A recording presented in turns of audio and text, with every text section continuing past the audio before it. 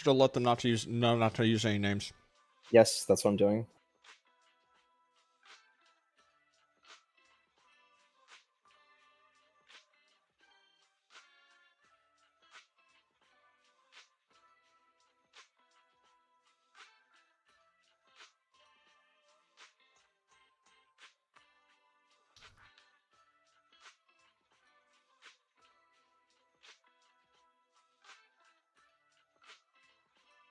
I've been wondering if I should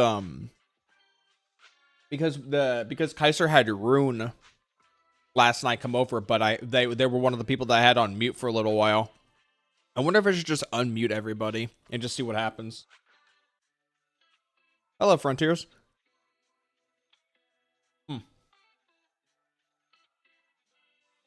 think that'd be a bad idea? Could you say the idea again? I'm chatting to.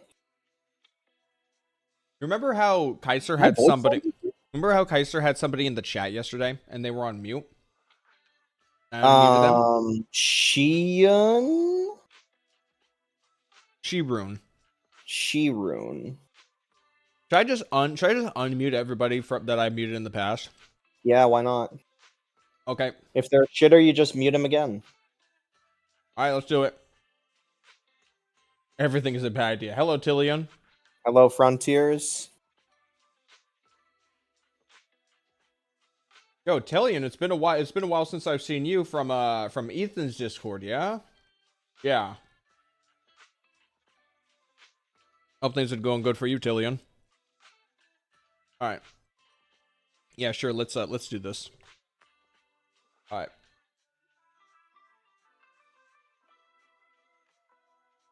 Let's see how this is going.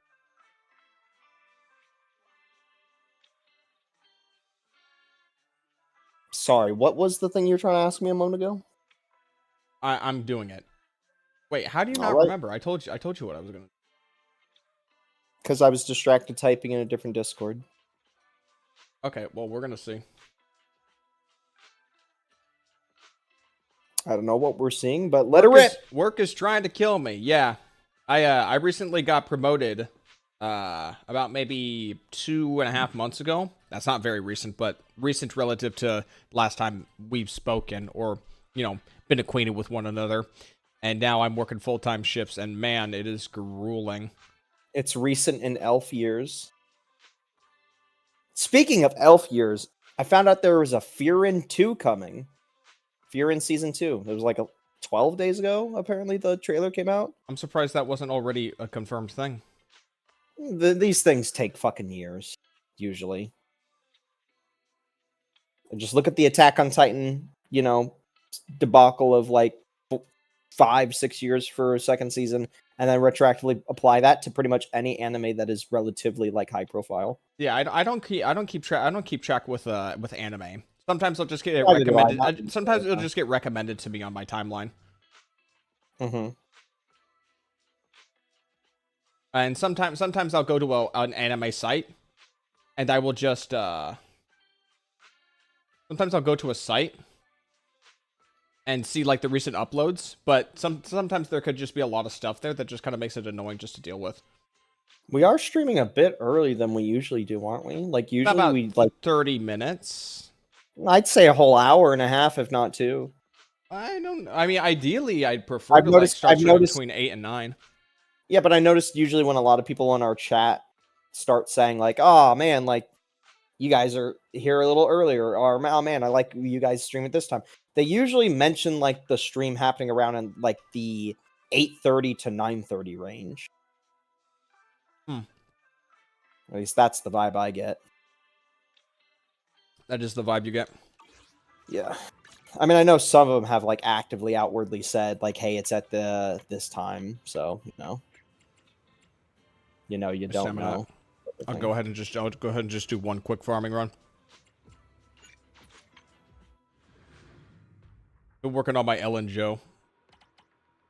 Min-max? Yeah, min-max. She still used the ice set?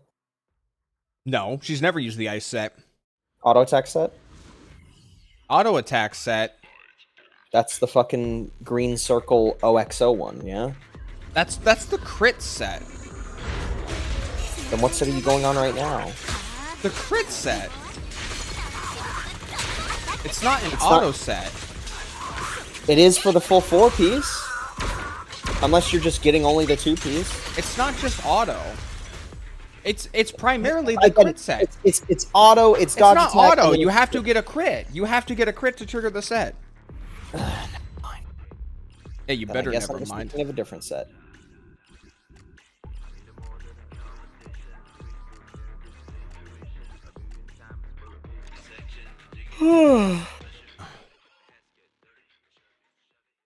Well, if it's going to take a moment for people to get in here, then I got time. I'm not doing anything right now.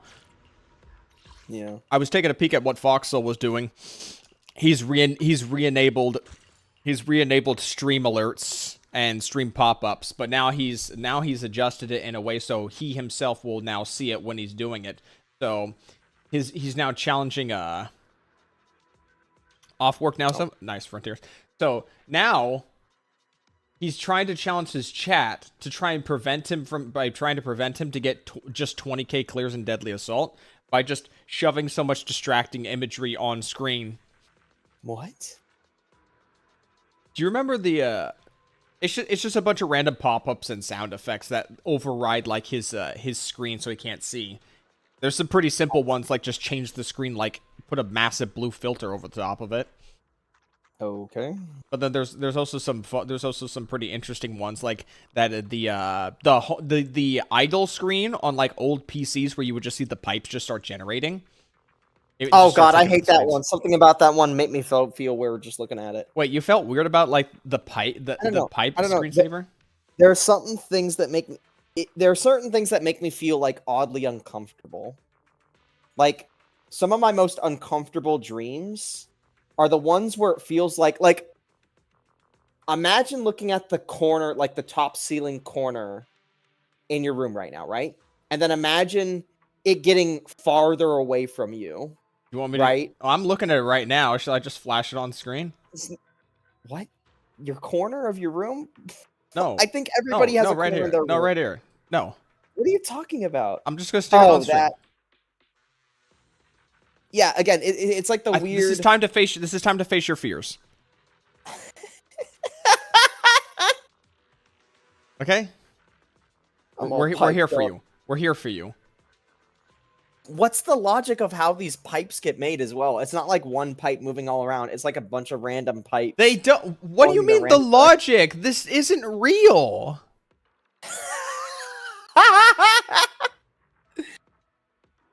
Is this what keeps you up at night? Like the logic of how the infrastructure of these pipes? No. Mario's worst nightmare? The back rooms of PC. Hello. Unironically, it is kind of that weird back roomsy stuff that makes me feel uncomfortable. Not back rooms itself, but the idea of like the kind of blankness. Hello, zombie. We are not bickering over pipes. We are not bickering over pipes. I mentioned it briefly, and then he said, "Oh, that used to make me uncomfortable." Bullshit. Bull fucking shit. It's like a weird vibe. It's a feeling. A weird. We're here for you. We're here for you. We're here for you. It's not like I'm looking at it and I'm look at it. Look at that. Look at that cyan and green freak. Now he's turning pink. Where's the pink? That's pink. Like white. That's not white. That's like salmon. That's white. That's pink. Where's the pink on that pipe? That's just a pale white. All right, now we're bickering. Zombie, you win. Is it? Oh, is this one red? Is this one red? I think this one's red. I think this one's red. I think this one's red. Idiot. You're the idiot. Now it's brown. Now it's brown. Oh my god. I should have had something else to eat before starting. I joined this. Don't look at me, zombie. Don't look at me.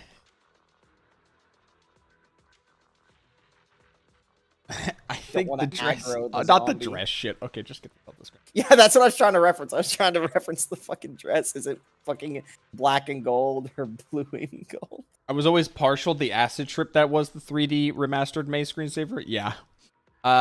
So don't really have anything planned tonight. Like the only things that we really got going for is that Genshin had an update today, so he wants to pull for Durin. But other than that, Durin and Pahoda. Oh, she's also on banner.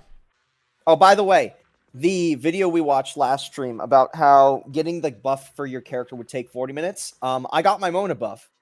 It took 15 minutes. Yeah, sounds about right. But was it Yap? I mean, did it inherently yes? Did it what, steal away Glaive's soul? What substantial stuff are you gonna shove into a 15-minute story? Sorry, correction. A 5-minute cutscene to introduce you to the mechanic, and then a 10-minute cutscene for at least Mona's. Maybe it'll be 30 to 40 minutes on Albedo. I have no idea. But Wait, they're separate buffs for each character? Yes, it's 9 characters. Each character has their own unique buff.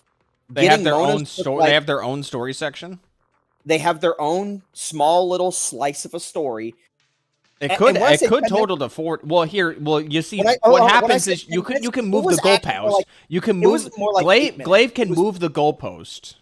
That's the thing. Yeah, they could go from get my 1 Albedo buff to getting every buff, all my buffs.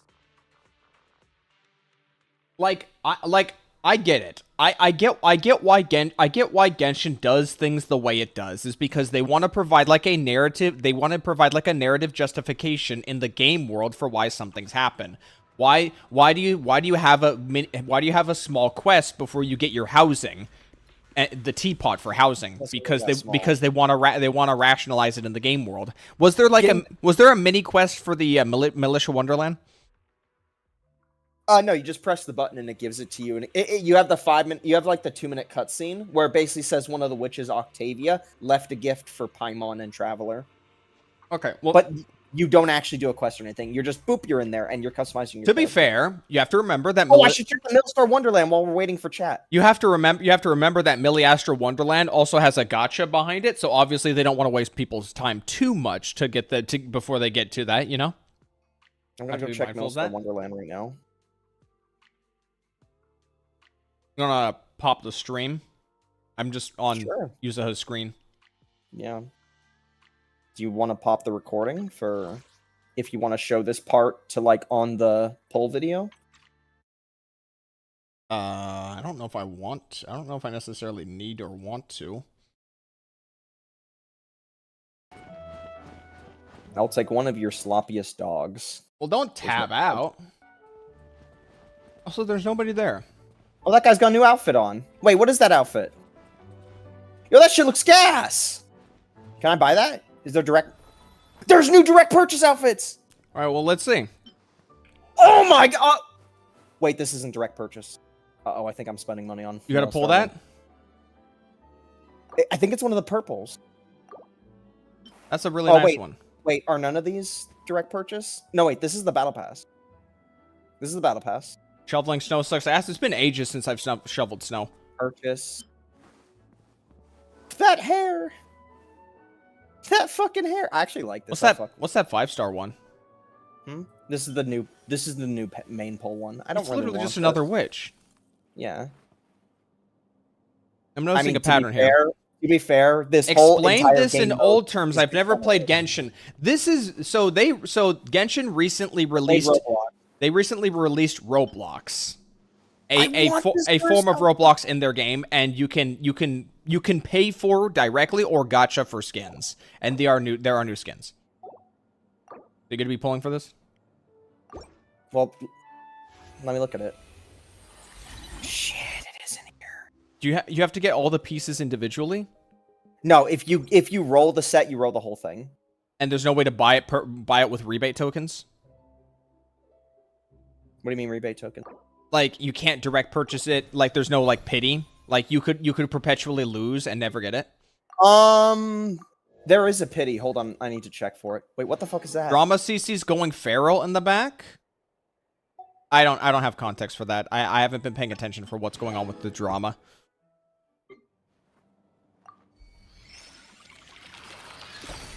Oh, are you pulling right now?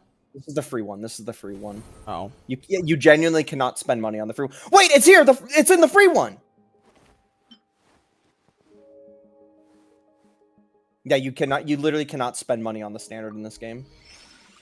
Is this the one you have to actually play the game to get? Yes and no, because you can only pull on it like 10 pulls a week. It's kind of agonizing. That sounds painfully slow. Yeah. So wait, can I buy one of these directly? I know that there was a direct purchase option. Redeem. Do not redeem 20. So I need 20 of these. You've never pulled on this at all, have you?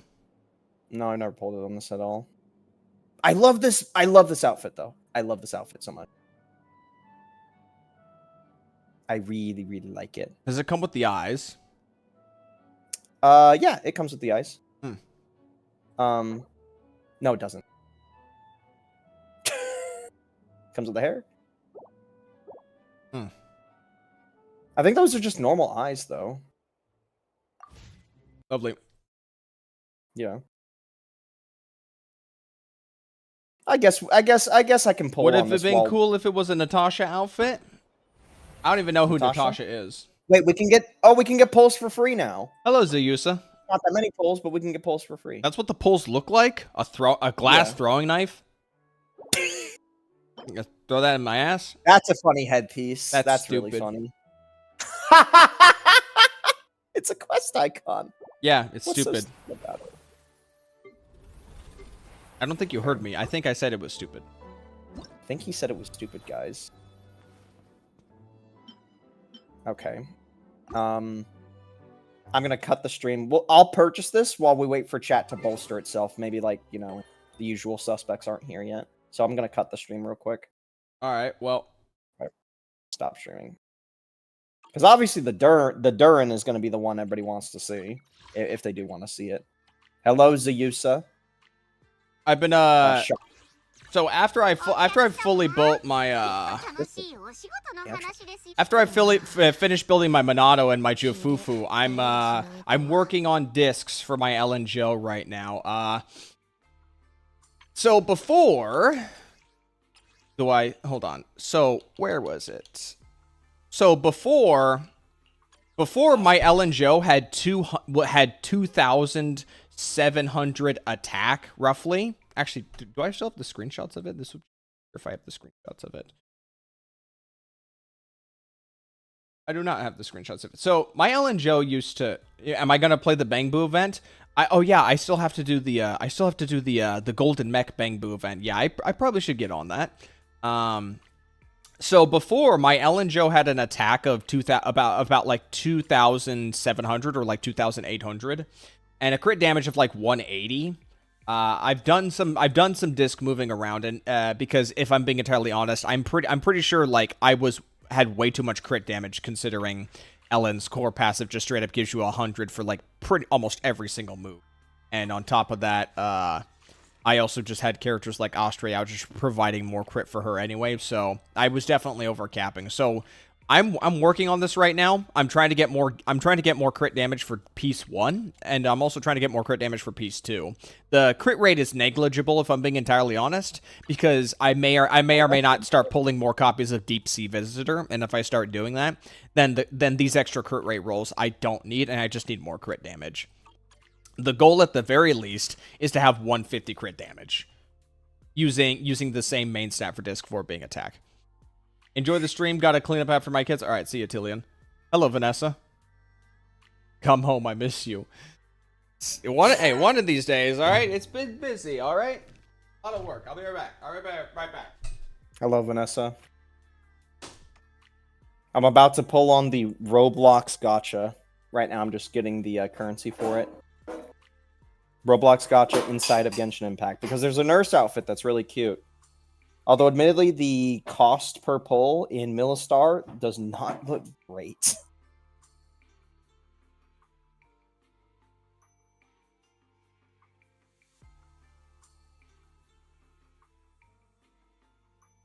So I could get 10 pulls for fucking $22.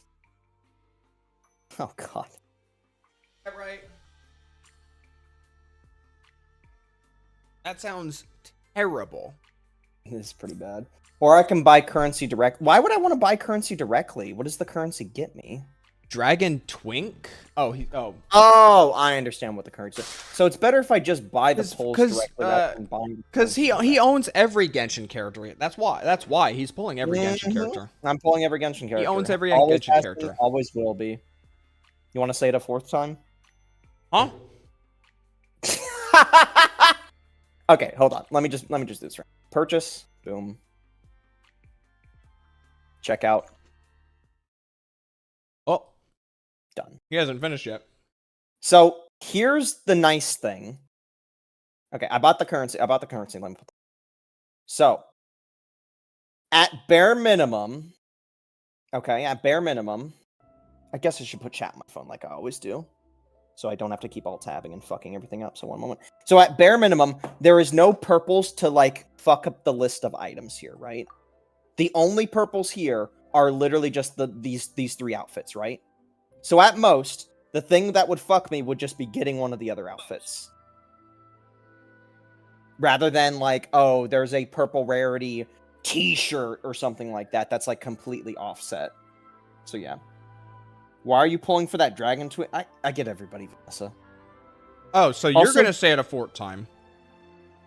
I guess I did.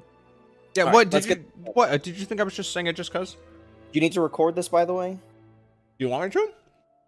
Why not? We recorded the Kluke skin gacha. So why not just throw that in there at the same time? All right, hold on. Where's my folder? Where's my folder? Get that up. No, where is your folder? All right. So wait, hold on. Where are the other new ones then?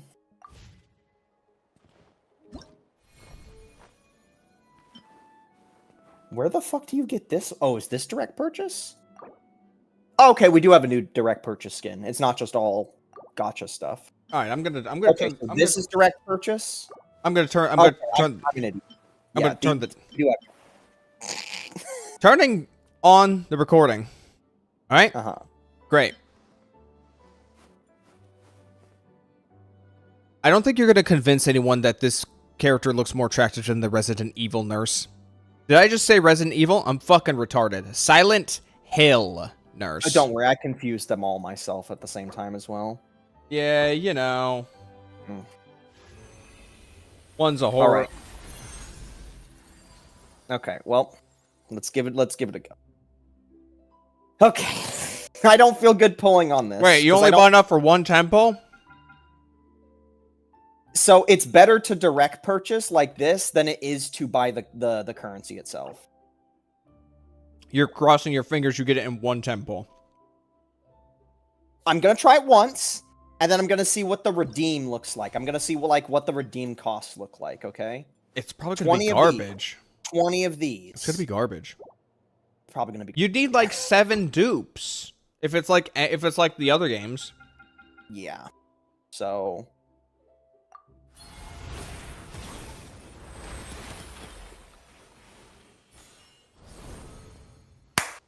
or we just win. That works too. It's just that easy. Right. All right, money well spent. It's basically the price of a Fortnite skin. Sure. There are Fortnite skins that are $20. I'm not stupid. I think. Yeah, with a pickaxe and a glider and like maybe an emote or two. Come on now.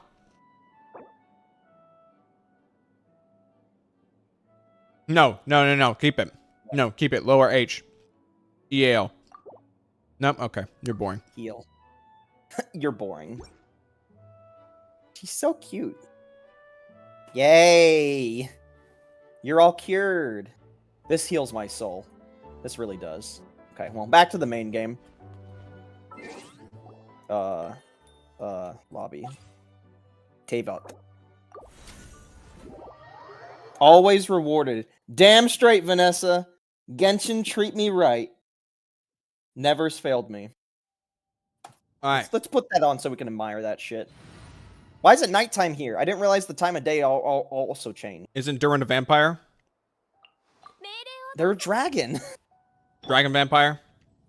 They are the dead dragon in Dragon Spine. Wakey wakey. Wakey wakey.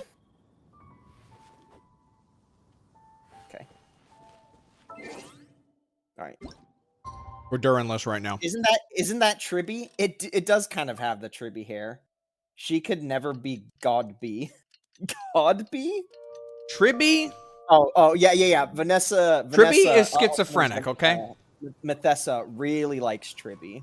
I know And that. I don't blame him. I know that. No, I'm saying that to Zombie, who's mentioning Tribby. Okay, well, it seems like viewers are going to be a little bit low tonight, so we'll just go for this, okay? This is a stupid ass looking twink boy loser, if I'm gonna be entirely honest. I like him. He has the same voice actor as like the free male in Wuwa. Like the guy with the robotic arm, he has the same voice actor. Oh, there's Tomato. Did I arrive just in time? Yes and no. You arrived just in time to see Gotcha pulling on Dragon Boy, but you missed pulling on Nurse outfit in Millistar Wonderland. I should probably turn the chat back on. Hold on. I bought only enough for a 10 pull Tomato, but I got it in the 10 pull. So yeah. My character is now made, and I love made.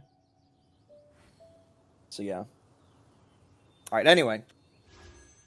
That's epic. I like the blonde lady. She has Yuri art with the robot. Yeah, everybody likes the fact that Jehoda, this girl down here, she's the new 4-star. So everybody's just like, cool. That means I can have her, and she doesn't need to be 5. I'm gonna wait for Ari before we hit that pull button. I'm just eating Oreos. Pull, buddy.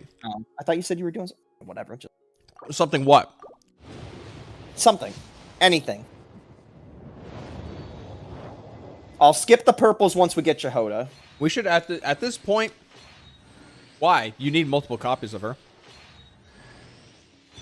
I need 1 copy to begin with. Okay, but as a 4-star, you need all the copies. Let's not cut ourselves here. There's gonna be a weird part for chat here, because when I pull this character and they start speaking, because every character, when you get them the first time they start speaking, I'm gonna sit here and listen to it in full. So you guys are gonna be like, why am I listening to this Japanese, Chinese, bing bing chilling? It's because I'm autistic and I want to listen to That's the a bit Japanese racist. Oh, is it now? Because it's not like we've said anything else that's terrible. Yeah, but the difference is intent, okay? I don't think you intended to be racist, mate, saying that, do you?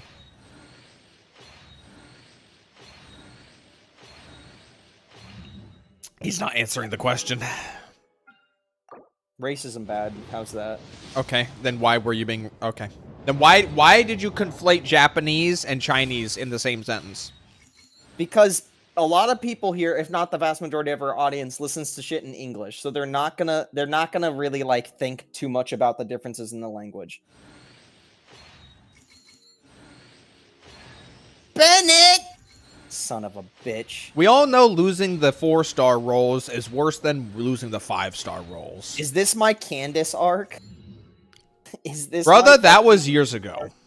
Here's the shitty thing. I can't even just go on the second character if I get Durin, because it's Venti. I don't want Venti copies. I can't be like, oh, well... Why is Venti's banner all sparkly? That's new. I don't remember them doing that. Also, Venti has a new bow. Another one? He has a new bow now. This bow is focused on... I thought he already had one. He does have a bow, but this one is focused on personal damage rather than elemental damage. Yeah, fuck it. When a character's not profitable anymore, just buff them by trying to sell people a new weapon of them. Freckles, I hope you fail your 50-50. I hope I don't. Maybe it'll make him not shit. Venti's problem has always been he can't suck up bigger mobs, okay? That has always been his problem. Every single time. The game giving him a different bow does not fix that, okay? I saw that the buffed Venti could solo Arlecchino, so... Yeah, probably because you have this bow and you combo this bow with it. Because it's a personal damage bow rather than an elemental mastery bow. How should I know? Look at it. It says crit damage on it. I haven't played the game in years. I don't think you need to play the game in years to realize that the character was only made to suck up fucking... Oh, okay, that makes sense. So just any bow that just has crit damage on it, automatically, that can just go on Venti. Okay, yeah. By your logic, it has crit damage on it, so it must be good. After buff. After buff. After buff what?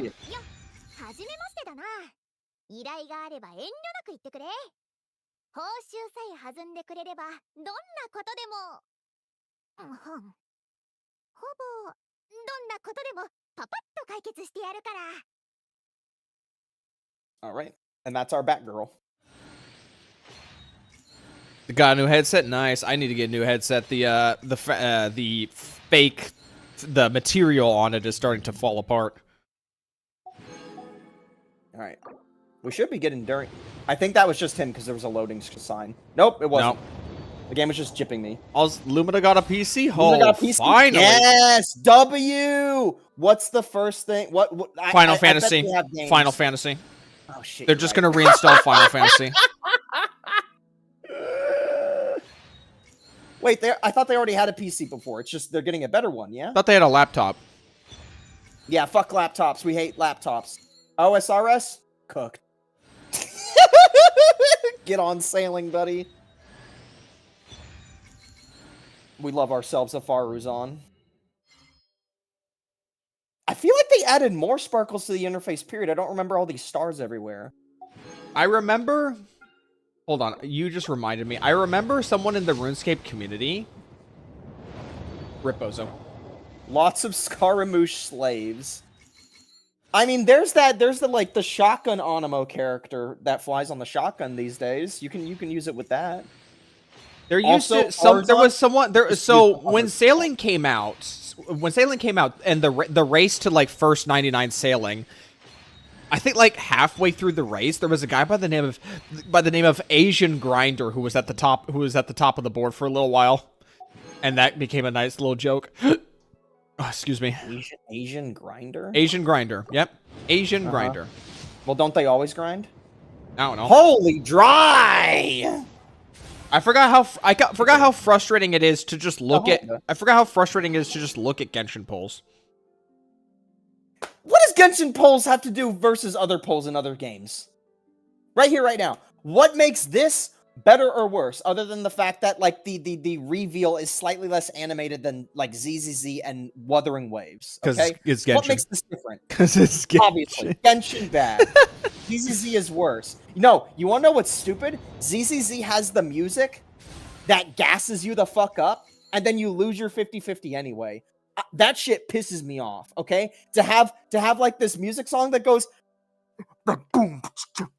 Like, I'm not actually trying to imitate it, but just imagine fucking music that's trying to like go to like a beat and a rhythm, and then boom, you're smacked with a grace.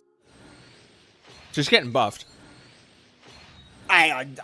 She still feels bad to play. I don't know if a buff would really. How would you say still? She hasn't been buffed yet. You wouldn't know.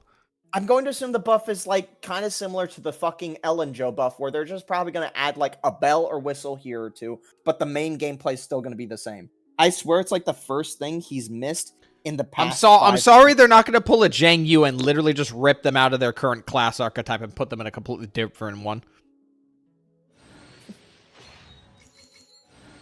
He's silent now. Zhang Yu? You mean Jing Louis?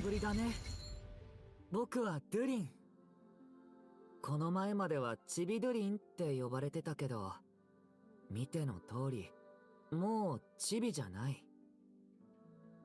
まだ僕のこの姿になれないみたいだね。Hello, Solo Hiro. 僕もまだなれなくて、まだまだたくさんのことを学んでいかないとだから、いろいろ教えてほしいな。That looks like a loser. Huh? Say again? Why a twink? Why is the revived dragon have to be a twink? Have they given up on slapping? Are they really a twink? Have they given up on slapping visions on characters, by the way? Or not given up, but just don't need to anymore? Oh no, Nodcry characters have their own vision, but it's like an unsanctioned vision. It's like a quote unquote pretender vision. Like it doesn't actually. It has like it's just a fake one. It's just a glass ball. No, but it's black metal. For instance, it's a black metal moon. So it's like the Delusions, but not. Kind of. I don't know about you. I think he looks good. I think he looks silly. He's short. He's short, but like my homie, like Wanderer, is also short, and I fucking love him. Are you pulling weapon? Probably not. Are you pulling dupes? Do I have to make another recording later? No, I'm not gonna dupe. Okay. She's so cute. The little bat aesthetic. That what she's supposed to be? Yeah, Yeah, look at the fucking hat, and then look at the fucking bat. Yeah, look at the ring hair, you know? That's totally a bad thing. I don't get the ring hair personally. She got some fucking tight ass for some leggings that are like breaking. She's got some tight legging wrap down there. Where's ZZZ at? It's on another tab. I can tab into it at any moment right now. Played already? No. We literally started the stream. We literally started the stream with Durin pulls. Infinity symbol? Amphorius? 52 hours? In Genshin, that's just a regular patch. 52 hours? 52 hours? I'm done recording, right? Well, I don't need to like be recording for these idols, right? I'm gonna sit here and watch the idols. You don't gotta record this shit. Okay, great. Yeah. Recording over. This is what I always do. This is part of my ritual for getting a new Genshin character. Do the other idol. My ritual for every new Genshin character is always looking at their idols and then like going and hitting crabs to see their gameplay before I build them. Oh yeah, right. The crab hitting part, because we totally need to see the crab hitting part. You're not gonna watch that. The audience will just watch ZZZ at that point. Okay. That's great. The reason why I do that. Oh, compass.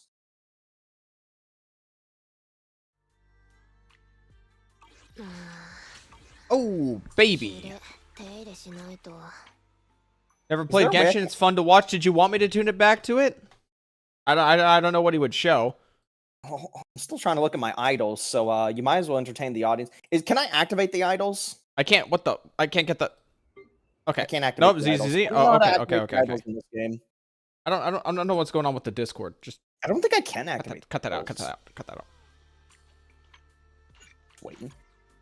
All right. Yeah, I don't know about you. He Double looks roll gas. wars. All right. Oh, you're not streaming it. Never mind. But you said entertain the audience. No, All right. Don't pull it up. It's fine. Entertain the audience. Entertain the audience. All right. Let's do Lucia. Let's get Lucia out of the way. HP. All right.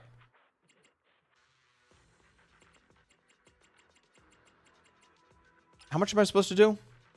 Authoritativity 8 or more? No, ZZZ. I'm right there with you, solo hero Drax. What about it? What's my favorite team? These two teams at the top, just Ellen, just anything Ellen, or the beach gals, you know. Oh, but anyways.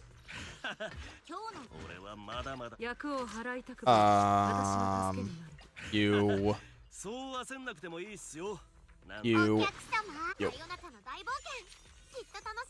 Wait, what's going on? Who's in the third slot? That's so weird that I have to go and do the quest for character buffs for the character that just came out. That's so weird. Who thought that was a good idea? When are you trying the fight caves again? Oh, jeez. It's going back to RuneScape in general? Oh, boy. Yours is Nicole, Miyabi, Seth. That's a very interesting team. I guess Seth can work. Fight cave stream suggestion. Yeah, bro, I fucking hate the fight caves. Do we want to get a audience of gacha game watchers to sit there and watch RuneScape for any length of time to drop to singular viewer? I don't think so. Yeah, we should drop singular video on Girls Front Line too. Yeah, we already got a game for that, so we got to do a. I have no idea. Peak value? Yeah, we still got to do extreme peak. I don't think we should do mine though. Why, you gonna take too long again? Well, no, the bitrate was terrible on mine. Remember? Oh yeah, that was some weird bitrate. Yeah, I don't think. I was gonna do the modifiers on the expansion drill, but it still had like the smoke mechanic. I just didn't want to screw around with it for like 20 turns, and only like 2 mobs can go to the end, so I just didn't want to. I gotta say it again. I actually really like that rotation. Like I thought it was kind of annoying as shit. I did the bonus stage as well. Well, here's the thing. In a weird way, to make really good, challenging XCOM style gameplay or even Fire Emblem style gameplay, this Hunk Wolf character. Oh yeah, Monato's fun to play. Yeah, Monato's fun. He's also kick-ass. Genshin could never. Varka. I can't buy anything. Vanessa. Varka Vanessa is the tallest male, and he has a brand new model. So they do have a hunk male. He's not out yet. He's in the story. We will get him later. So yeah, Varka is in the game. Google his model. He's like 2 feet taller than the tall males. He is a fucking dad. They've done it. Yes, they have. You walk. I'm going straight to boss with like 3 buffs. Oh boy. Like Varka is fucking huge. He is a mountain of a man. He's also got like, unironically, like JoJo head. Sorry, JoJo face. He's got a chiseled as fuck head. Like Google Varka, Vanessa. You see what I mean? It looks like a JoJo character.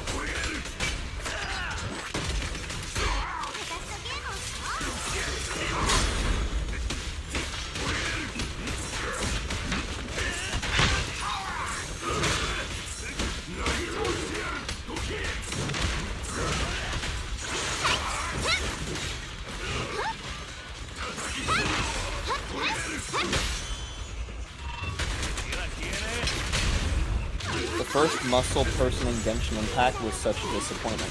Yeah, Ito's noodle arms weren't really all that great. They made up with it without Halcon though. Frontiers is still at work. L. Vanessa, my return arc. Were you always into like muscular men, Vanessa? Because I'm gonna be honest, I thought you were always into not muscular men. Let's put it that way. My ride isn't here. Are you like not God damn it. What's the service for fucking getting a ride, Ari? Uber? Thank Yellow you. cab? Yellow Lyft? cab? Have you ever been in a cab? I've never been in a cab. I've never been in a cab. I've been in an Uber plenty of times. Yeah. Is there a cool sword I can use? Bro, I don't know why the fuck anyone would want to pull for Banyu. Monato right here is all you need. If this was a Telltale game, it would say in the top left, the Banyu fans did not like it. Right, Banyu fans are too busy not liking whatever Hoyo is doing to their character.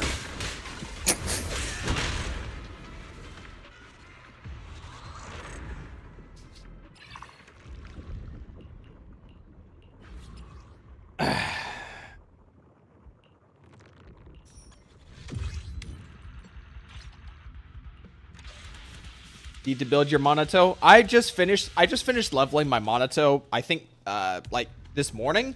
And when I was farming discs for my Ellen, I got some discs. I managed to coincidentally get some discs to make my Monato slightly better. Your taste in men is kind of ended up with Lumina. Oh yeah. Well, I guess once you have somebody you have somebody significant in your life, you kind of stop really thinking about like your own personal preferences for like appearance or like your dream person. You just have someone, Yeah, it's almost like looks are, in the moment. Superficial? But personality can last for an extended period of time. That's love.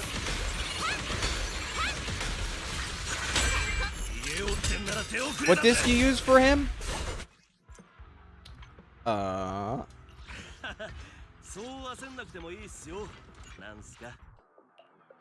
Yunkoi Tails 4-piece, Woodpecker Electro 2-piece, and I only have 1 copy of his W engine.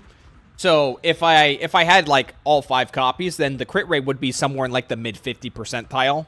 But I'd say this stat spread is decent. I would prefer like a little bit more crit damage, but it is what it is.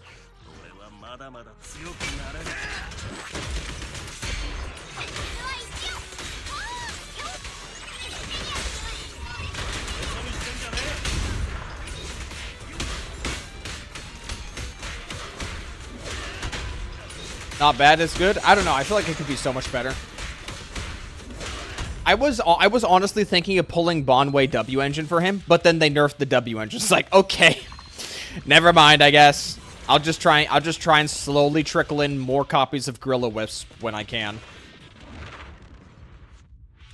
Today is Yishuan's birthday. Oh boy, I gotta work on that Chinese nationalism video.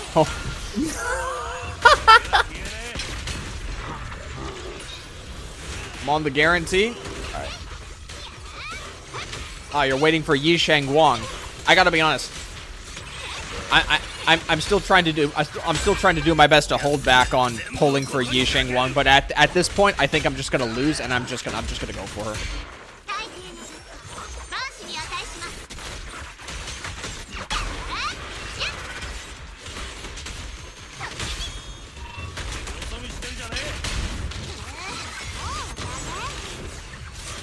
I just don't know how to use Lucia, and I never will. I thought Lucy was just like a quick swap and use thing. I don't know how to trigger her quick assist. It's not a traditional quick assist. Like there's like a condition or two that you have to do to get to it. Yeah, I used to wail on gachas. Now I'm free to play. So I had the stupid idea of pulling every character in Genshin when they came out. I don't know why I did that. If I'm being entirely honest, I should have stopped the moment Zhao came out because I didn't give two shits about Zhao. But for some reason, I just kept the trend going until I just stopped playing the game. And then in Star Rail, I was free to play for like a majority of the time. And then I maybe bought like 2 battle passes and like 3 subscriptions, and then that was it. And then ZZZ. After going through that with Honkai Star Rail, I came to the realization that I don't really want to be playing the game with a bunch of characters that I don't like using.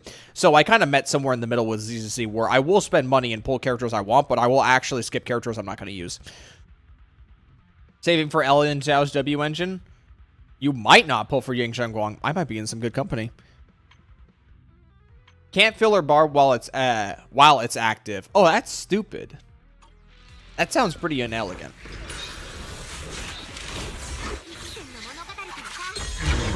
How long can I sit on this thing? That long.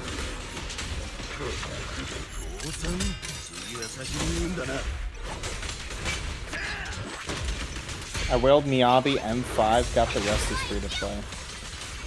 Yeah, I feel like that's a trend you see a lot of people doing these days. I don't know how y'all can save and skip so many characters in Hoyo games. Well, I think that's a trend people have acquired ever since, like, I'd say like version 2 of Star Rail. You kind of see a trend now where there's actually a higher amount of people that are willing to be like, okay, the content's gonna get harder. The character I want, I need to make sure they have dupe subs so I can use them for a super extended period of time. I think it's simpler. I think people just forfeit like pulling any and all characters, and they just get one specific character. I mean, I did that with Diane and Girls Front Line. Granted, I only skipped Swomi, and I also skipped Macchiato, and I also got incredibly lucky.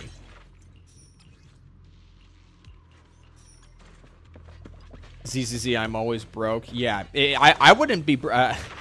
I would not be in broke if ZZZ if my pulls weren't so garbage.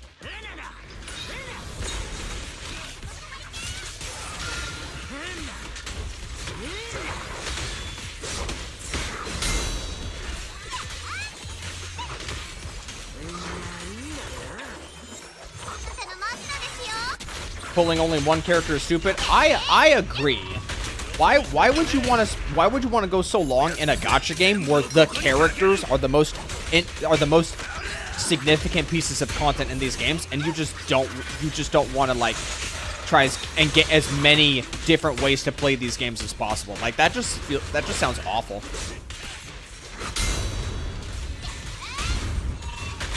Especially because like these characters in gacha games have like incredibly like very shallow kits. Like even the more complex characters in these games have incredibly shallow kits. So you're gonna be you're just gonna be stuck with like one playstyle for so incredibly long. I just don't understand people who will just only Mayaba the entire time.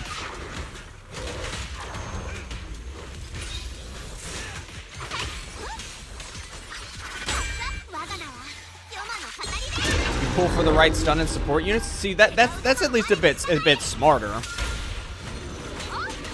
That pretty much is what it is for every gacha, is that you need to be smart on like the healer or buffer units you get, and then the DPSs relatively can just be shuffled in and out with some exceptions. You S3 Cartithia, then Wuthering Waves. I think the only character in Wuthering Waves that I have extra dupes of is Camellia, and that's just because I did just a 10 pull just for the hell of it and got a second dupe for her. But otherwise, the only other duplicate I have is a second Kachona weapon, and that was not by intention. That was just the unfortunate case of getting unlucky. Astra is still an amazing support. Yeah, I agree. I don't know why people keep we're starting to see like an emergence of like people doom posting Astra Yao's value, and I don't really care. Like the support meta would have to get so incredibly screwed for Austria to just not be useful anymore.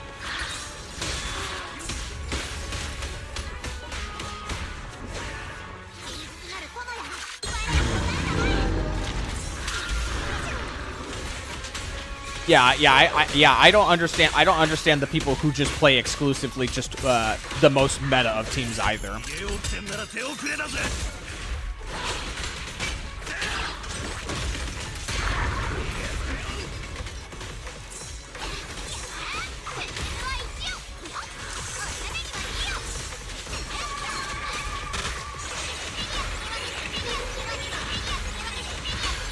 How many times can I spam this with the hollow gear? It feels like I shouldn't be able to do that.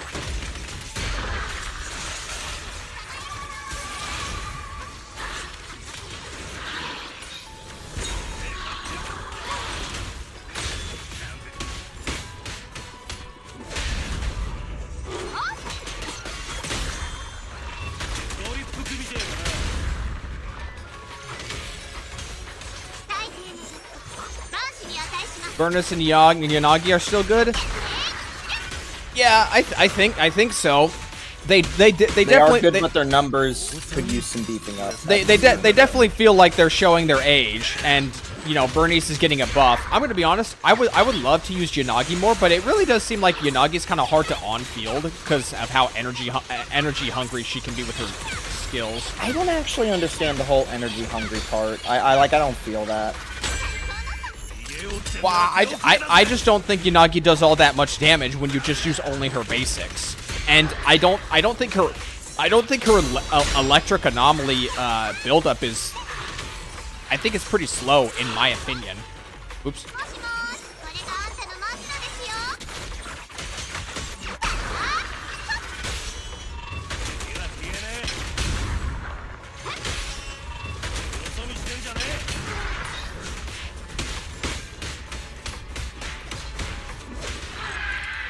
She got a block parry at no.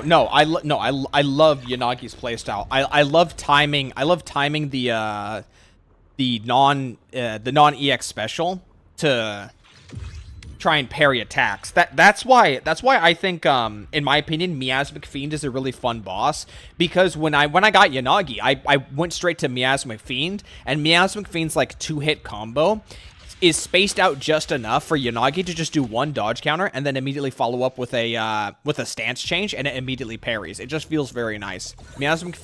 Fighting Miasmic Fiend with Yanagi just feels really nice. My coins. Okay, we'll shop. It annoys you that you can't get decibels from the parry. I can understand that. You know, when you pull off something that requires like timing and skill to it, you should be. I do understand if you just want to be rewarded for doing something like that. So it would be nice. I can see where you're going with that.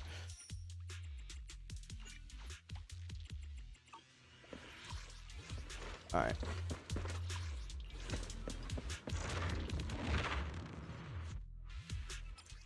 Wooba endgames is nowhere near as hard as ZZZ, though I like having one strong unit. Well, yeah, I can agree. I can agree that Wooba's endgame is not as hard, but also whether or not you think that's a good or bad thing. But let's face it, there's been a common complaint like for a while now that Wuthering Waves' endgame is just, it takes way too long to update, and there's also just a lot of people who don't like one half of like the endgame options, that being Whimpering Wastes anyway.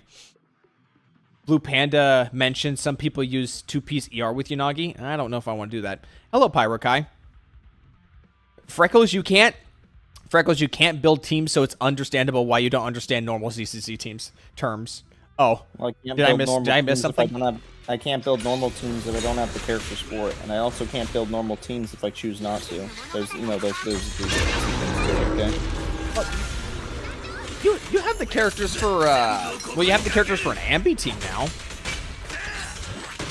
Yeah, and people were saying that my Ambi team was still kind of like off, and then we had to explain to them multiple times. No, it's not. Also, even though we kind of have the consensus that what do you call it?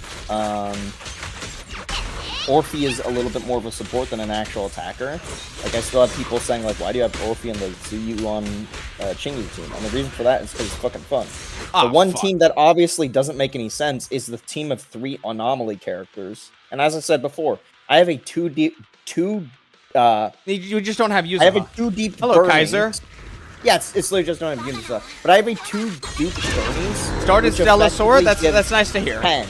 It gives 10 to the team. I hope you're enjoying yourself with Stellasaur. Bro, I 9-starred one of the bosses in Bot Splits of Stellasaur earlier. 9 stars is the highest rating you can get on one of the boss halves. Now granted, I only got 3 on the other one, and the one I got 9 stars on was the fucking Shia team. But even on that note, I only got 500 fucking currency out of it. I full maxed one side. And granted, yes, I only get 3 on the other. And my reward is 500 currency on a mode that takes 6 weeks to rotate out. Get the fuck out of here. What are we doing? I mean, I've never said that Stellasaur has like good reward distribution, and also I have not played Stellasaur's like endgame content because I'm so behind on like my account progression. But I just enjoyed like the base gameplay formula of Stellasaur, and I also it took a while, but I actually like the story as well. I think chapter 3 was a really good story. Chapter 1 and 2, I wasn't really feeling it with chapter 1 and 2, but chapter 3 was definitely much better. Like I was ready to not really pay attention with chapter. All right, cool. You should go do that. I was ready to just like not pay attention with chapter 3 of Stellasaur, but I actually got quite engaged with chapter 3. Don't think Curl wants to. The amount of income is what sets it back. How much asterite do you get from one rotation of Whispering Waste and one rotation of Tower of Adversity? If you can remember off the top of your head, Kaiser, 800 per mode. So that's enough for like a 10 pull. I can understand spacing out the end game if it's a reward thing. But I think at some point we kind of have to acknowledge that there comes a point for like late to end game gacha players that they want that they're not as focused as like the individual rewards they can get from like the rotating end game content. That at some point people are more focused on the asterite they can get from like patch to patch from like event content and like main content rather than end game, and they're more so just kind of focused. There comes a point where they just want more end game to do. You know, you look at ZZZ. We have Shiyu defense. We have deadly assault, and then we have high difficulty modifiers on Hollow Zero. And then we also have Battle Tower, both the standard and the event one. And then we also have Threshold Simulation. Now, whether or not you personally like these game modes or not is somewhat irrelevant. Just the fact of the matter is we just have a lot of options, depending on how dedicated you are to ZZZ.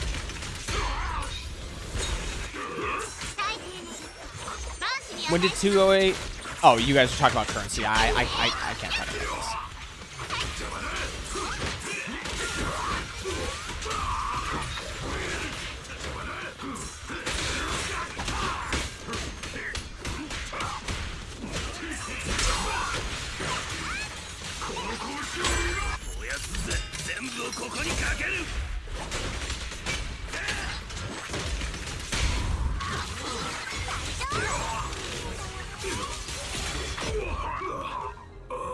I am so glad I did not pull Lucia.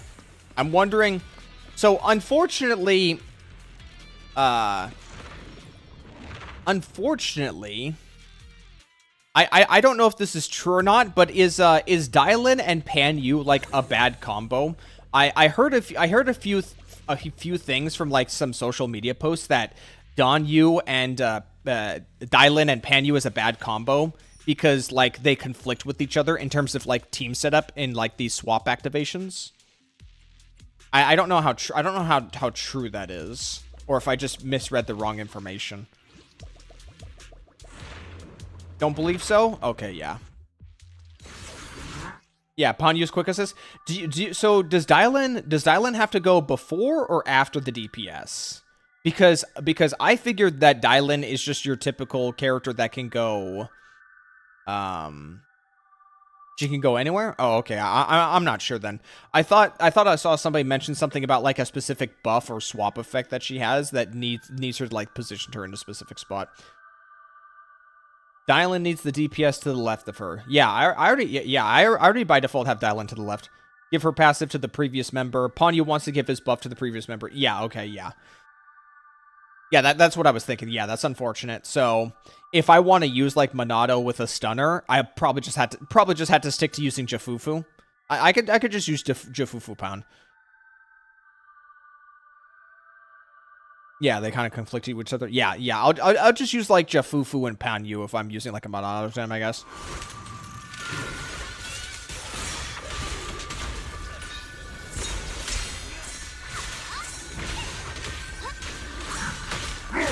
Oops.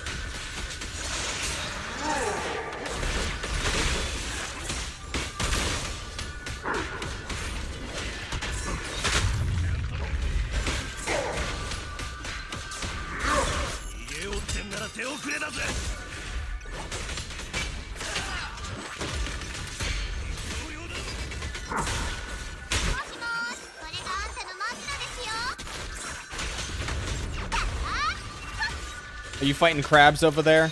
Yep.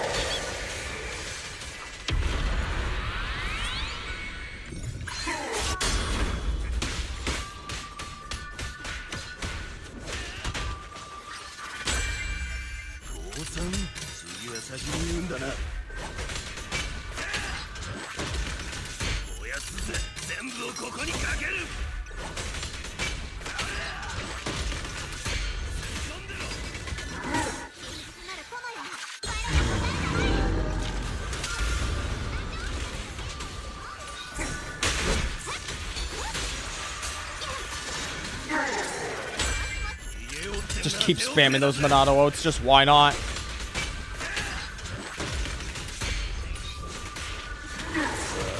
The wolf doesn't give two shits about some stupid ass lion.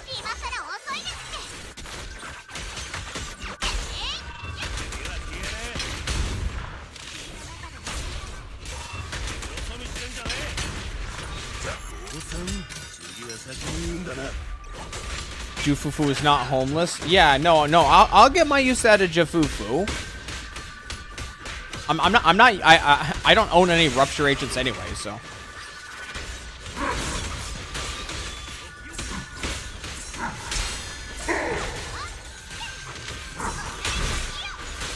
Ah, shit.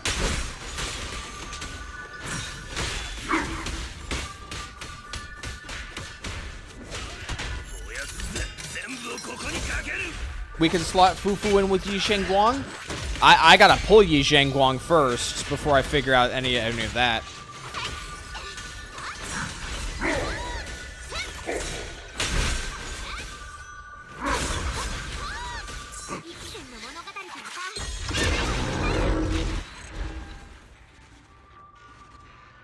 Yeah, that's right. You ram you right into your father.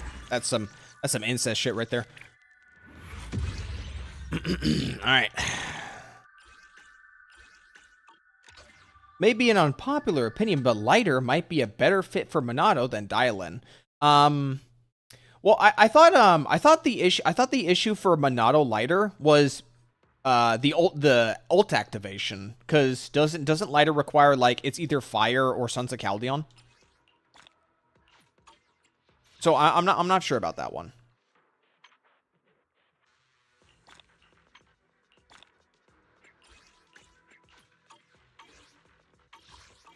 Monado, Lighter, Orphe. Now, I don't have Orphe.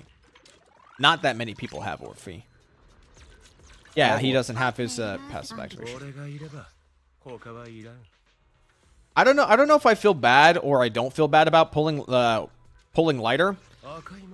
Because I skipped Lighter in version 1.7 because I just got Vivian and then I just pieced out during that patch. But I guess you wait long enough, and another stunner will come out that just seems to just be much better than Lighter. Needs to be an attacker or share the same faction. That is That is terrible. So yeah, I guess Orphe's like the only one there. Even though Orphe's not really an attacker.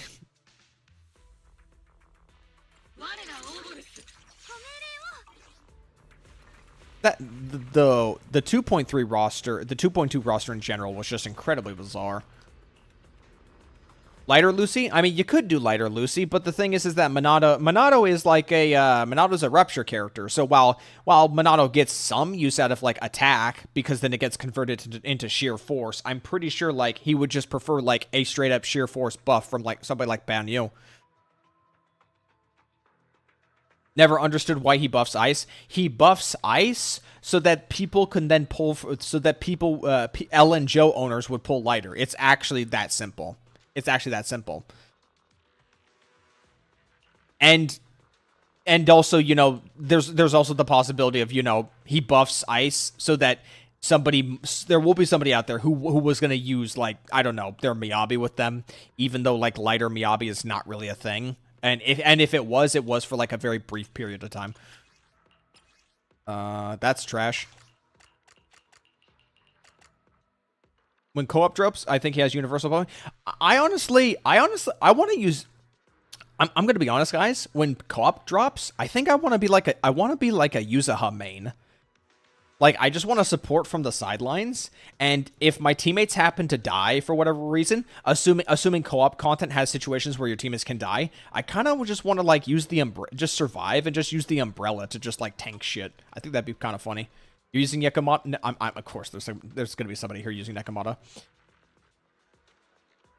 Dude, imagine getting into a lobby with someone playing Hugo, and he's, like, begging his teammates to go stunner, and they don't. And he's just kind of doing jack shit.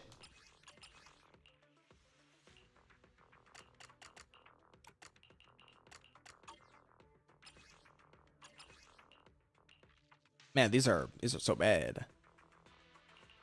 If there's co-op, I'll care with Miyabi. Yeah, I have a feeling a lot of co-op lobbies are just going to be like saturated with just like void hunters. So like anybody who wants to like have a challenge with like more niche characters isn't going to really find that, because everyone's just going to be queuing with void hunters. Those damn normies. They got to rework Hugo for co-op. Like I said, I don't look at leaks, but the only thing I've heard is like reworks for like support characters. Like nothing about any other category of character. I don't even think I've heard anything about defense characters. You'll play Caesar? I mean, somebody's got to play Caesar.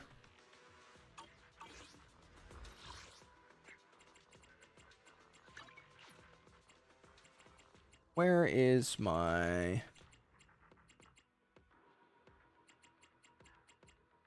I'm looking at the wrong spot. She's good for shield buff support. Well, yeah, of course. Assuming like there's no like timer shit. That's interesting. This is a VTuber. Interesting. I just scrolled down. I just scrolled down on my live stream. Here, let me pull this up for a second. I wanna pause. So there's this creator. I've never heard of this creator before. Noxora Nix. I got there's a video just below my live stream, because I also have the stream, my own stream up on YouTube, and this was just recommended. This was just the first recommendation. Gacha tribalism fatigue for 15 minutes. It's a VTuber. Death of 4 stars in gacha, scary monetization in gacha games. Yeah. Are you going to go bald by any chance? I've already shaved my head like 4 times throughout my life, and if I'm being entirely honest, after the most recent time I shaved my head, I don't think I want to shave my head like anymore, because when you shave your head, like your scalp, the oils of your scalp just start noticing like the oils of your scalp just touching everything and just like sticking to everything. It feels very uncomfortable and weird. Like that. Rather than sticking to your hair. Like that. Well, yeah. That's not to say that it doesn't already happen on your hair, but there's like a degree of like removal of you thinking about it or noticing it.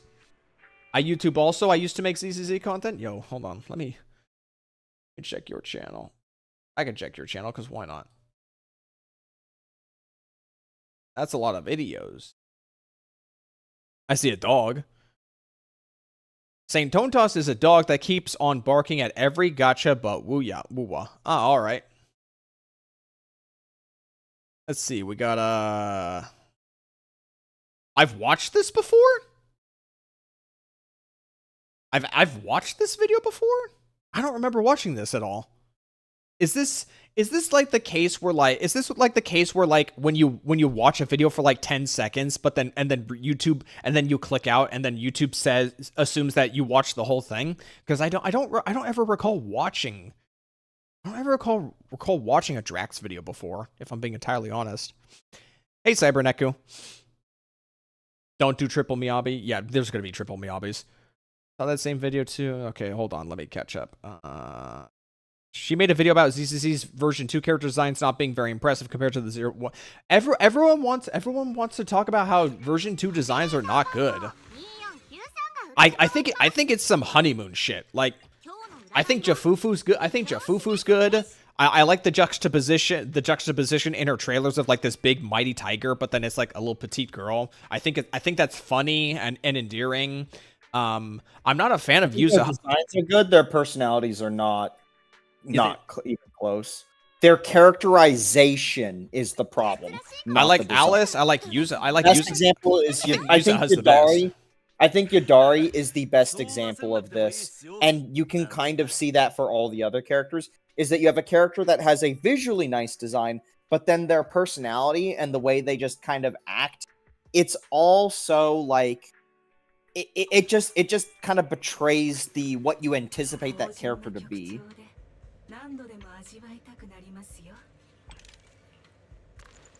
I'm fine with Yijuan being kind of like deadpan. I'm not fine with her being basically just complete boring in a can and occasionally dead sister.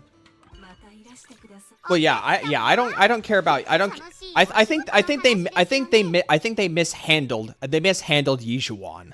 I think Yijuan has characteristics of her that could be interesting, but they focused on the wrong characteristics, or they did not give much attention to the better characteristics of her. So the thing about Dylan, Abiskane, I hope I got that right, is that Dylan's impact scales with her crit rate. So you want to get 100% crit rate on her. If you can, then you can run energy regen. Now, I don't know where the break point is for where you should prioritize an energy regen disc or an impact disc. I'm not sure. So just take that as you will. I'm not really going to speak in absolutes about that. Version 2 has been a very great patch from an aesthetic standpoint. Yeah, I agree. As someone who thinks that anytime Hoyoverse or even Kuro like starts focusing on like China-esque regions, like there's this weird dip in quality with like all of them, I still think that ZZZ at least did a solid handling of like the aesthetic of the area. I'll give him that. You don't need 100 crit rate, just as close as possible to 100. Well, yeah, of course. But any zombie, and anytime these gacha games has like a scaling stat on a character, I get very obsessive and I want to push for like the highest possible scaling that I could reach from that.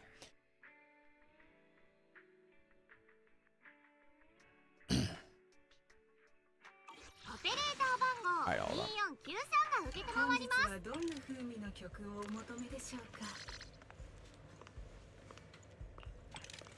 Trash. Anomaly trash. Pen ratio. I'll hold on to that. Maybe my Evelyn can get use out of that. What's my Evelyn good? Everyone else, hold on. The only unimpressive design that I've seen is Yijuan. Everyone else looks great. That does include Yudari. So out of the 3 hot pants characters, I don't know what you would call these pants. I think Yudari wears the pants the best, if I'm being entirely honest. I'm gonna be honest. I don't like Lucia's design at all, and I'm not even talking about like the redesign in the chest area. I just think the design in general just makes no sense to me. Like I don't understand like all the weird things going on with this arm over here. I think the hood having like scribbles and sketches on it looks fine. I think it's nice. But I'm not a fan of like this really weird skin tight torso with like so many like straps and weird like little dingles and accessories on them. I just don't understand what they were really going for with Lucia. She is my least favorite design in Zenless Zone Zero, and everyone talks about how small the ears are. I'm looking at the horns. I'm not a fan of these horns, if I'm being entirely honest. Everyone wants to talk about the ears. I'm thinking about the horns. I think Ganyu, the horns on Ganyu just look so much better. And I don't know how we went to like a downgrade. Like, where's just I want like a 3D render of Ganyu. Second. Like, you can't convince me that the horns on you can't convince me that Lucia's horns come anywhere close to Ganyu's. Like, by comparison, I think these horns just look like they were just stuck right on top of the head of hair, in my opinion. Female goats have smaller horns? Yeah, well. They don't outright say she's a goat there, and it's just implied, you know? Also, I'm not a fan of the goat tail. I hate the goat tail so much. It looks really gross. Yeah, I'm not a fan of the goat tail. I double that for Alice's, by the way. I don't like Alice's tail either. Alice's tail? Yeah. I don't like tails that are just a tuft. I think that's gross. Tough tails? Yeah. Yeah. Like, if you're gonna give a character a tail, just give them a full tail, please.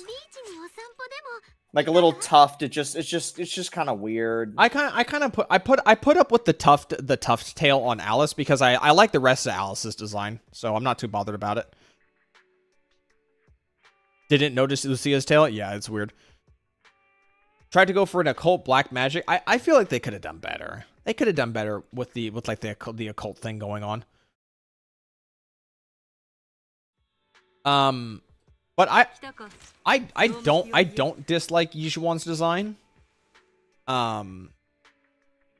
There's maybe like a few things that I would have done differently, but if I'm being honest, I don't think I could really nail down what I would do differently. I think it's just not my cup of tea. Like, someone here likes this design. I am not one of them, so I'm just not gonna worry. I'm not gonna really worry about that.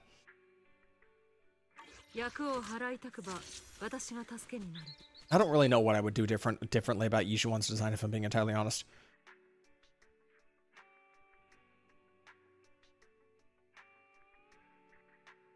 I think Yu Juwan's design, I think just the worst part about it really is just, like, we want to have, like, a serious badass character, but we also just can't help ourselves from not making a fucking hooker. Okay, I wasn't expecting that response. Come on, man, like... We gotta show skin. That's how we sell them on the characters. Yeah, but, like... I can't believe I'm saying this because this was a character I usually also didn't like when talking about this. Somehow, Raiden Shogun's outfit makes more sense. And she's got her panties out. I was gonna say she's got her tits out, because normally, like, kimonos, you're supposed to, like, cover those up. Right, but you could just talk. You could just chalk that. The asymmetry of the character looking a lot like Eula. Well, Eula's great. You know, Eula's fantastic. And also, Eula has like a lot of elements to her design that lets you know that like she's a very regal, high class individual. Zippers alongside the coat arms. How many stunners should you get? I have Dylan and Trigger. So here's my thought process about a bit with stunners in ZZZ. It comes down to like the individual characters. If you have a character that doesn't want to be on field the whole time, like someone like Hugo, or even maybe somebody like Ellen Jo, who has periods of downtime, then you want a stunner that you can on field more. Somebody like Lighter, somebody like Dylan, somebody like Xingyi. Same goes for Zhuyuan, or Zhuyuan or Haramasa. If they have downtime, then you want a stunner that you can on field more. If you have a attacker who wants to be on field longer, somebody like Anbi, somebody like Yadari, somebody like what's another character like Yijuan, or even hold on, where's the other one? Evelyn. I'd say Evelyn you can on field more often. If you have a character that wants to on field more often, then you want like an off field stunner, somebody like Trigger, somebody like Jafufu, or who you only swap into to do parries or to like pop an EX special, but otherwise they can just do their job off field.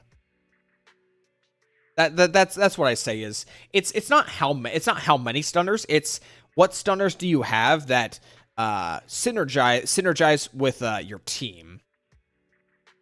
Because obviously, you know, that's why Dylan as a character, that's another reason why Dylan as a character is pretty good, is that she has more flexibility if you want to play her more on field or not. Because her EX special attacks can be spread out across like 2 additional basic attacks or like a dodge counter. So if you want to pop her in, use her specials, and then quickly get her out, then you can just spam like a few EX specials and then just get her out. If you want her to be on field a little more, then you can stretch those EX specials out with some basic attacks. Jafufu's the best off-field stunner? Well, yeah, of course, because Jafufu's focus is to get you crit damage right here with a 20% and then an additional 30% depending on the scaling of your attack, so 50% more crit damage, as well as like some chain attack and ultimate damage as well. And decibels, just providing your team more decibels as well. Building Fufu with her weapon, hey, that's why I got the weapon. That is why I got the weapon. I am in the 3,600 threshold, just fine. That means I can dial in with Yijuan if I wanted to. You could dial in with anybody. I don't know if you've noticed, but everyone's been talking about how dial in just can be used on any team with a noticeable boost in everyone's performance. At least as far as I'm aware. I don't pay too much attention to like theory crafting or anything, but as from what I've heard, what about my anomaly teams? You're not using a stunner on your anomaly teams. I thought you said you could use her everywhere. If you want to, sure. Are you gonna? No. Okay. Are you still hitting crabs, by the way? No, I'm collecting materials. Collecting materials for Durin? Durin, yeah. Wow, is that a Genshin white screen? What? Am I still streaming? Yeah, you're still streaming. Bird Woman, by the way. Yeah. They could have totally... Hey, go back to not Bayonetta for a moment. Not Bayonetta? Yeah? Does she not give you Bayonetta vibes when you look at her? Yeah. Like, give her 2 pistols and let her shoot something. Yeah, that'd be fun. Great.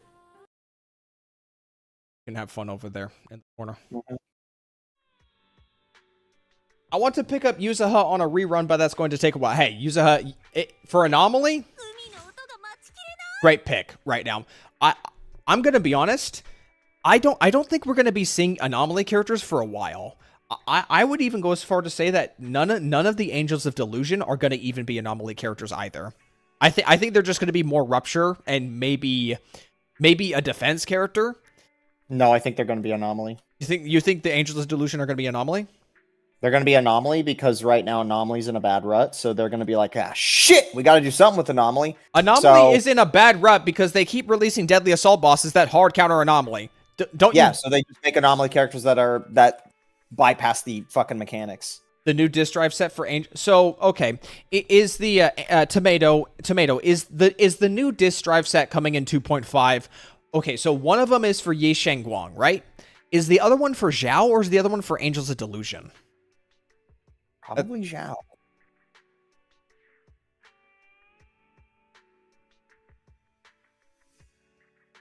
Second one's for Angels? Okay. I wonder who will come out first, Angels of Delusion or Scrulium? It gives AP per basic attack.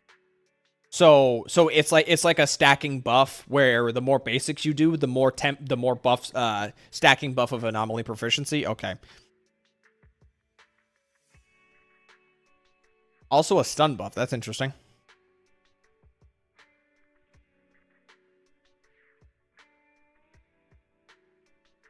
Don't like stunner gameplay. Hello, what's a handle? Were you already talking? I didn't notice. Okay, well, I don't see you in the chat history, so hello, what's a handle?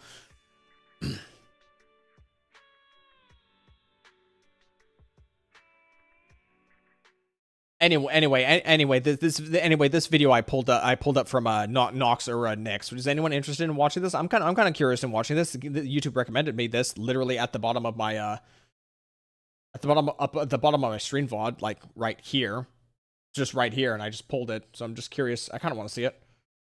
Wouldn't mind? Okay, yeah, we'll pop this on. We'll pop this on. Why not? Not doing anything right now, anyway. I haven't heard this person before, anyway. So this is gonna be a bit of a.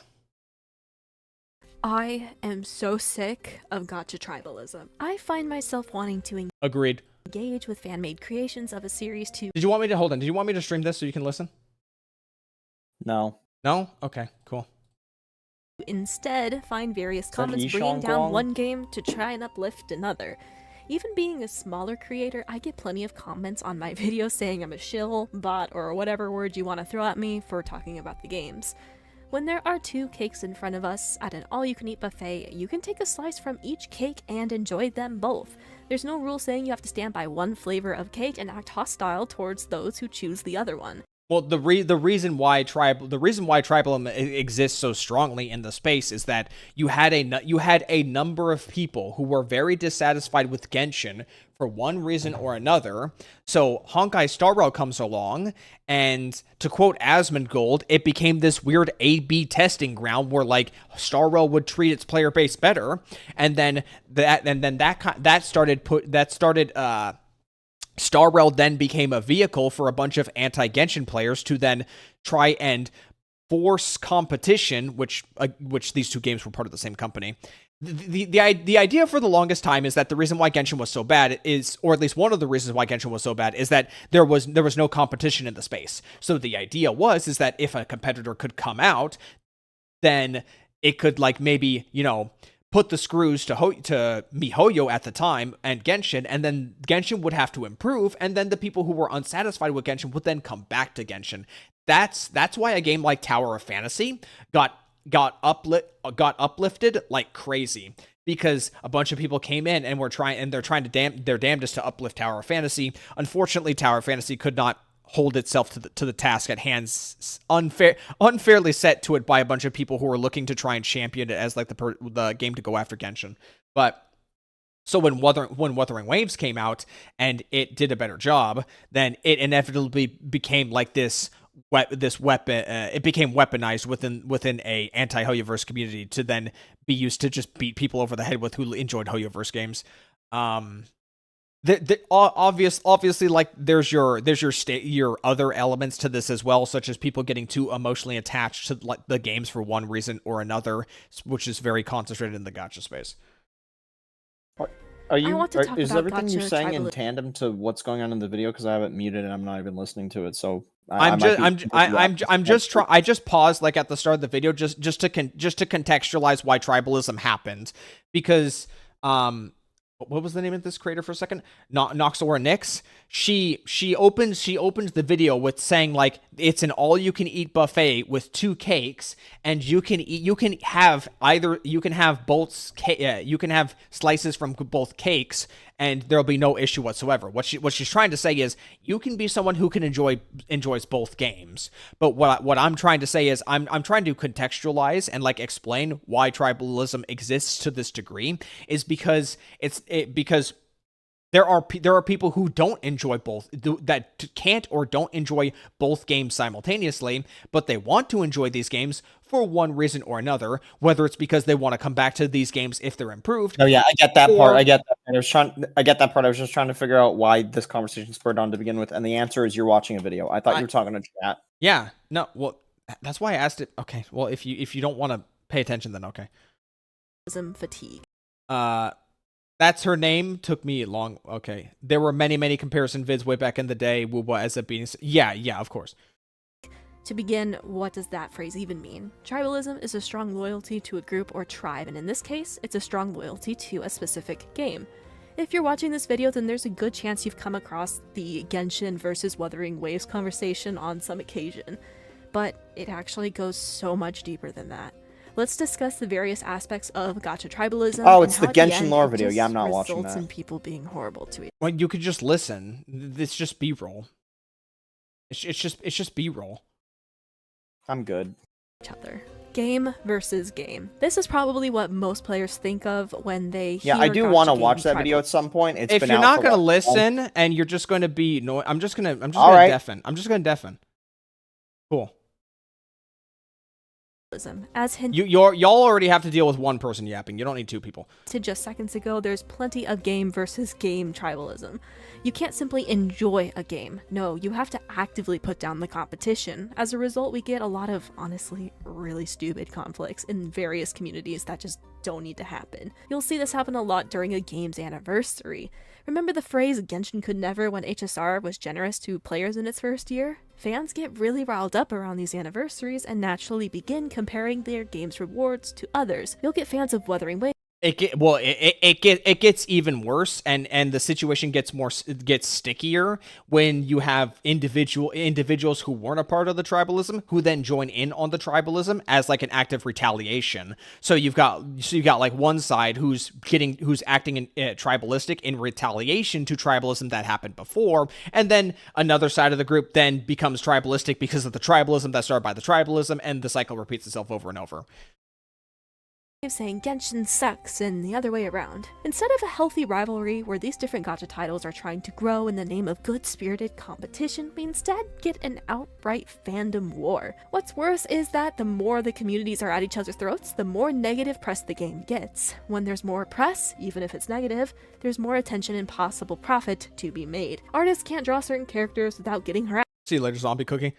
And you can't say you enjoy a game without someone coming out of the woodwork to tell you that your game sucks. Instead of joining together to give feedback to improve the game, we're too busy fighting each other, which allows the games we love to stagnate. It allows these gacha games to get away with the bare minimum because the developers know that our attention is focused elsewhere on meaningless conflict. What a lot of players don't realize is that this is a situation where the house always wins. You'll just make other people online feel bad, and if you're the one spewing the hateful words, then that reflects a lot on you as a person. Whales versus free-to-play. This has been an ongoing argument. I gotta be honest, guys. I don't say a lot. I don't say this stuff on videos or on live streams that much, but I enjoy making as someone with like comfortable. I wouldn't call myself a rich person or even like a middle class person. I'm just someone who has low financial responsibilities in my life. Sometimes I just like to make fun of poor people. Like my brother and I would play Warhammer Dark Tide when it came out, and we would both like buy outfits for our characters, like direct purchase, and these were like $10 to $20 outfits, and we would be like swapping around with them all the time. And literally the moment we would load into a lobby and we would see our teammates using like default outfits, and you have to remember Dark Tide had some pretty garbage. When it came out in like those first few months, it had some garbage cosmetics for like people to get for free without spending any money. So I would just, the moment we load in, I would immediately just start insulting our teammates for like running around with like free stuff. And every time my brother would laugh at me doing that. I gotta be honest. Sometimes it's just fun to be an asshole, you know? For a long time. Whales are known as the high spenders in gacha games. Dolphins are known as the more smaller spenders, and free-to-play of course suggests no money is spent on a game. While this is just a way of choosing how to play, players have developed a superiority complex on both sides, some taking it to make it part of their personalities.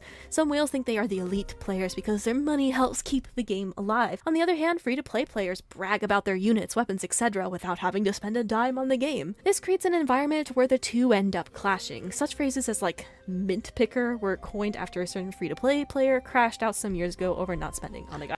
That's not necessarily true. This is referring to Tectone and Enviosity. I believe, now, I could be wrong here, but I'm pretty sure the origin of Mint Picker is specifically, or like at least the idea of Mint Picker refers to Genshin's lack of content. So you would have live streamers just trying to find stuff to do, in this case Enviosity, to try and keep his stream entertained. So he would just run around the overworld and just picking Mint. Now Enviosity was a free-to-play player, but for I think for obvious reasons, it doesn't matter whether or not Enviosity did or did not spend money in Genshin. He would still probably be trying to find things to do in early Genshin, so he would end up be picking Mint anyway, and then get that moniker thrown on him regardless of what happened. Someone spend the 40k boat on Where Winds Meet. I've heard the 40k mount a few times. I haven't really been fixated on it whatsoever. Before I resume, I just want to briefly mention, I do think to a degree, I do think like high spender players should get like a degree of like recognition for their investment in the game, because they are the ones who ensures that these games are developed and that they can maintain their 6-week development cycle.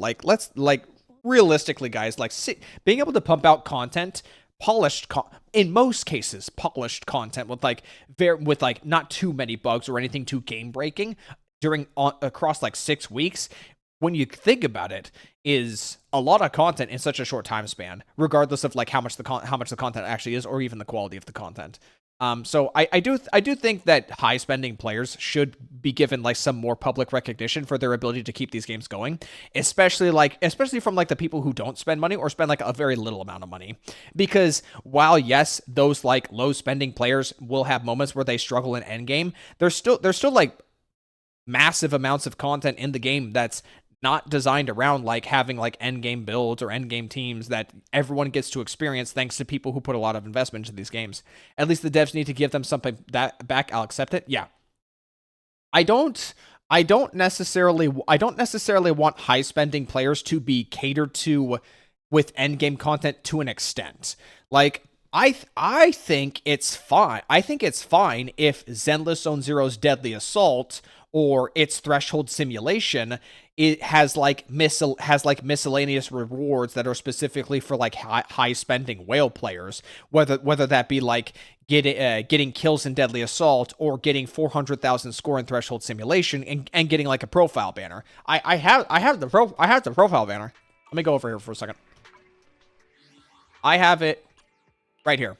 This banner right here, you get it permanently after getting 400,000 score in Threshold Simulation. I think my current Threshold Simulation score is like 440,000. Like I'm in the top 3%. F2. Let's go to Combat Simulation. Let's go over here. Wasn't it 450? No, it's 400k for the banner. I am 483,000. So you need to get at least 100,000 on each of these bosses, and the timer for this hasn't moved an inch. So this is probably going to be the case for a while. And this is the banner I got. Now, before I got this banner, the only thing I had on my profile was the Mindscape 3 Vivian as my banner, but I swapped it over because one, this looks good, and also there is a degree of scarcity with this banner, because only people who got 400,000 score can get this banner. Right? Where is it? I think it's Karmic Conflict is at the bottom. No, I guess it's just right here. But yeah, you need 400,000 to get this banner. So it's a small token of recognition, but I appreciate it as someone who spends a lot of money in this game. That's all. I'm not looking for anything crazy. I'm not looking for like more resources or more rewards, or even like, God forbid, like those stupid ass weapon skins from Stygian Onslaught in Genshin. If you like kill a super hyped up boss in like 1 minute, I just want just something, you know. That's why I disagree, since there isn't really a direct correlation between income and game quality, since lots of games improve when revenue dips. I agree with that, Frojo, that it's not. Hold on. Let me read a few of these guys. Let's see. A lot of stuff. Advanced. I need that so bad. Wasn't.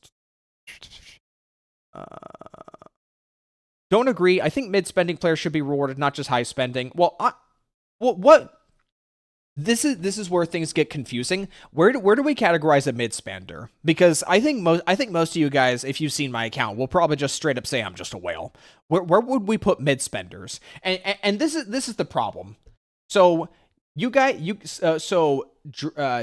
says we should be mid-spenders should be rewarded. Okay, who's a mid-spender, and who is a mid-spender? And can everyone agree on what a mid-spender? What does your account look like? My account looks like this. Every single S-rank agent I own has their W engine. And the only agents that I have mindscapes for is Ellen Joe and Vivian. Ellen is M2, Vivian is M3. That's it. But I'm sure many of you will hear the fact that I own every signature W engine for every character I own and say, that is unnecessary, you are probably a whale. Undeafen? Okay, hold on, let me undeafen him. I own and say, that is unnecessary. You're undeafened. Okay. It kind of sounds like this is a conversation I can take part in. I can hear me in your phone. Can you please move that away? Oh, there we go. Yeah, I just didn't want to I just didn't want the chance of seeing something I hadn't seen yet. Okay. No, anyway, where was it? Not just high spending, whales aren't the ones providing most of the money, it's the people who do the monthly. So, okay. I won't say that monthly subscription and battle pass owners don't provide some money to the game, but I do think it is easier. It is easier to appeal to. So let's say you have 100 whales, and then you have 10,000 monthly subscription owners. Who do you think is easier to zero in on and figure out what people want?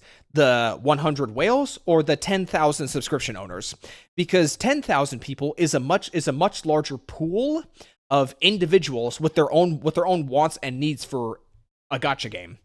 But with 100 whales, it's 1/100th of that number. I think I'm getting math right. It's a smaller base of individuals to try and figure out what they want. So you could individually question them and figure out what they want and appeal to them and get their money. I'm not saying Battle Pass and monthly subscription owners are not significant. They are. Everyone who contributes money to these gacha games is significant in their own way.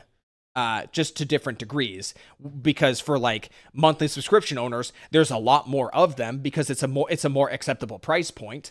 So there's significance in that. But for whales, the significance is one individual who can provide an equivalent, but just as one person. But which one is easier to figure out who you can appeal to? 100 whales or 10,000 subscription owners? So that's my thought process on that, is that it's easier to try and appeal to a smaller group of people and figure out what they want. Anyway, and then Frojo says, I disagree since there isn't really a direct correlation between income and game quality since lots of games improve when revenue dips. So I agree with you on that one. When revenue dips, games will try to do their best to actually improve and appeal to people.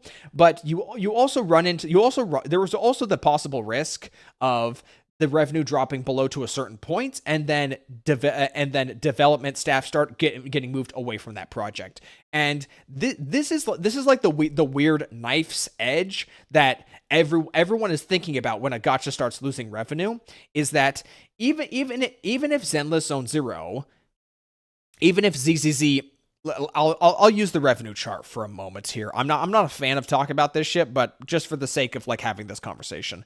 While you're looking for that, I have something important to say. Great. I'm not looking for it. I know it off the top of my head. ZZZ made roughly like 9 million this month. So ZZZ made 9 million, and if we take a step back, making 9 million in 1 month, just not even considering the possibility of like revenue from like other sources, because the revenue chart is like, it's a guess based off of like specifically just like mobile numbers alone. I'd say 9 million is still pretty good, all things considered, and there's no reason to like ring any alarm bells at this very moment.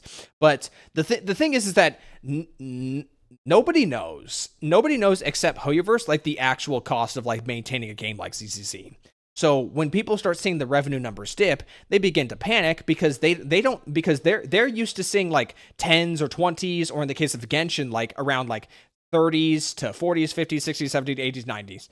So we don't have a frame of reference for like the cost of the development for a game like this, and where the revenue would dip below a certain point, that people start to get uncomfortable and have these conversations of it if the game is going to crumble.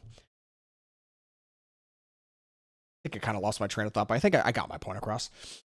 I could call mid spenders summon 0, weapon 1 collectors. Everyone count battle pass. The whales, mobile revenue. Okay, let's resume to the video. Let's resume with the video. Gacha game. You'll find Can I some say my whales important fully thing real quick? What? Happy birthday, Nilo. That's great. Shut the fuck up. embracing the high level. Did you undeafen just for that? No. Great. I overheard the Suspending. conversation sound like something I could take part in, but no, never mind. Maybe you've heard phrases like "I'm keeping the game from end of servicing" or "I support the game," etc. You'll often guess see I'll whales listen to the justifying video. the really difficult endgame modes. So am I streaming it? Like, No, I just didn't want to fucking. I didn't want the fucking the lore video in the background. It's a random Nefer video now.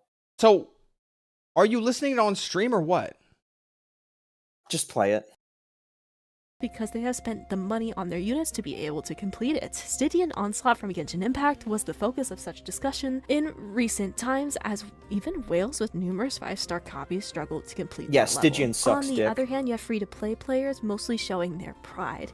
It becomes a status or a badge of honor to get these units without having to spend anything. Some will even go as far as to say that free-to-play are the only true gamers that deserve to be praised. Honestly, there's nothing wrong with either of these players. If you have the means and you want to support a game you like, cool. If you prefer not to spend and enjoy the game, it's also cool. The issue lies in the friction that these two groups create. You'll find free-to-play players trying to guilt whales for spending on the game. You may see whales trying to flex their fully maxed out units to free-to-plays. Can anyone agree here? Like, we don't see whale versus free-to-play tribalism like that much anymore, right? I haven't seen it in a while. It used to be like a thing like in the earlier Genshin days, but I don't really think we've seen it that much.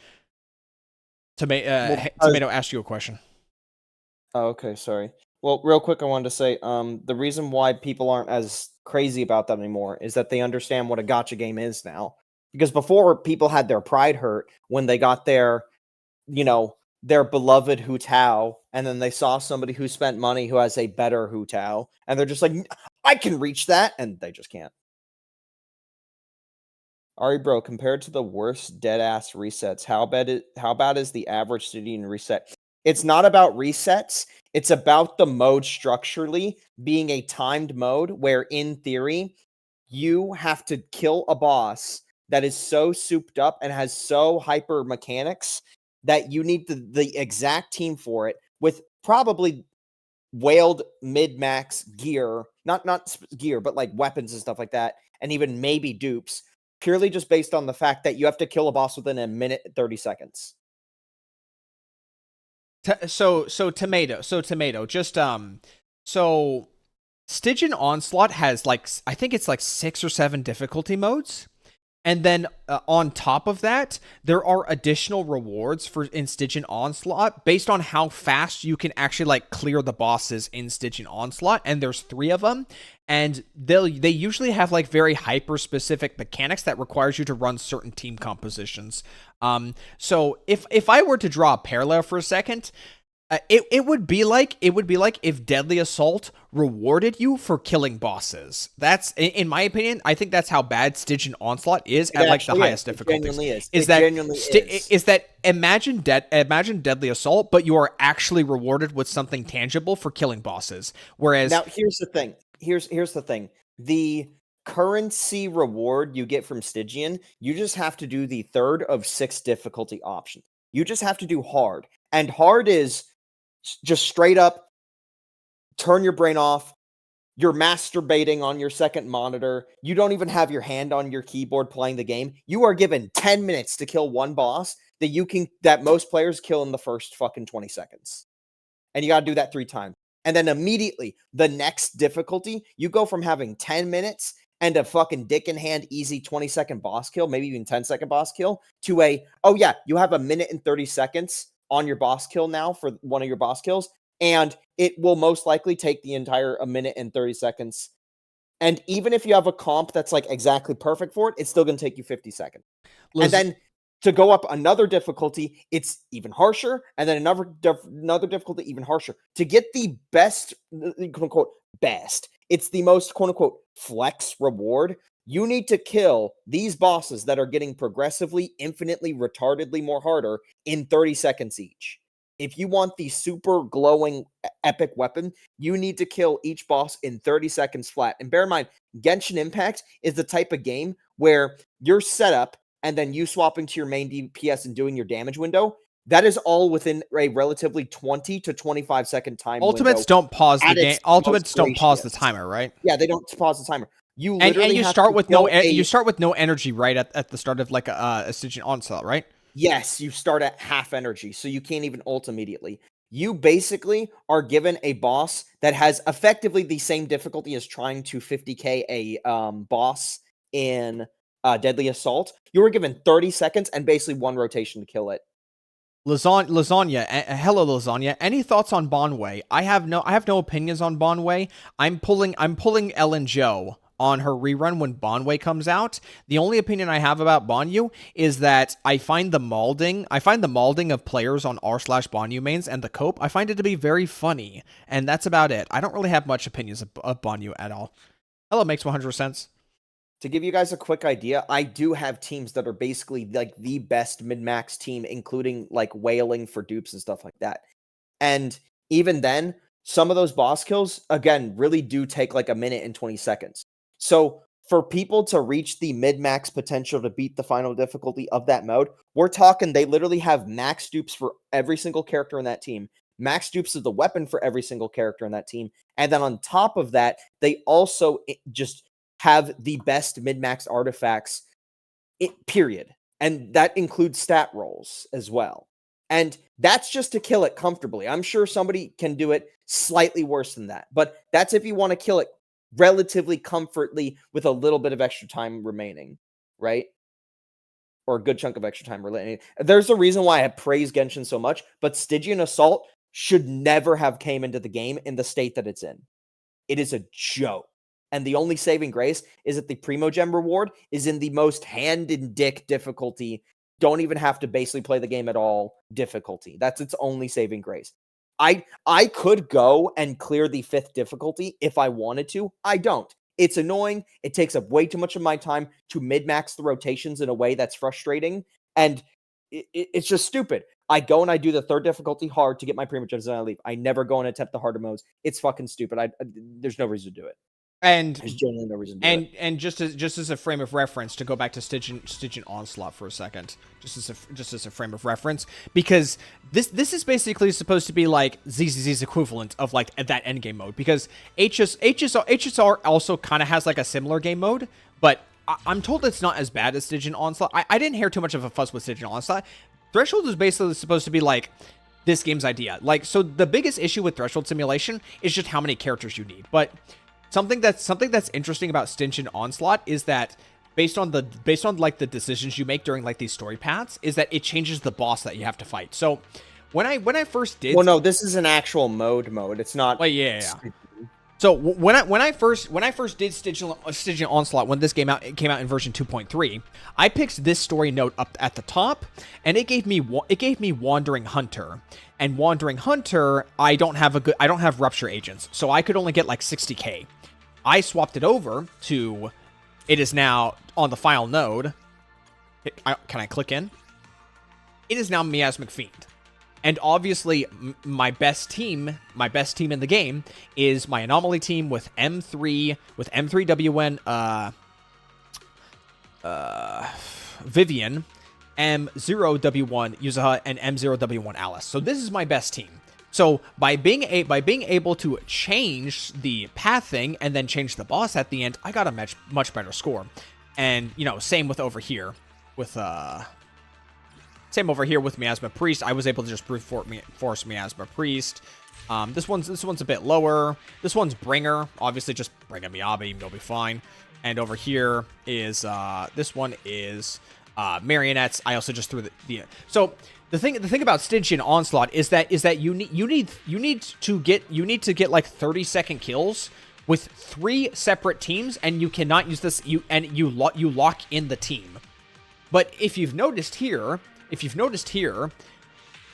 so your total score to get the banner for Threshold Simulation, you need 400k score.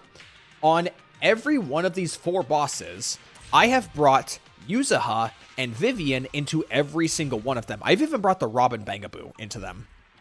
And I've used... I don't understand why you're comparing the two. This is an actual game mode. Stygian is literally supposed to be whale. I'm saying Threshold Sim. I'm saying that an advantage that Threshold Simulation has is that if you have one strong team, you can bring that team into the stage that matters. Because in Stygian, you need to do 3 bosses, and they all must be done with a specific score.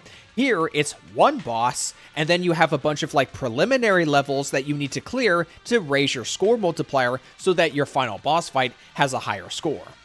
Okay, I don't get why we're doing the comparison. One is an actual game mode, the other is horseshit. Okay, I'm just talking about like what this mode does better. Okay, that's it. And I don't know why you're comparing it. Then shut up. Then shut up so everyone else can listen. Then shut up. To what? Shut up, or I will shut you up. Okay, great. All right, we're just resuming the video. Knowing they can't obtain that. But once again, there's a common denominator here, and that's not whales or free-to-play. It's the companies themselves. The companies are the ones that use the business methods to fuel this divide. For example, if a game has leaderboards, it will most definitely favor the spenders. The FOMO or fear of missing out tactics of the battle pass, limited banners, and exclusive deals hit differently depending on what type of player you are. But there's one last thing I want to discuss regarding the whales versus free-to-play debacle, and I think it's rooted in something so much deeper than just spending money on a game. They say that money makes the world go round. And, well, depending on the amount of money you have, there's a real possibility that your quality of life may change. Not all rich people are happy people, but the money gives them access to resources, if needed. Those with the money understand that they can get the healthcare if they need. If their car breaks down, they can pay for. I don't necessarily know where she's going with this, but since we're talking about this, I want to briefly bring something up, and I think this is a shared sentiment with everybody. When it comes to like microtransactions and in-app purchases in games in general, we're talking like loot boxes, we're talking about like DLC packs, we're talking about all that stuff. So part of why I think like paid DLC and microtransactions and loot boxes and gacha systems, why there is a group of people who hate them so much in every corner of gaming, is that what makes video games so great, since their inception, is that once you pass the initial barrier to entry, as in like buying the system and then buying the game, then it all comes down to how well you can play the game. What happens now is when you start introducing like paid items or paid content, especially paid content that gives you an advantage over somebody else, specifically pay to win stuff. Then you took a form of entertainment medium that was for a while free of like economic divides, that would create situations where people could not experience something because they didn't have the money for it, and it reintroduces that back into this new ecosystem. So before, everyone could enjoy games because there was a disconnection from like how much money you had while playing a game, and now that has been reintroduced. So so before it was an escapism from like a person's economical situation, but with these new these payment systems and these monetization systems coming back in, it's a reminder that, hey, you don't have money like this guy, and you are going to be treated worse because you don't have as much money as this guy. Sorry to break your momentum. Can I make chat mad? Can you show them this absolutely bougie fucking gear roll? Sure. Which one? The one I showed you. Which one? Look in the DMs. Oh, You're not streaming my screen, are you? yeah, because you're still streaming. Okay, it's this one. Okay, so we've got no. Grab the wrong one again. So we've got. Did you really have to draw the gross ass MS Paint red arrow? I could have pointed it out for you. You're not the kind of guy that like takes a photo of like his monitor and posts it on social media. Just fucking show the image. It's on screen, retard. Yes, there's 4 rolls in crit rate. But hey, guys, remember, this is Genshin. So when you roll crit rate, it's possible that you low roll it and you get a worse value. Unlike ZZZ, where when you roll a substat, you get a fixed value. So you don't have to worry about like that low roll shit. That'd be the craziest Monoto piece. Yeah. 52.2 isn't low? I don't know. Also, what do you mean 52? What do you mean 52.2? This is 18.7 crit rate. What are you talking about? This is 18.7. Where'd the 52.2 come from? Yeah, I don't know about you. That's a lot of crit rate. Where'd the 52 come from? For it, and that they have extra money to spend on a digital gacha game. What the fuck is that? Do you hear our neighbor? Free-to-play players. What is our may neighbor have... playing? Did you fucking hear that? No, I don't hear anything. How'd you not hear that? Do you believe that Deadly Assault can cause players to experience FOMO? Every form of endgame content that caters to a specific character that you don't own is going to instill some degree of FOMO. Now, in my opinion, I think like the FOMO they experience is not like your traditional kind where like, oh, if I don't pull this character, then I'm going to get a worse score. It's a weird thing that I can't necessarily describe. I wouldn't call it FOMO. I wouldn't call it FOMO. What I would call it is feel like you're getting screwed over or like you're being intentionally treated poorly because you decided not to use this character. I wouldn't call it FOMO per se. Like when I fought the Defiler and I did not own Seed and I did not own Orphe or I did not own Ambi or I did not own Trigger and I fought Defiler, I didn't feel FOMO. I just felt like I was being treated like shit. Now, if you want to consider that being an offshoot of FOMO, then that's up to you. But for me, I don't fight the Defiler and think, man, I wish I had Seed. She's about to go away soon. I'm gonna miss out on like 3 stars. No, I don't feel FOMO when I'm getting screwed over on a boss with characters I don't own. I just feel like I'm being treated like shit, like the game's fucking with me. Whether or not you want to like consider that to be FOMO is another thing entirely. That luxury. They may want to spend on the game they love, but not be able to because money is tight. I think the real deep-rooted issue in this argument is less about who spends the money on a gacha game and more about how money is a constant struggle in our daily lives. It's the #1 factor in divorce for married couples and access to money. FOMO is the fact that we only have a short period of time to get the character. If I want a character, then Deadly Assault has nothing to do with it. If I want a character, it's because I want the character. I'm sure there are some people out there, but I hope that number is low. I hope nobody is thinking that they're going to pull for a character just to make like one specific piece of endgame content that is out currently to improve. If you're pulling a character, I hope you're doing so either because you want the character or because of like some long-term plan for your account. I hope you are not impulse pulling for a character to try and improve an endgame. Because here's the thing. Just because you pull for a character to improve your performance on an endgame content rotation that's out right now, who's to say you're going to have the time to build it? Because building characters in any of these gacha games takes a lot longer than like 2 weeks if you're starting from scratch, which most people are. So I don't believe if the idea is that you make people feel FOMO that they're performing badly in endgame, so then they pull a character during that same rotation time, who's to fucking say that character will be ready before the rotation resets? I don't think it will. I think what she's talking about, by the way, doesn't really make any sense because she's coming at the idea of everybody's value proposition being the same, or a good chunk of people's value proposition. But if people had the disposable income, you wouldn't see people all of a sudden in droves start spending in these games. You might see a higher percentage, but you're not going to see people do that because people still have a value judgment of money, period, as a currency. If everybody's living expenses weren't in the shitter like tomorrow, you're not going to see everybody suddenly be like, oh, well, now that I have an extra like $10,000, it's time to blow 10% of that on Zero. Just because No, they're going to save that for other real life things, even if they play these games. Just because somebody has money doesn't mean that they want to put it towards a gacha game. This is a bad assessment of it.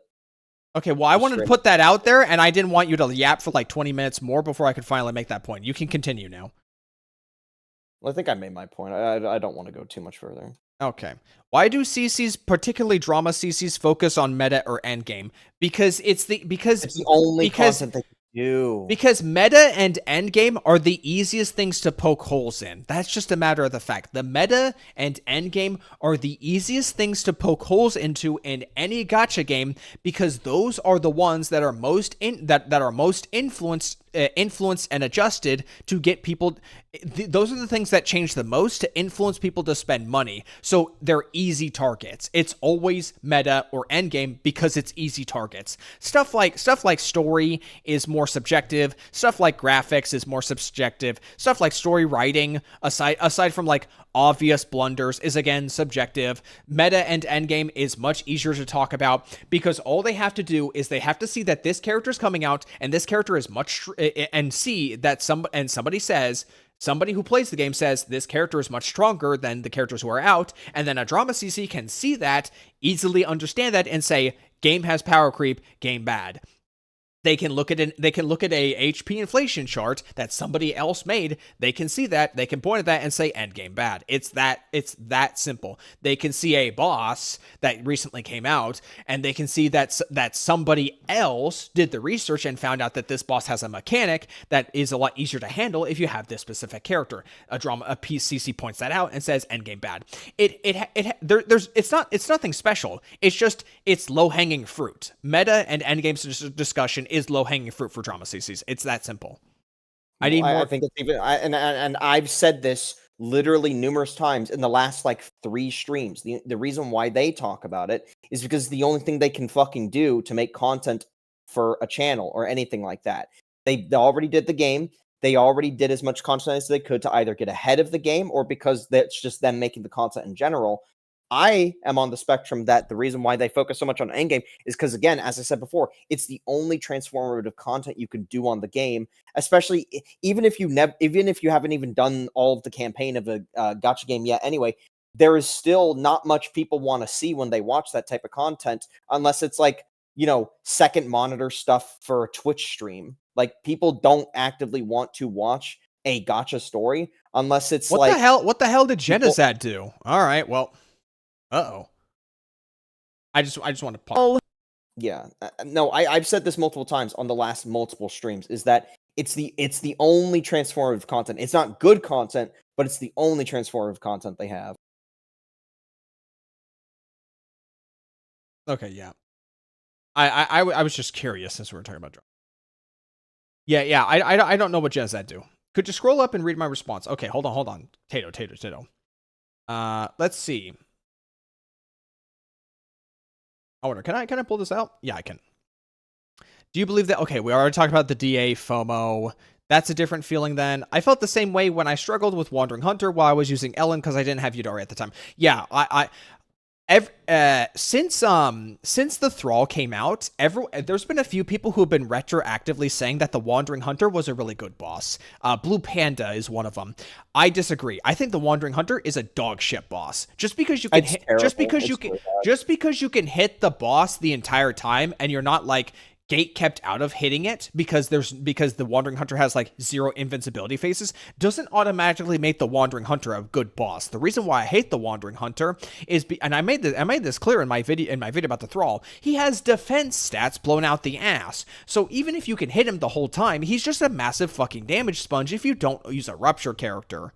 I wouldn't even go that far. It's a boring boss. Literally, you do. It's also just a boring boss. He just you swings do a at you. 10-second you do a 10-second mechanic. That's it. You go back to doing what you were already doing for the last 2 minutes and 50 seconds of the fight, which is just wail on it, and it occasionally does swipes, and then occasionally does projectiles over its head. That's it. There's no like unique mechanic where look at how big he is. Like they could, if they really wanted to, make him fucking do giant leap attacks like Pompeii and crash into the arena, fucking rupturing it like fucking Godric from Elden Ring, but they don't.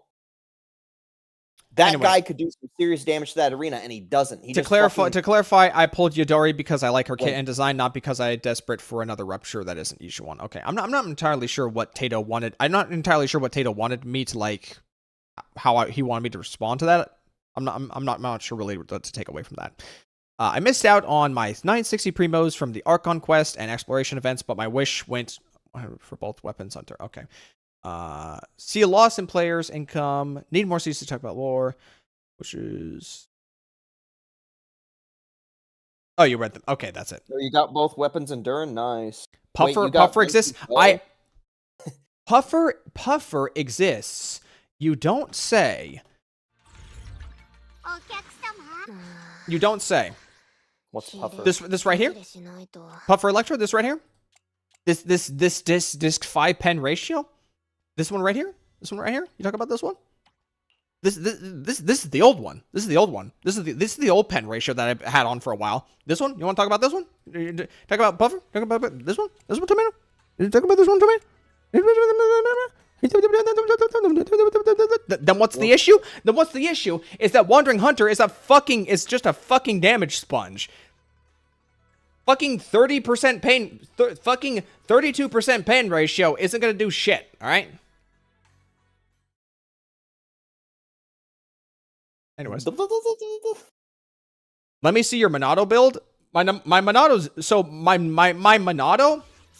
My Monado was incomplete when Wandering Hunter was out. He was level 55.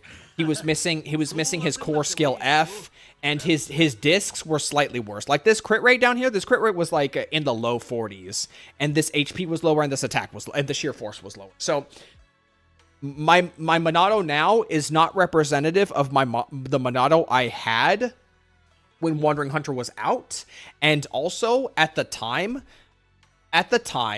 when Wandering Hunter was out, I also did not have, I don't own Lucia. I don't own Lucia at all. She's gray, and my Ponyu is level 1. So I did get a 20k. I did get a 20k with Monado, but he was underbuilt, and I was using Trigger, and I was using Austrial. So let's just say it wasn't exactly the ideal setup for a character like Monado. All right, so not a great representative. All right. Should we ignore drama CCs? Ideally, you can ignore them, but everybody else is going to watch them because, again, that's the only real form of content people feel exists in the space. So, Tuhu made a video that I happen to agree with a lot of recently, and where is it? Let me pop it in. Tuhu. Hold this up right here. Do gacha content creators even play enough gacha? And I mentioned this last live stream. Basically, this video is Tuhu calling to action for full-time CCs to better educate themselves on the space and to put more research into what they're doing. Because, you know, these are their full-time jobs. They should be putting more effort into, like, figuring stuff out about these games and doing the legwork to educate people. And what I said down here is if we want the gacha space to have a second wind, then viewers need to support and uplift newer creators who are willing to offer said nuance. So what I'm basically saying is, if we want gacha creators who are healthier for the space, viewers need to support those kind of people and not support drama CCs. If they come for rage bait and drama, then nothing will change, and the same kind of people will take charge of the narrative. Funnily enough, she's a husband who was in last stream, then I guess called me out for suggesting that I'm just parroting EO, and then I replied back just by saying, it was a pure coincidence. Like, I only watched like 4 minutes of the video he's talking about, the EO video he's talking about. But it was not my intent to parrot EO. Kete helps the most people build their accounts. He has the magic toast. Hello, Tom Patir. Keto's doing the Lord's work there.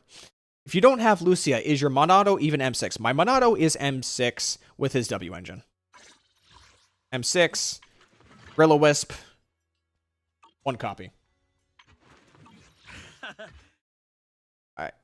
I want to read a few more comments and then just kind of resume with the video. On topic of educating cells, well, Tuhu is getting lambasted for spreading misinformation. That is unfortunate, Kaiser. That is very unfortunate. I've said before. I agree with a few things that shit. I agree with some things that Tuhu has said in the past, but unfortunately, Tuhu, as like a representative, has kind of had his reputation tarnished one too many times. So, unfortunately, Tuhu is not the man with the spotless reputation to push these kind of ideas. So somebody else has to, and it can't be Tuhu, unfortunately. And I gotta be honest, guys. I don't think I can be that kind of person either with the stuff I've done in the past either. Unfortunately. Maybe things could change, but not right now, no. Anyway, let's resume with the video. All right.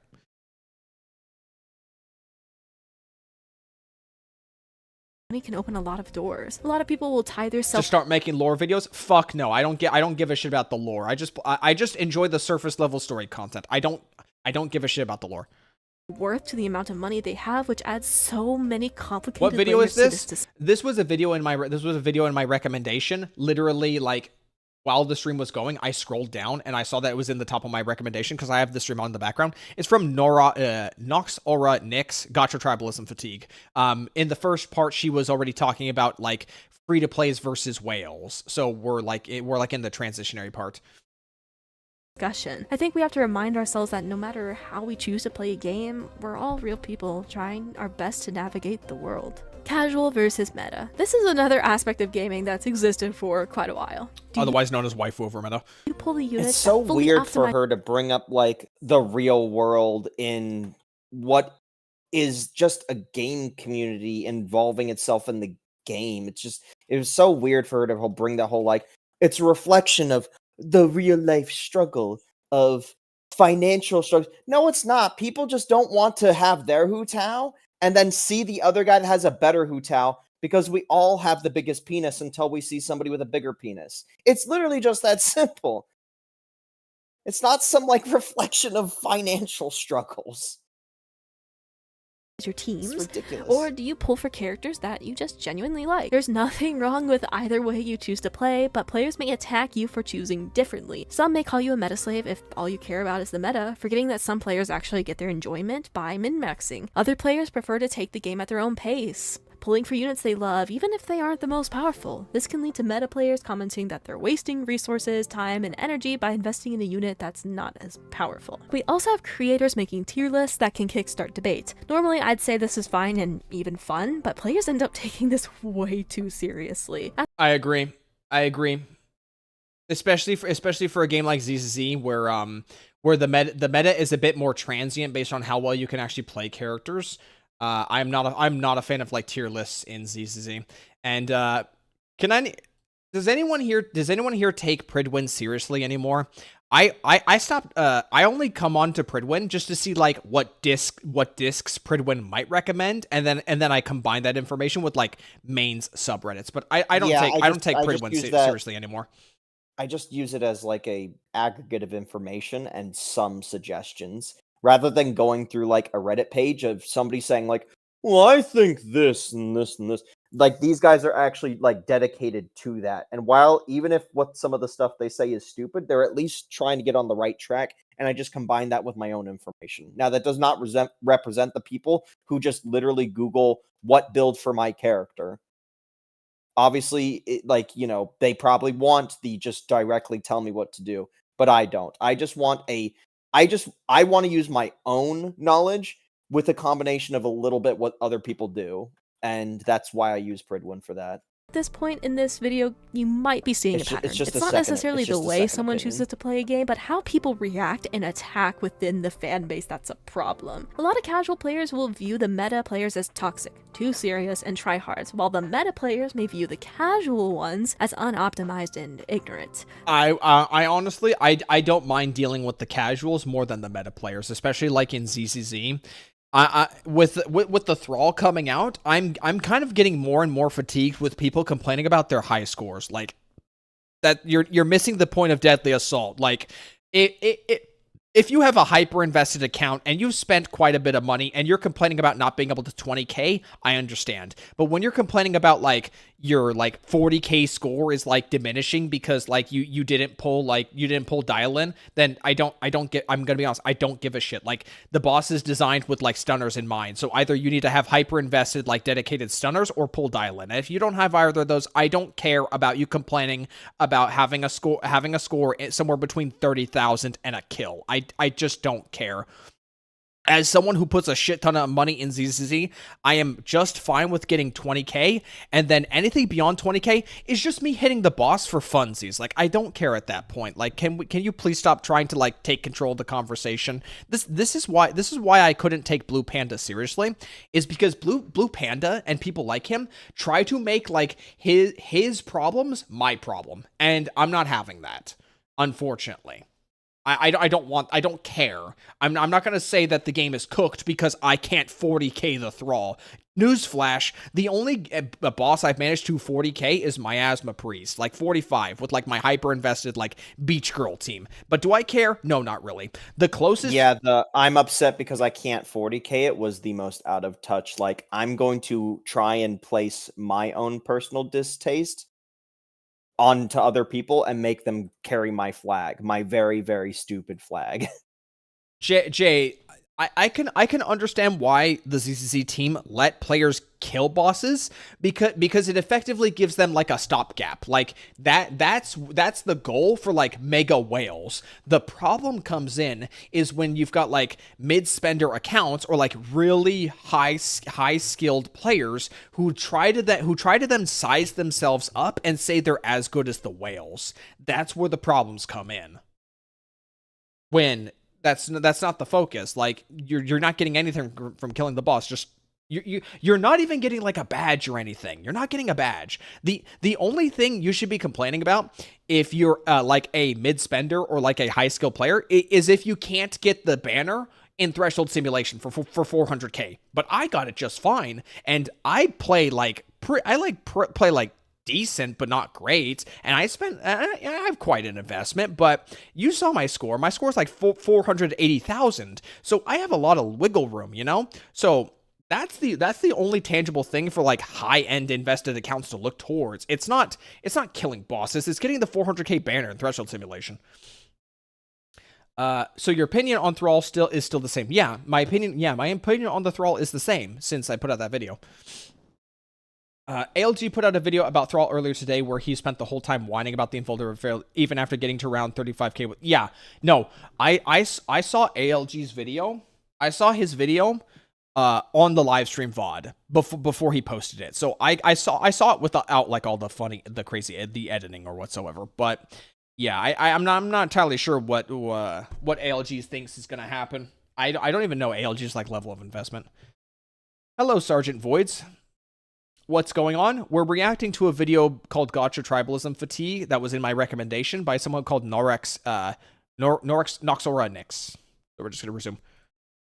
Instead of just playing your desired way, players feel the need to comment on others and even get mad at them for choosing to play differently. The main thing we have to remember here is we can't control the actions of others. If someone is playing a game in a way you don't like, you can't change that. There's no point in stressing over it. We see this so much in the streaming scene. There's a reason why no backseating is a common rule among many streamers, and it's also one of the reasons why I rarely stream gacha games, even though I like them so much. The live streaming audience is very different from the video one, and it can get irritating really fast. The only actions you can control are your own. Engagement. It's no secret that the internet thrives with negativity. I've noticed this with my own videos that a negative thumbnail and title gets picked the most in my testing, which sucks. I don't like doing that. Oh, what's wrong with the image? But you can check my channel to see that my more positive videos are some of my least viewed. I still make them because it's fun.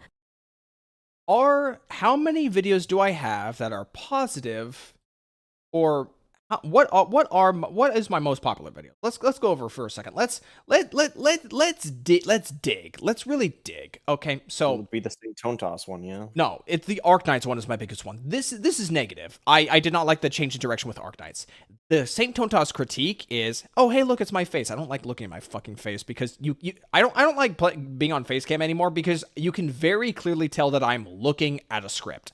So it makes me very self-conscious. So this one right here is this one's critical. There's positives and negatives, but I'm not like dunking on Saint. The reason why this got very popular is because Saint was was going through the rounds of being a hot topic at the time, and also the Infinity Nikkei situation also happened at the time.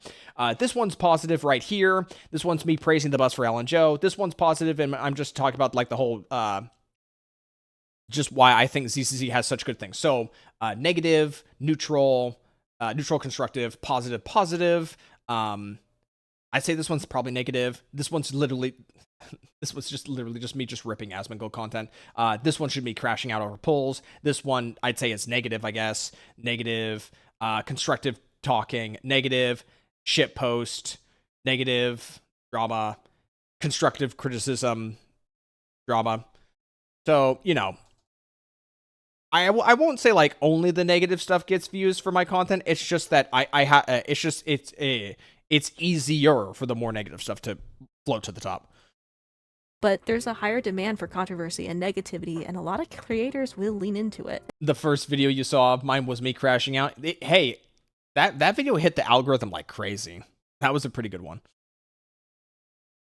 I would also say some of the negatives are also drama, which is hot topic. Well, of course, yeah. Some people want someone to ground them.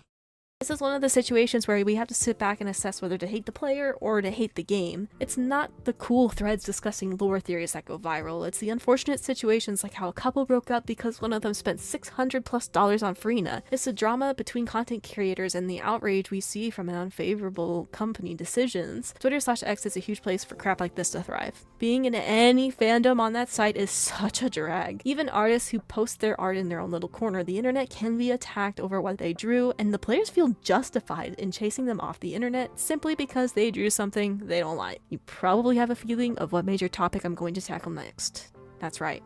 We're opening the can of worms that is shipping. Shipping. Some of you may think that shipping doesn't really. I have no opinion in like the shipping drama shit. So I'm just gonna let this play out. If anyone else has anything to say, it's just a degenerate space. Toxic shipping and shippers have existed for a very long time. I thought the shipping war in Seraph of the End was bad. This is not new to gacha titles, but I have seen some insane situations as a result of shipping. Really quick, shipping is when you like two fictional characters and think that they would be cute as a couple. Keyword here is fictional. Yet, even so, the best ship that I can think off the top of my head is Aventurine and Topaz from Honkai Star Rail, and that's about it. But I think that's like a cold take. I think most people can agree Aventurine Topaz ship, and that's about it. Bunch of players that will jump you if you dare ship a certain character with another that they don't like. For example, during Inazuma's release in version 2, there was a ship that started between the character Ayato and the character Yae Miko. A lot of people didn't like the ship, which is fine, but some took it too far. Some players began to send gore and unsettling. Best ship Perlina Splatoon. Oh yeah, I think you do have a Pearl profile picture. I think kind of hard to tell. It's so small. Vivian and Belle. I mean, yeah, that's also a good one. Vivian kind of makes it. So, no spoilers. No spoilers, by the way, guys. Keep it to yourself. But if we kill Sarah by the end of version 2, does that mean Vivian will be the last surviving Exaltist? Just a thought. Just a thought for a second. Vivian will be the last surviving Exaltist. Gotta purge them all. No, she's just gonna reform the cult, the Exaltus cult, and they're just gonna be a Python cult. Imagery through the ship tag. You can send me my royalties in the mail for that one, Hoyoverse. I just made up your event content for version 2.7. Tunnel snakes. Hello, Hado. on purpose to disturb those who did enjoy it. No, the mayor's still alive. No spoilers. No spoilers. I know some people are theory crafting shit about the mayor right now, but I'm not gonna count my chickens before they hatch. Okay, guys. What about Vivian's caretaker? I don't remember Vivian's caretaker whatsoever. I thought she was dead. I don't know who we're talking about. I can never understand this mentality. Fictional shipping is one of those topics where if you don't like a certain pairing, mute the ship tags. It's not that serious and never will be. More recently, I saw an artist get harassed for drawing Nuvolette and Navia together in an art piece. This should not be happening, and yet players wonder why there's not much genuine, fun fandom content created by players these days. It's because of these jerks who harass people off the internet and discourage others from engaging with the media that they love. I don't care about what someone says over ships because it's fictional. It's not real. Gay, lesbian, straight, I don't care. There's plenty of cute ships for all of these types of. I think part of the issue with like shipping culture right now is that there's kind of like a massive pendulum swing in like LGBTQ right now, like in the West, and some of that starts to kind of bleed into the gacha space because everyone's having like issues with like gender swaps or sexuality swaps in like existing forms of media with like pre-existing characters. Robin's trans. Look at the makeup under her eye. Yeah, stuff like that, and stuff like that starts to bleed into gacha games, and it's not like a clash of like two people trying to like push like different like fantasies on each other. It's some of it is like a clash of like of like a difference in like identity politic ideologies that is kind of been like a thing in the West for a while. That's just my opinion. I remember when the show Ruby was huge, some of the fans was shipping every character I saw. I could have swore in season 2 of Ruby, like on the scene in the highway where they start fighting the guy in a mech, and Ruby starts calling out like their formations for like certain attack moves, and like the names were based on like popular internet ships. Like I think at one point Ruby says like Bumblebee, and I think Blake and Yang just get into formation to do an attack, and that's supposed to be a ship name. So I thought that was weird. Are you mixing it that the ship came after the name, not the ship, but the name for the ship came after? I think the ship name came first. Maybe it was a nod. Who knows? But I think these people just need to not take Twitter posts seriously. If it's a nod, then it's an acknowledgement, and that's the same in my book. Okay, cool. Anyway, I think these people need to just stop focusing on Twitter angry people. Like, because let's be honest, what I that's do where have an most issue of it is with comes players from. who want to express Just their post joy your thing for and certain move ships on. getting harassed simply because someone else didn't like it. This is especially abhorrent when it comes to artists. The amount of people who believe they are entitled to an artist's work is insane. As an artist myself, I find that to just avoid this nonsense, I don't even draw ship art at all. Here's the truth. If you see a lack of art for a pairing you like, be the person who draws it. Be the change you want to be rather than try to force someone else to bend at your will. More importantly, if there's an artist out there that does create art for a ship you like, let them know. Tell them you appreciate it because you'd likely be surprised at how many jerks they have to deal with. Social impact. It's no surprise that gacha tribalism is not healthy for players to engage in. Instead of having genuine discussion over the various games that we love, players have turned to cyberbullying those who play or think differently than them. I'm sure you've heard of terms like girlbot, hoyoshill, or white knighting for $1 billion company. These are common phrases thrown around with the intention to demean others or invalidate them. Games that could have thriving fan bases are now stuck in this vicious cycle. These are players that refuse to participate or interact with the communities attached to these games because of the hate. I know for a fact there's people. I agree with her. I think the drama is just making the gacha community just more and more of like a closed off community. And it's kind of like accelerating this situation where like we're not growing properly. Like you have to understand that right off the bat, we are talking about, first of all, we are talking about anime games. So anyone who's not into anime, already not interested. Next, we're talking about gambling systems and like pseudo loot boxes, but it's gacha, so it's worse than like the loot boxes that people expected from like games like Apex or Overwatch and etc. etc. So anyone who is anti microtransactions is already off the table as well. And that's not as many people these days as you think it is. That's seriously a much smaller minority than you think it is. It still exists. It still exists. I'm accounting for them as well. And then you have like the character sexualization, regardless of the spectrum of it. Okay, so anyone who wants to play a game and doesn't want to have to deal with this with fan service sexualization, they're also off the table as well. And then you also have like people who don't want to deal with like the time gating, they're out of there as well. And then yada yada yada. And then you also have to deal with like having to make accounts, like people calling it Chinese spyware, though obviously that's been like less and less of like a prominent thing nowadays. And then we get to the layer of the tribalism, because these games in one way or another want players to engage with the community in some way, whether it be web events, whether it be social media events, whether it be sharing your polls so you can get 10 extra currency. It kind of like forces this engagement on people. So you have this community that's kind of like forced to engage with one another, and then they may or may not see all these hostilities between one another, and that might push people away. And because all this stuff is also just being artificially inflated online, people who normally just don't see this stuff will either get annoyed of seeing it so much, or they might just look in the wrong direction and see like all the nasty tribalism and just decide like they don't want anything to do with it. Let's see. Don't care about sexualization as long as it's equal with both genders. Well, it certainly is not in ZZZ. I hate loot boxes more because more games with that system push even microtransactions into your face way more than even some gachas. It's a case-by-case basis.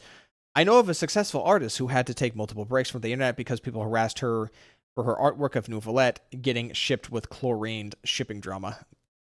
Yeah, I'm just not much familiar with like shipping or like cosplay drama, so I don't really have to speak on that matter. I mean, to me, it really just sounds like an emotional artist trying to appeal to an emotional audience and an emotionally unhinged audience inherently, because these people literally, and ship is in the name, they are romantically, if not sexually, driven by these characters. So you really shouldn't try to actively either A, appeal to this type of, group of people, or engage with them at all. Just post the art and fucking move on. Maybe they should just straight up just push the ships themselves. Like, I don't think anyone would argue about Raiden Mei and Kiana Kashlana shipping because they're not so subtle about it in Honkai Impact 3 to begin with.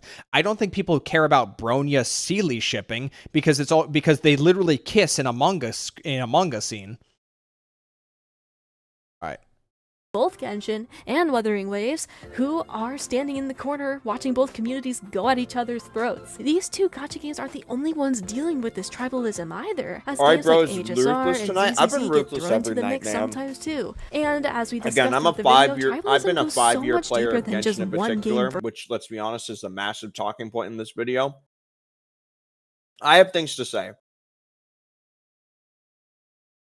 Versus another. Comparison isn't the issue, I'm but tired rather of my how game emotional players can and the get online over perception Okay, of it. I really wish you were just watching this on stream so I not having to deal with you just kind of talking while I'm trying to play the video. It's actually quite human to compare things, but we have to remember that on the other side of the rude comment you're about to leave, there's a person, a fan, just like you, who plays these games for enjoyment. It's easy to forget that text on a screen is attached to a real person, but your words can hurt. The golden rule exists for a reason. Put out into the world what you want to receive. Treat others how you want to be treated. Choosing to be kind, even in the smallest of ways, can make the biggest difference. Solutions. We've talked about a lot of really crummy aspects of the community in this video, so I want to attempt to discuss and come up with possible solutions. Ways we can make tribalism less prevalent in our communities so we can spend more time I'm gonna give a black pilled response right now. First goal, if you want to make tribalism not an issue, this video needs to reach more than 800 people in 17 hours. Look, I'm not trying to be rude at all, but the fact of the matter is, if this message doesn't reach enough people, it doesn't matter, and that's kind of the problem. And not only that is, you also need people who want to listen, not just like actually listen and then heed what you have to say. I'm not. Here. I'll give a subscription after saying something pretty black pilled like that. But yeah, that's just the unfortunate case of the matter is I'm all for people like trying to do their best to try and like mend the space, but it's what I literally just said during in my comment in the Tuhu video is, if people don't watch and people aren't exposed to this kind of stuff, it doesn't matter. The only who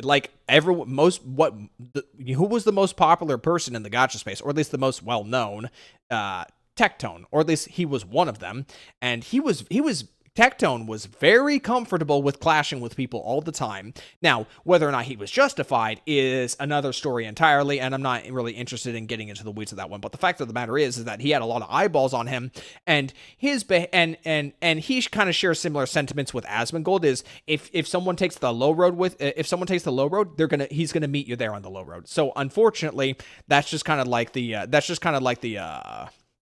approach most people are just gonna take in the gacha space. And can I say this is before we even consider the tribalism in like Chinese, Korean, or Japanese like servers, which we can't reach at all. We cannot reach at all. Is there a lot of tribalism in gacha games? There is. There is a lot of tribalism in pretty much every gacha game. There's very few gacha games where like tribalism isn't too big of an issue, and if that's the case, it's because like it's a very like unpopular gacha game to begin with, like with a very small tight-knit community. Like I don't think Snowbreak has like too much tribalism issues because nobody's paying attention to Snowbreak. Can I say what I was gonna say now that you're still on a point? So as I was gonna say a moment ago, because Tomato did say, I think it was Tomato. They said, "Man, I'm ruthless tonight." And I'll do you one better. I think I've been ruthless numerous times. Anytime any of these topics come up in any of the streams, any of the YouTube videos, it's because I am a 5-year player of one of these games, and I am fucking sick and tired of anytime I go online. And even if I'm not actively searching for content related to the game, anytime content does appear in any sort of feed, or even in the instances I do try and go actively look for it, the conversation is always pushed and managed by either YouTubers that actively have nothing to make content about, so they push the algorithm through negativity because that's the only thing they can make money on, and then that gets perpetuated in the handful of spaces where these conversations happen.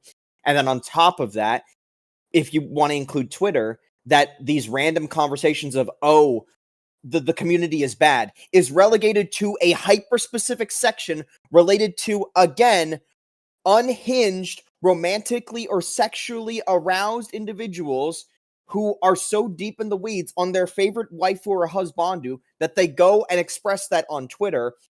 Why do you think a lot of people had the opinion that, I'm glad Tectone or so-and-so isn't playing my game because it's not as negative anymore or something like that? As goofy as a comment like that is, think about the amount of people that were saying that. There's a reason for that. It's because there was a fatigue from people, not just maybe the constant people looking at this content, but even maybe some of the handful of people that are just like me, who were just like, man, I'm sick of seeing Genshin bad, number 75. I'm going to leave a comment about how much I'm annoyed about it and that type of thing. And that's where the genuine Tectone fatigue and happiness that they're not in their game anymore, that's where it comes from.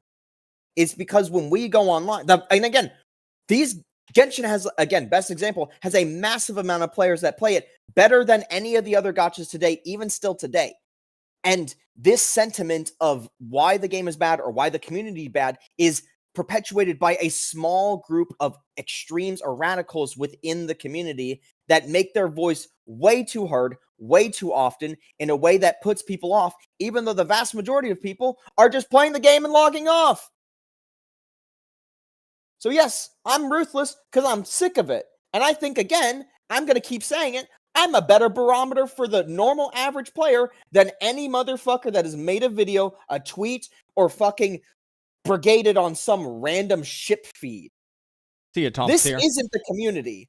This never has been, and it never will be. Your community is a subsection that does blank. It is only that, and will never represent the fucking whole. I'm sick of being dragged through the mud. All right, I'm gonna resume. Yeah. Yeah.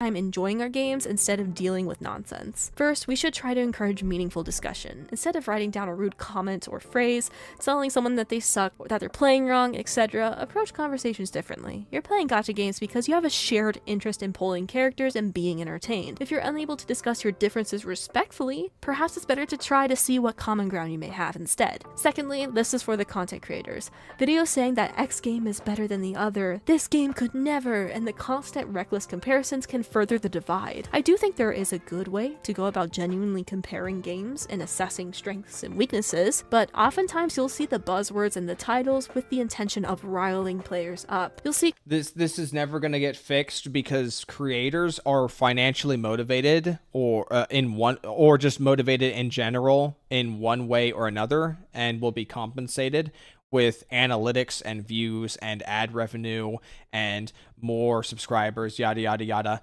for saying or perpetuating the hot thing that will get a lot of eyes on them, and that just happens to be sensationalized content. Now, I will admit, I have my fair share of sensationalized content on my videos, even in my more recent ones. Now, setting aside the obvious one like the Joshua drama, which I got a shit ton of subscribers from for obvious reasons. What's some other sensationalized stuff? Well, setting aside like poll videos, obviously. The male hate is real. I think this is a great example right here. Is the male hate is real? This is just a video? This is just a video of me talking about how Banyue's banner has been reduced down to 2 weeks. Did I need to make a thumbnail that says the male hate is real, and did I need to make a title that is a bit ambiguous saying the self-fulfilling prophecy? Not necessarily. I could have just said Banyue's banner has been shortened to 2 weeks and just leave it at that. So why play it up a little bit though? Yeah. Why did I play it up? Well, let's just say I don't think I would have gotten 16K views if I just bluntly put that very thing. And yeah, I think that's a good example right there. Well, I don't think anybody misunderstands when they read the male hate is wrong. Like when the game has like 4 guys and 30 women, I think the joke is understood from the people actually playing it. Creators saying that this game sucks and not going into detail needed for a nuanced conversation. My goal as a content creator... They can't go into a nuanced conversation because too many of them don't actually understand the game, or when they do try to go into a quote-unquote in-depth conversation, they go out of their way to be intentionally obtuse about what they're talking about, and then they protect themselves from their obtuse opinions by trying to position themselves as being a casual. You see, I'm sure everyone here can agree that Saint uses a casual perspective to shield himself from criticism for one reason or another when it comes to either uneducated opinions or his gameplay not being all that good. Is that he then tries to hide behind, he then tries to defend that by trying to use a casual's perspective and then saying something along the lines of or implying that his opinions and his stance is more representative of what a casual will think, and then extrapolates that to talk about how everything is bad. I think you can be a hardcore player of a game and simultaneously be casual, even though these things can contradict each other. I think in the sense that if you play a game hardcore, that can just mean you literally play it way too much, as most of us video game players do. But I think you can be hardcore and casual in the same time, in the sense that, like, you know, like you play X game a lot, but at the end of the day, you just enjoy playing it. And yeah, maybe you actively try to be good at it, but you're not sitting there like, you know, opening up a spreadsheet of damage numbers and stuff like that. You just try and you like to keep playing it, and then you try to, do your best at it when you can, and you just do what you want to do. But I don't think if you're a content creator for a game, you are far from the realm of casual, because this is now entered far past the realm of hardcore. This has now entered the territory of your financial income. You genuinely have to think about it on a hardcore level, either to You have to be figure out how to best experienced. entertain You it. have to be Yeah, experienced to know what you're figure out how talking about, or to entertain be your audience. reputed, or to have like a Be reputation to back it up. source of information. I don't think you can be casual while simultaneously being a content creator, and that's why I'm never gonna make my own videos. No, really. you can't. No, I you might make a can. video here and there. You can be casual and be a content creator. It's called Vanos Gaming. It's called Smitty. It's called creators like that. Like, it's just the chill, laid back. You just play the game. You just play the game, and you don't care about the results. You're just there to entertain an audience, and the game just so happens to be the stage at which you play. But if you do account reviews, you're not casual. Yeah, if you do account reviews, you're not casual. Absolutely not. All right, I'm resuming. Be it on the smaller side, is to do my best to be fair. I think if content creators were willing to be more fair, they may even have the ability to heal the divide and bring players together. Thirdly, the community as a whole can try to create a healthier atmosphere. There are too many people in this space who are not interested in trying to mend the space. They just want to keep the divide going. Well, just in every content creator space, people are actively trying to earn an income. Or to those who choose to play a different gacha game. That alone would reduce the amount of hate in these communities. If we want to amplify this, we as a community could even encourage the various different play styles. Let the players know that, hey, there's nothing wrong with how you choose to play the game. It's simply a matter of personal preference. If we see players attacking others, maybe we should take that extra step to discourage that behavior. So, okay. I don't think... Hello, Squeeze Melon. Squeeze Moon. Squeeze Lemon. Squeeze Lamoon. Okay, there we go. Yes, Squeeze Lamoon. I have nothing wrong with people playing like very casually at a game. The problem comes in is when they play casually and then they complain about not being able to like achieve a certain like score in endgame, yet they refuse to like take the extra steps necessary. Like I'm not saying they have to go full try hard, but if there's like massive gaps in your account, or there's massive gaps in like your skill expression or understanding of the game, then you complain. Then that's kind of where I see the problem with me personally. I don't actually think that's as big of a problem. You don't think it's that prevalent? Prevalently, I don't really know what to speak of, but calling it a problem, I don't think it's a problem, right? Like, I think everyone here can identify with having somebody that's a bit older than them, maybe like a father and an uncle that plays Call of Duty, and they get relatively upset that they can't really like play good, especially these days. Like my stepdad, who would play Call of Duty for years. He even has the fucking newest one, that shitter of that fucking game. I recall these newer ones, he would play it and he would just actively say like, yeah, I just can't play like watched all my vids, big fan. Thank you, Squeeze Lemon. Yeah, like I again, I feel like Call of Duty is a good example of like do we say that those players shouldn't be allowed to complain that they can't play well, or at least feel like they have a decent scoring? Ultimately, these people are trying to play the game to enjoy it. So if they are casual and they are playing like a higher difficulty content, and they feel like they're being cheated out of being able to play the content, I still think there is some relevance to that. I don't think we can completely discount them. Now, sure, yes, if we look at them and they don't have a leveled weapon or leveled relics or something like that, yeah, it is kind of, us hardcore players are going to look at that and we might chuckle a little bit in a bit of a mean way. But ultimately, like, if this ends up being a problem for the play experience, and if there's enough people that have that play experience problem, that's how the game gets changed. World of Warcraft is the best example of this. World of Warcraft is built for the bottom, like, 10% of players and the top 10% of players. You constantly see examples of the super end game being impenetrable for people in the middle or, like, above average, But then you see so many different examples of super easy things that can have the bottom 10% be like kind of nudged towards the middle. Things like the this year they came out with just a literal autoplay feature that just does your hotkeys for you. So I don't want to immediately say we should discount people that admittedly might be a bit ignorant in how to approach the game, because ultimately this is a player as well. I don't think they should be pushed away. You should give them the information, and if they choose not to take the information, I think you should just leave it be. Because ultimately they don't want to transfer the way they've been enjoying the game to something that they don't like. Best example I can give is when I was trying to use a Yadari team for the first time, and the Yadari team I put together made me genuinely fucking angry because it was such a fucking annoying input quantity compared to what I had been used to. And I am definitely a player that will actively try and learn that shit, but my experience and my enjoyment up to this point has always been, again, Chingy. I sit there on her until the stun happens. I'm always spamming dodge. I rarely don't really want to do a defensive assist unless it's like Deadly Assault and I need the points or some shit. I just sit there and I just want to play Chingy. I like Chingy. I don't want to do a defensive assist.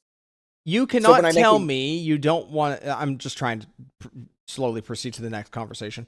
You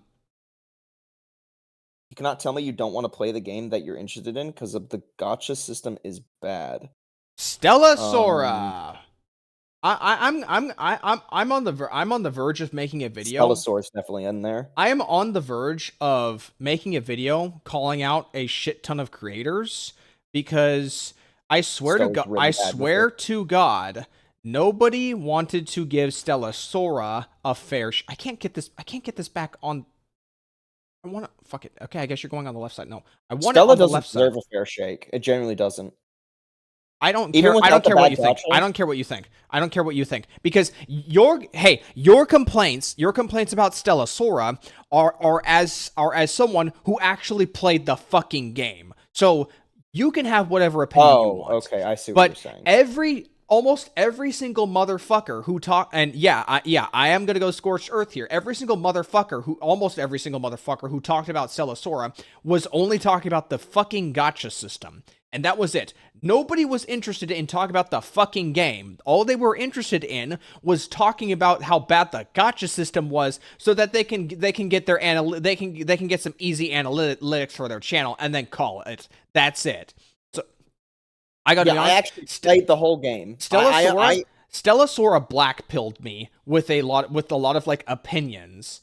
Stella Sora black-pilled me with a lot of opinions about gacha creators because holy shit, nobody seems to care about playing these games. They only care about whatever thing they can latch onto, that because they didn't give two shits. They don't give two shits about like gacha in like a general sense. They only give two shits about like their one or two gachas and then whatever else that they can mooch off of to try and get some good analytics.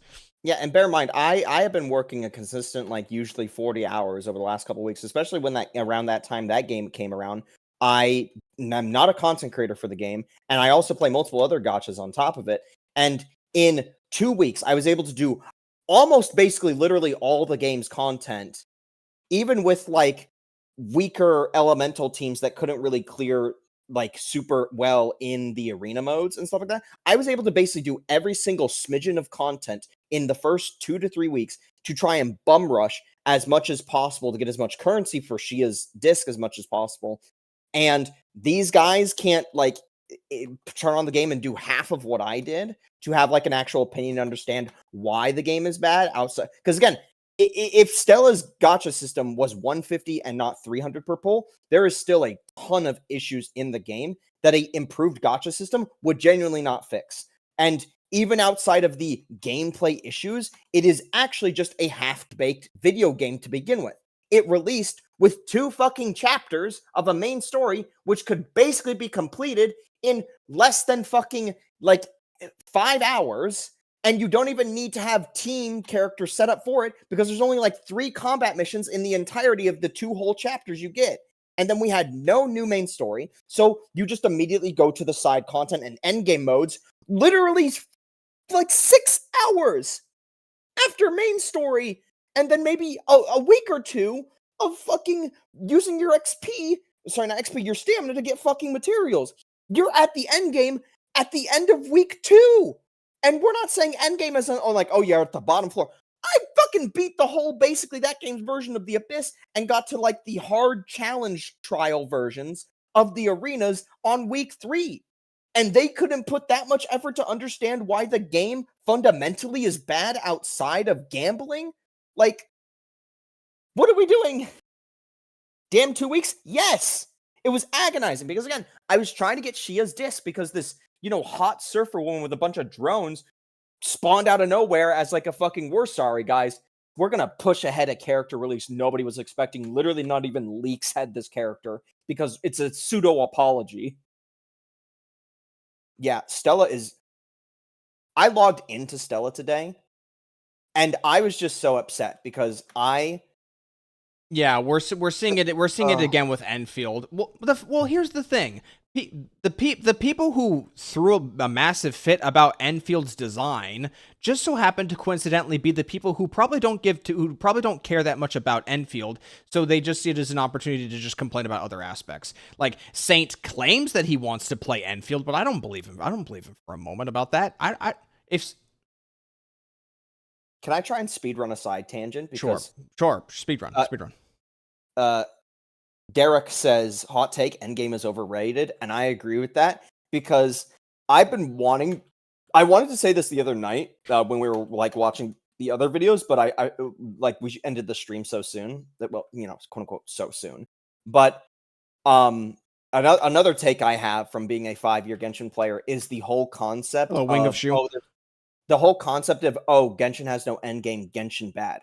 I've always had this fucking annoyed ass thought in my mind because of like the take that, Genshin has no end game, ergo Genshin bad. Nobody has defined what an end game they would want for Genshin to be and what that would look like. And that's the thing that fucking pisses me off because effectively, what end game do any of these games have? What do we define as an end game? Because the end game from Star Rail is the same as Genshin. The end game for Zenless Zone Zero is the same as Genshin. The end game for Wuwa is the same as Genshin. We have the same end game in every one of these games, but the one game where it was the biggest talking point was the first one. And nobody wants to talk about in all these other ones. What is an end game? Is an end game going to grind artifacts to min-max? Is the end game these end game modes that you have to understand? You have to understand. When you're sitting there grinding for a piece of gear for 10 hours straight and it doesn't drop and it drops to somebody else? What is it?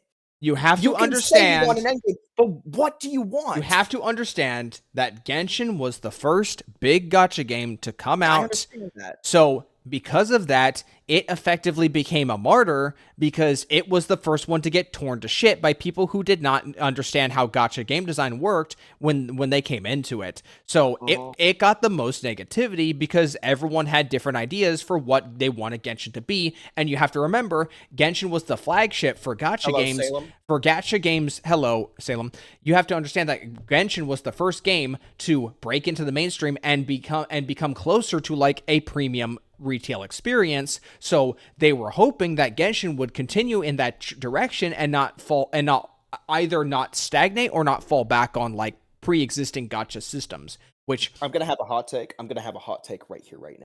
I think Milstar Wonderland, unironically, is the best conceptualized end game. No, I agree with you. I think Miliastra Wonderland is genius because it takes the elements of it takes the formula of Genshin and it turns it into a platform. The enemies, the mechanics. Now, I would prefer that the mini games from old events would be in Miliastra Wonderland. That should literally be in there.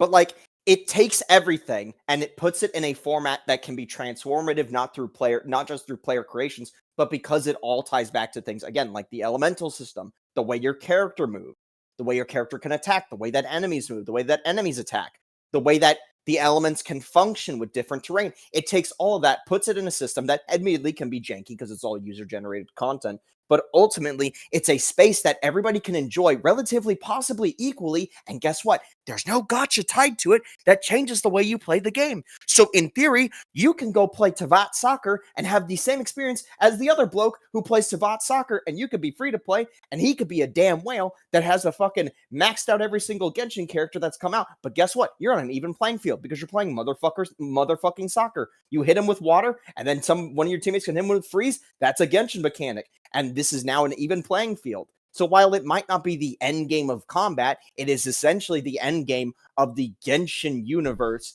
which includes everything from its mechanics to reaction system and all of that.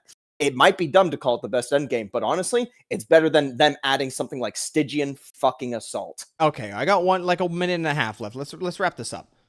We can do so in a kind way as well without having to lash back. I know these solutions sound like my head is up in the clouds. I get it. But I do hope that together we can make these communities less of a toxic mess. The less toxic it becomes, the more fans will be willing to engage with the space.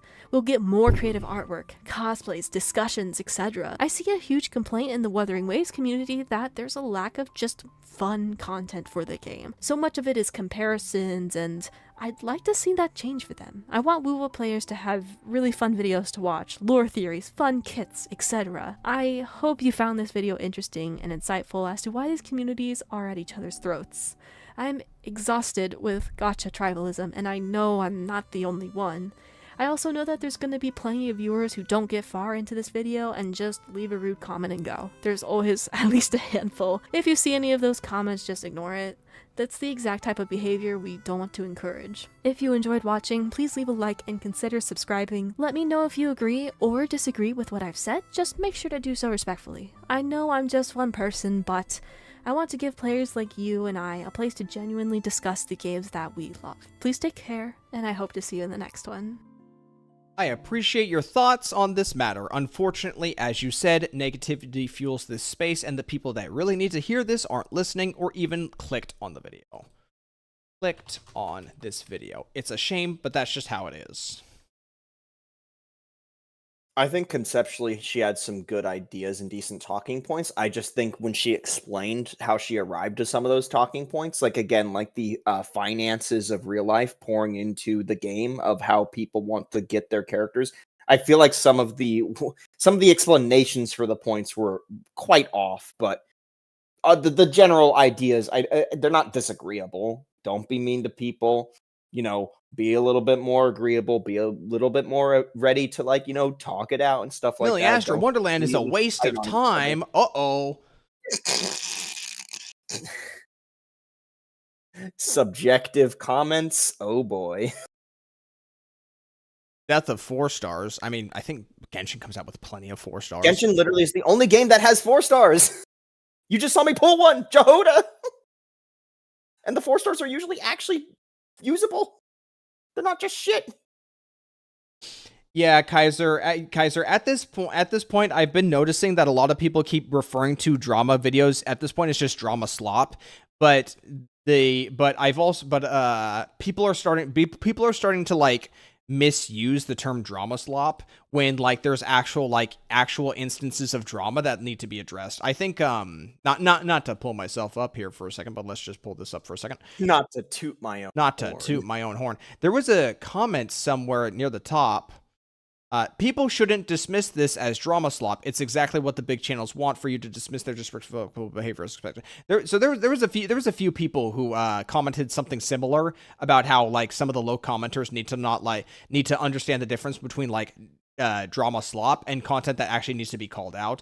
But unfortunately, we've hit that evolution, or some might argue de-evolution, where now anything drama related is just drama slop, and people aren't willing to like find the distinction.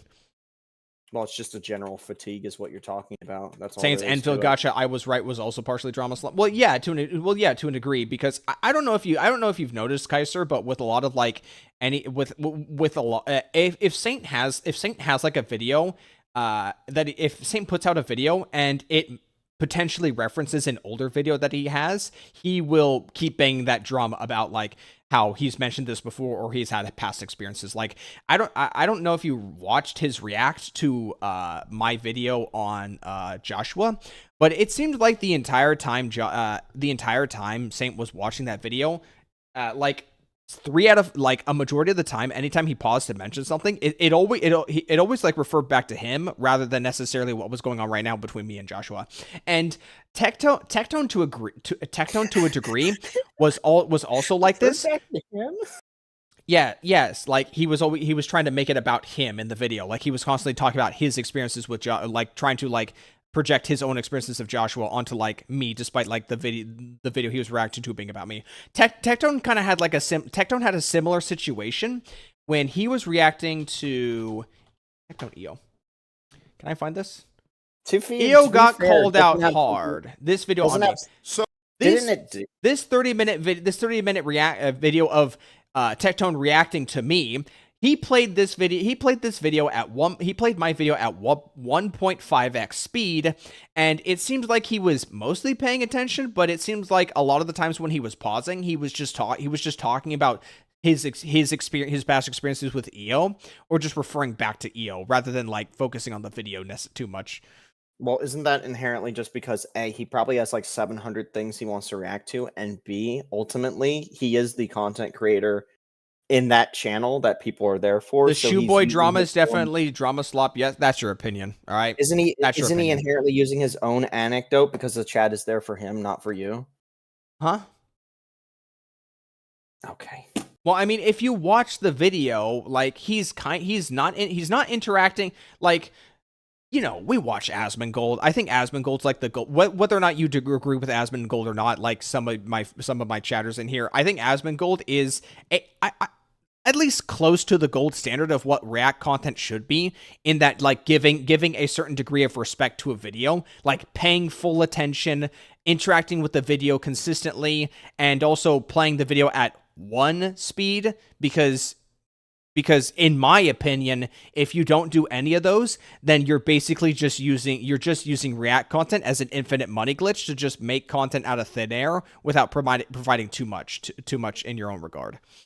Well, also, if like we're using the topic of always you were talking about Saint's reaction to my video. Oh, okay, my bad, I misunderstood. If we're also using the talking point of always, you know, these people always are constantly talking to themselves in a video that has nothing to do with them, then I mean, you would also bring up how Asmon, more often than not, will usually try and see things from the other person's shoes rather than try and speak on their limited knowledge of it.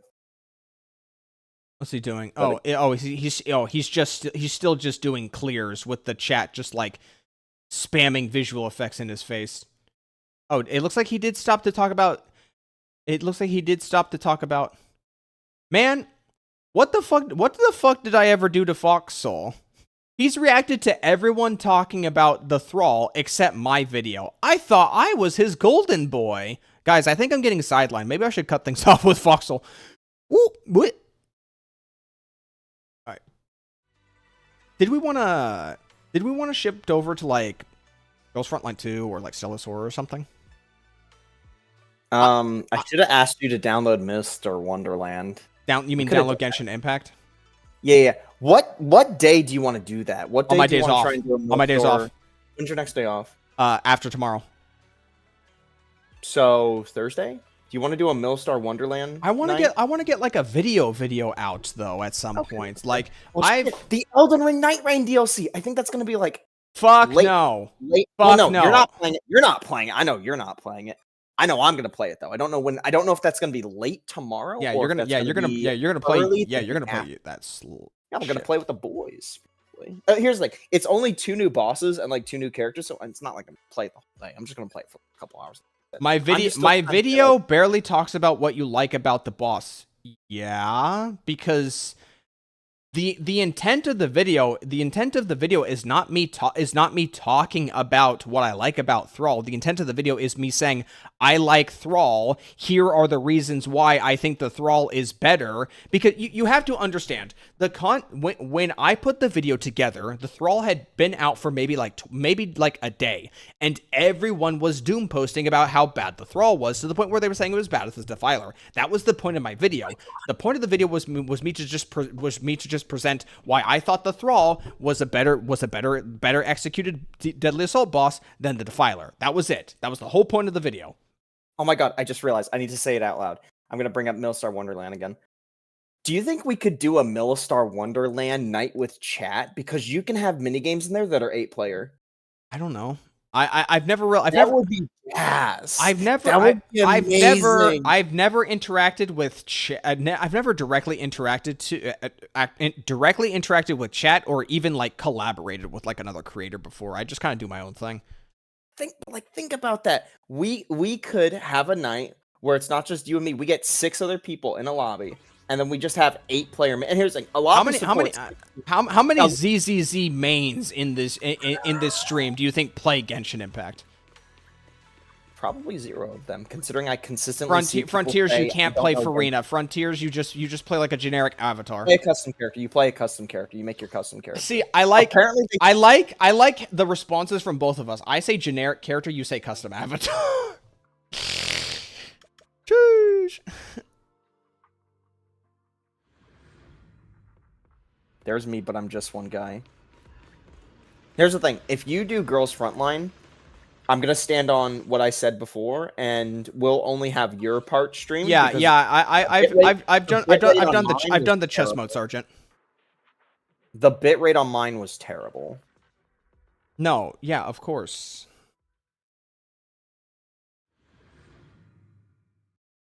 I don't know. In fact, the other mode reset, the one we did last stream, I think we should do that instead of peak value, because we don't know what fuck shittery could be waiting for us with peak value. We can kind of guarantee that the other mode will be a bit easier. You know what I mean? Yeah. Yeah. Did you hear that the chess mode leaks your IP? Yeah, I saw. It was kind of hard to avoid. Tato says they play Genshin and ZZ. I know someone, maybe it was Tato. Somebody said they had 160 pulls to try and get Durin, and their weapon they got both. So yeah, GG on whoever that was.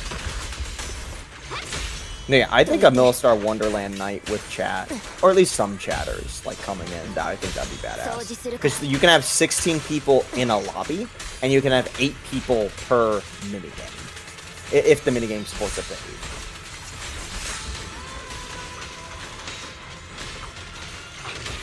But no, you cannot play the characters you can. In fact, you play a custom character where you can change their hair, change their face, change their skin, change their eyes. You can have black characters in Genshin Impact. Wow!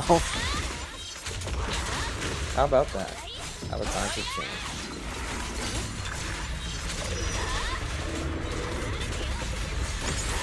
You want to hear something that's sad? As someone who's owned Ellen Jo since the launch of the game and has played her like the most out of any character, I never realized that the third hit in the basic attack, where you like twirl the head trimmer, I never realized that you can mash or hold basic to extend the duration so that it just keeps spinning perpetually. I only found out about that fucking yesterday. That should go to show you how much of a filthy casual I am at this game, and I hide behind all of my real life spending for people to realize that.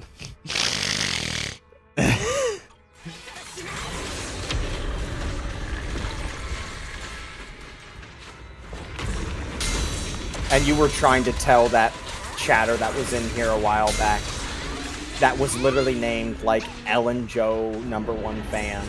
Yeah. That you are the Ellen Jo #1 fan. Yeah. Who says I have to be a fan by knowing how to play the character better? Bullshit. Do you think people who like, do you think the #1 Rem fan, is it Rem or Ren? Rem? ReZero, Rem. Do you think Yes, someone who considers themselves the #1 Rem fan, do you think they have to know about that like extended fan fiction where like she runs off with Subaru and has like a family with them? Yes. Yes, That's think so? that would be the fantasy paradise. Okay, for that bad person. example, What are bad you example. talking But you get about? where I'm That's a going with terrible this. example. Get where I'm going with this, okay? You can enjoy something and be somewhat oblivious to like every aspect of it, okay? You don't. At that point, you're not a Wonder Woman fan. You're just a crazed. Me, fanatic. when I realized Zuyuan's charge attacks could be used to push herself backwards. What do you mean? You just hold the button down and then it happens. What are you talking about? That's just something you do from just hitting the button. I main Ellen day 1. I just learned from you just now. Everyone has the own experiences and accounts. I used to be a Genshin maid, but after Skirt banner, everything went shit for me. Feels bad, man. Everyone is just too emotionally charged to even discuss how to improve even one thing. I don't even... Guys, I'm gonna be honest. I don't know why anybody on the internet is even putting forth a discussion on how to improve some kind of homogenous community. The reason why it's a problem is because you assume that this small portion is the community to begin with. Move on. Move on. Okay? There are infinitely more dads playing Call of Duty and, you know, young kids that are just trying to, like, drink Mountain Dew, get high score, than there are people, I don't know, calling women bitches and saying the N-word over fucking chat, okay? And you can, again, apply this to any game community, okay? If you think your game community is the worst thing in the world, and it's not League of Legends, then you need to just, you need to just walk away from whatever Twitter post or Twitter user you constantly look at, okay? Because again, the only community that is, I'd go as far as to say, scientifically toxic to its core is the MOBA community, because that game is intentionally made off the idea of wasting time. Because the moment your team starts losing, you are actively wasting time. You are definitively not doing what you supposedly are supposed to be doing in the game, and that is killing the opponent. You're getting wiped to the floor, you sit there for a minute on Reddit because you're on a respawn timer, and then you go back in to go and try and get some mobs, and then they come through and clean your ass out and kill you again for another 1 minute timer to respawn on. If your game is a MOBA, you have reason to get mad at how, you know, awful your community is. If you're not playing a MOBA, just get off Twitter.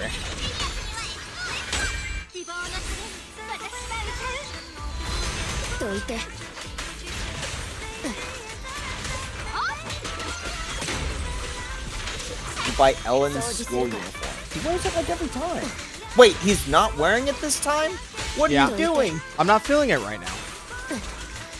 Not even half the people that stick around his streams actually get converted away from thinking he is a filthy drama slop farmer.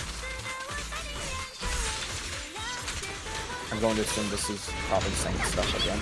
Of all the times to ask how many actually play Genshin when my bosses are around, but yes, I play Genshin. I'll be wishing on Durin later. Good luck with that, buddy.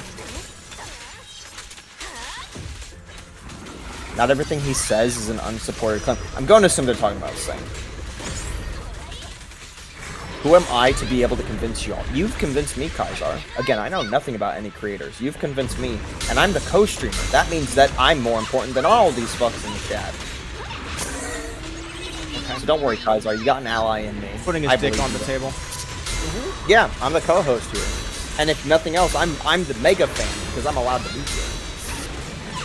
When I played Dota 2, the only games where people got angry at me were when they were terrible players. It's always the terrible players that usually have a lot of like, oh yeah, you suck so bad. I'm talking about Smite in particular, I'm gonna be honest. Usually in Smite, the ones that talk the most shit on the enemy team were the ones with the worst scores. Every time.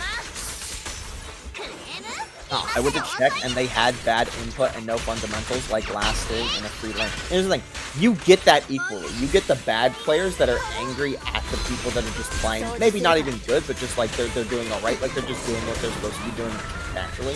It's not particularly amazing, but it's not particularly bad. You get those people angry, and then you get the people, why am I not even reading his comment and acknowledging fully to then see Jax be the first character? It's always Jax is the first one mentioned. Anyway, yeah, there's bad players on both the good players and the bad players. So that's what I was trying to say. It's always Jax. Everybody always picks up Jax when it's League of Legends, and I got stun locked for a moment while I was trying to respond. Ethan showing up randomly made me realize that the internet opinions are opinions of the internet. I'm sorry, what? That opinions are opinions on internet. Even if I hate the opinion, why would I hate the person? Yeah, pretty much. Unless the person is actively trying to, like, you know, go after you verbally, like, there's no reason. And even then, you don't really need to, like, you don't really need to engage with somebody going at you verbally. You can just move on or just say quick and move on. You don't need to, like, try and turn the bigger thing. I generally kind of understand how some people get 25k against Marionette using Yijuan and Lucia. Lucia and Yijuan? Oh, no, wait, yeah, Lucia's a rupture character. I don't know, I was thinking she was Anomaly for a second. But anyways, I'm just here to clear the air about what I see being spouted. That, and I want to believe I'm cool with Arikado. Kaiser, I'm gonna be honest, I don't think I've really been catching up on what you're trying to say. Would you mind at least... Why the fuck am I not doing 29? Oh, jeez. Oh, I'm gonna lose my fucking mind. Is Kaiser, it really not worth running this set? Kaiser, I'm actually interested. Can you, like... I know I should have been reading it, but I was distracted by, like, other things. No, Kaiser, we're just we're absolutely fine. If anyone in this chat, if I anyone want in them to this say chat what is they were shitting gonna on say. you for being like affiliated with Saint, then yeah, I'm gonna have some They're issues. talking about? What? I don't know what he's talking about right now. I'm just trying to test these discs. I'm just trying to test these discs. Kaiser, if you want to tell me, because I am super third party in any of these gotcha conversations, these gotcha community conversations. If you want to, like, real quick say what you're trying to, like, clear the air about, like what Saint does or doesn't do, like, I'm here to read that. Just about Saint is all, and some drama stuff. Don't worry about me. I'm vexing at this point. Okay. Well, no, you want to be heard, so I'm here to hear you. I didn't hear you before. I apologize. So I'm here to hear you. If you had something you wanted to say, sorry for making your stream my soapbox. There's 41 people here. Somebody, if people want to chat, they are more than welcome to. If people want to chat, they're more than welcome to. Yeah, this isn't like an 1,000 or 2,000 people stream where you say something, it aggroes the streamer, and now they have you pulled up and they're arguing with you. No, that's not that. There's 40 people here. If you want to take over the stream and be a major talking point, I'm going to advocate for that. Anybody in this chat now I don't know how big Ari could get in the future, but if anyone in this chat wants to be a bigger part of this stream themselves and engage like crazy, go right ahead. There's 40 people here. This is essentially a classroom in high school or a classroom in college. If you want to be center stage, take your place. Just don't spam, because then we'll time you out. That's really all there is to it. I once checked a replay where I won and had my input frequency was higher than the other 9 players combined. Yeah, MOBAs be like that sometimes. Not really making a soapbox, I just hate Satan opinions. I don't like to take over someone else's stream, that's all, just not what I'd like to do. Well, let me put it this way. Let me put it in the way you understand. We gotta have content somewhere. So if we gonna have you make the content for us, that's A-okay, okay? Again, you can be part of this little circle, okay? Zombie shits on this guy all the time, and we're not sitting here, like, getting angry at him or, like, timing him out or anything. He's part of the show. He understands it's part of the show. It's funny, it's entertaining. You want to be part of the show in a different way? That's cool. Go ahead. No reason not to. I don't like to take over... oh, no, I already read that. One guy didn't even move the camera during a team fight. I forgot you can do that when you spectate other players. You get to see, like, their full motions. When Zombie shits on y'all, it's because he can shit on you because he knows ZZZ as well. I mean, I don't know much about other games, but I'll shit on people. That's just the viewing experience, right? I think there's plenty of people who have watched somebody play a game that they've never played before, and they see somebody, like, fail at something or die, and they're just like, rip bozo or something like that. It's, you know, it's a fun time. Okay? You don't have to worry about anything. It's all fun and games here. The only times where it's actually a problem is if you're actively, like, you know, being super hostile. I don't think you're being hostile. Maybe you use language that can be, maybe somebody in the chat might think that, you're getting a bit hyped up in the moment, like trying to, like, prove a point or something like that. But that's just what happens when you have two people who really want to engage in the conversation and make themselves be heard. That's just people. You're fine. You're A-okay. There's no problem with that. I wish the Ari brother made videos about Genshin lore or just his thoughts about X, Y, or Z plot. everybody keeps on mentioning the whole Genshin lore thing. This is just if you play the game. If you play the game, you get to learn basically 90% of the world. That extra 10% is just little fluff that's cool, but you can still pretty much understand everything just from playing the game. I don't need to make a lore video. You just play the game, you get the vast majority of the understanding of everything. The only thing you don't get from if you don't read books is you don't get the little in-between details that help, like, they build the foundation of smaller things in between, right? Like, you don't need to read the books to understand Fontaine's narrative or Fontaine as a country or even Fontaine's history. But reading the lore books help you understand the individual features that, you know, add flavor to that. And that's why I always criticize ZZZ, is because ZZZ doesn't add enough breadcrumbs, as I keep calling it, or it doesn't, you don't feel like you're as intertwined with the game's narrative as you could be. That's the only reason I keep, like, you know, shitting on it in the past. Anyway, okay, I guess those discs I've been grinding for just sucked absolute dog shit. Having 500 less attack is just not worth it when compared to having, like, fucking, what is it, like 20 more, like 20 more percent more crit damage? Okay, well, fuck me, I guess all that farming has been useless. if you watched a Saint vid, you'd probably think ZZZ is the worst game possible after that clear time. I mean, like, 4-piece woodpecker instead of 4-piece polar metal. What are the benefits? Well, the 2-piece is 8% more critical rate, and as Ellen Jo being a character who crits like pretty much all the time if you have her built correctly, you gain a 9% increase to attack for 6 seconds. Compare that to polar metal. Polar metal does, where's polar metal? Down here, you get 10% ice damage, which if you own her W engine, you don't need it because you already have 20% ice damage from this. And I think she also has ice damage in her core passive. Additional ability, when Ellen deals ice damage, subsequent ice damage increases by 3% for 10 seconds, stacking up to 10 times, and repeated triggers reset the duration. So, and this is a pretty long duration of 10 seconds. So you're looking at about 30% additional ice damage every time she deals ice. There's no soft cooldown on this either. And Ellen's like basic 3 is just like a spinning blade. So you're just building up that shit up really fast. So you've already got way too much ice damage. You've already got way too much ice damage going on. So the 2-piece of polar metal is already not good. Okay. Increase the damage of basic attack and dash attack by 20 seconds. When any squad member inflicts freeze or shatter, this effect increases by 20% for 12 seconds.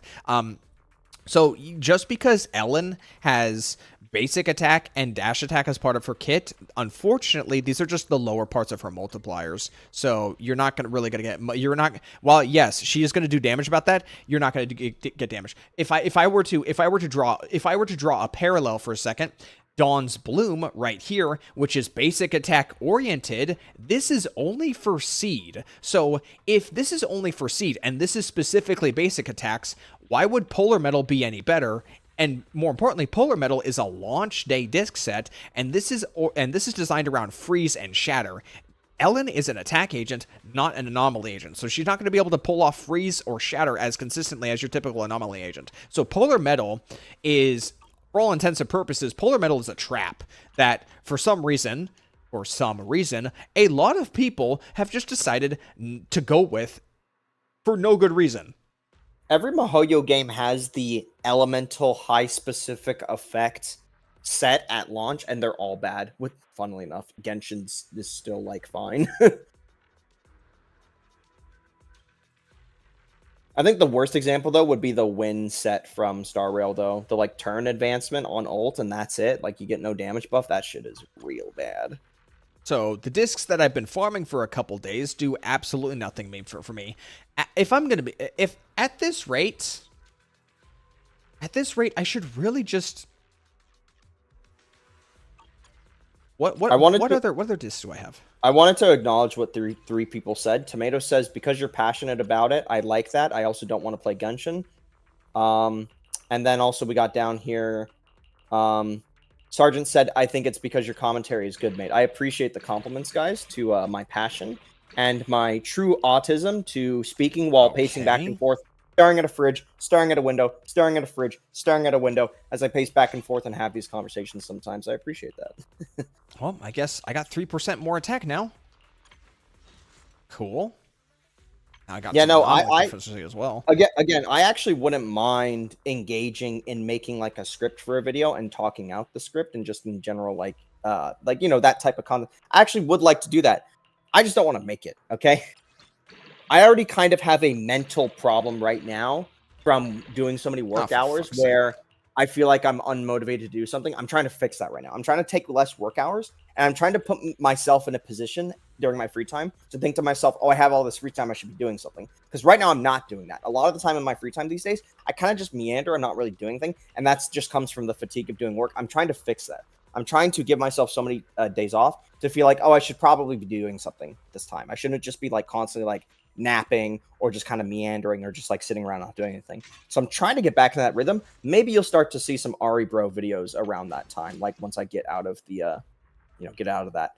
Star Rail just power creeped all the 1.0 elemental sets. Again, the problem is that the sets were not made to function in the long term. Again, you look at that wind set. It was wind damage and turn advancement.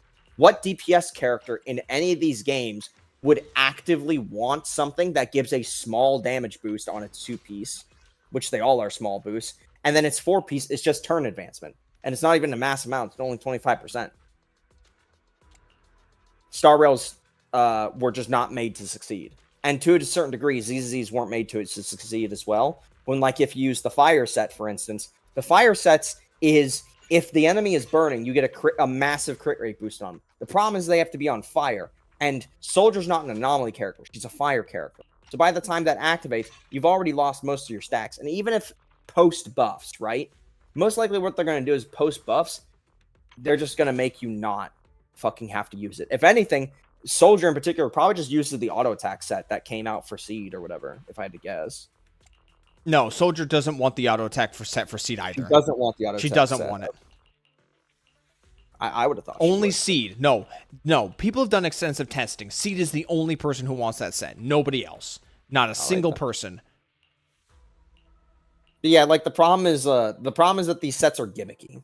They're gimmicky and usually tied to something that isn't really like conceptually long term. If you look at the fire set from Genshin, the fire set is literally simple. It gives you a fire damage boost, and if elemental reactions occur, your fire boost gets stronger. That's it. And it stayed the same the entire time, and there are plenty of fire characters in the game that can use it.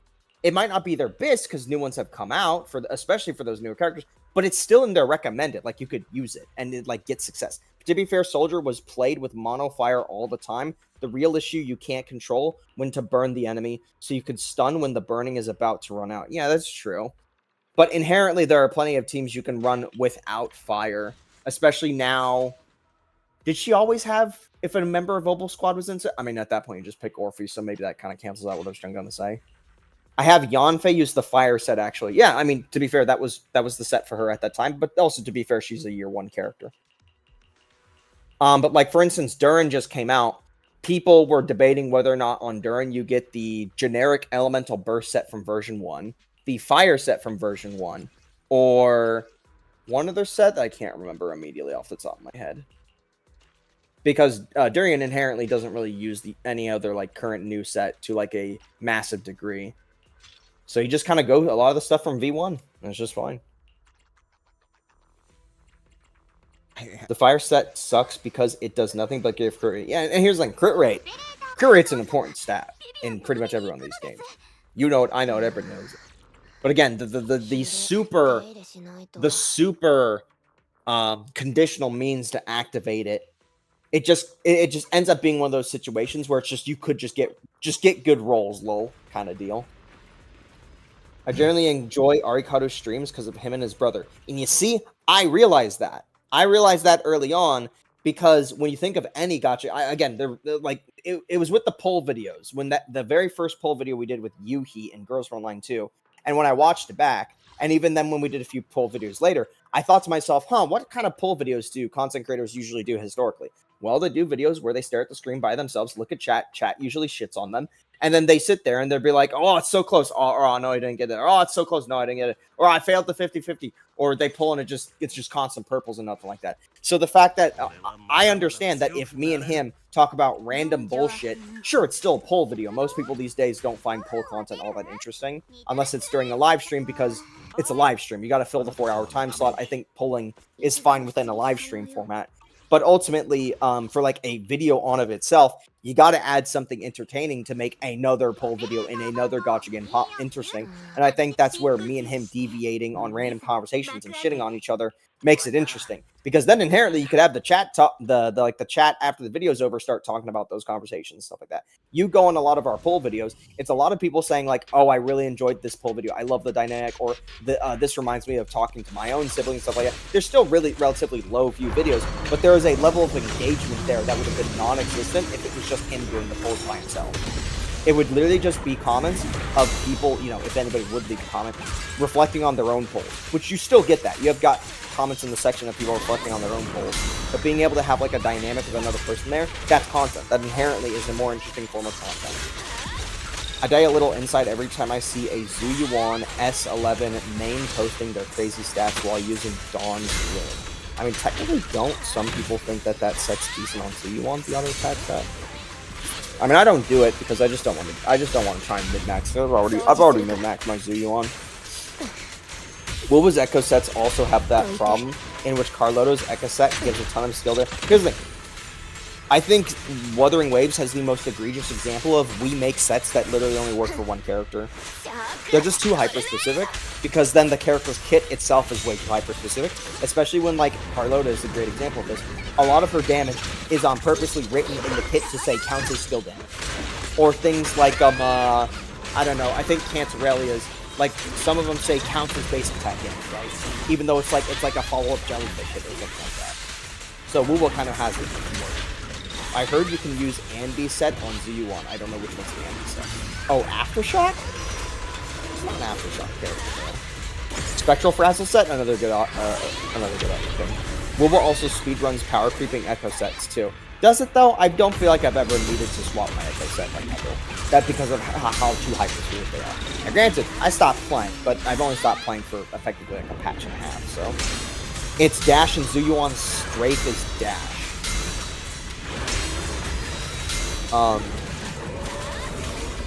Aren't you wasting time just dash shooting, though, versus sitting there and just holding the button down? Unless that whole thing's counted as a dash?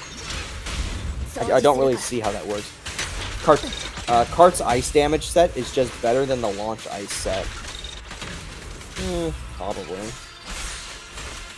I'm still using the 1.0 Ether set, still good since Nicole uses her EXA a lot. See, the problem with my team setup for my Zuyuan and Chingy team, if anybody thinks that team is bad, the inherent thing that makes it bad is the fact that it is a Orphe in there that is not helping Zuyuan get that set activated, and that's really all there is to it. But if I really wanted to, I could just... I could get like that Bangbu to level 3, so I only need one Ether character in the team and not two, so I can try to get my Ether boost that way. Wuwa also just has male characters like Geshu Lin and Scar and decide not to release them. One day, hope. By power creep, you mean by subsequent character-specific sets seemingly get more and more overloaded. Sure, so here's the thing. Those sets get overloaded intentionally because of the way that character set is hyper-specific, because that inherently means certain team buffs might not work with them, so they're front-loaded so that these characters can work independently from each other. But because of that, then the set ends up being way too over-tuned, and then you have weird scenarios where characters want that set instead of like the one they used before. Scar coming. I assure you Scar is coming.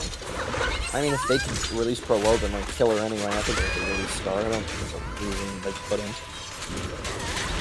I have an S5 Ether Bangboom. Yeah, and I have like only like fucking like... I almost did as good as my dial-in there. Yeah, I only have 6 Bangboos, period, that are like the S ranks. I have 800 Bangboo pulls just sitting around I've never used. I've got that elixir mentality with Bangpoo pulls, where when the one comes out I know that is the Bangboo, I'm ready, kind of deal. But we really haven't hit that point yet, and I keep swapping my Bangaboos in and out because I can't decide on one to use. So yeah, 800 Bangboo pulls. I actually have a bone to pick with Arikato about his Echoes video, LMAO.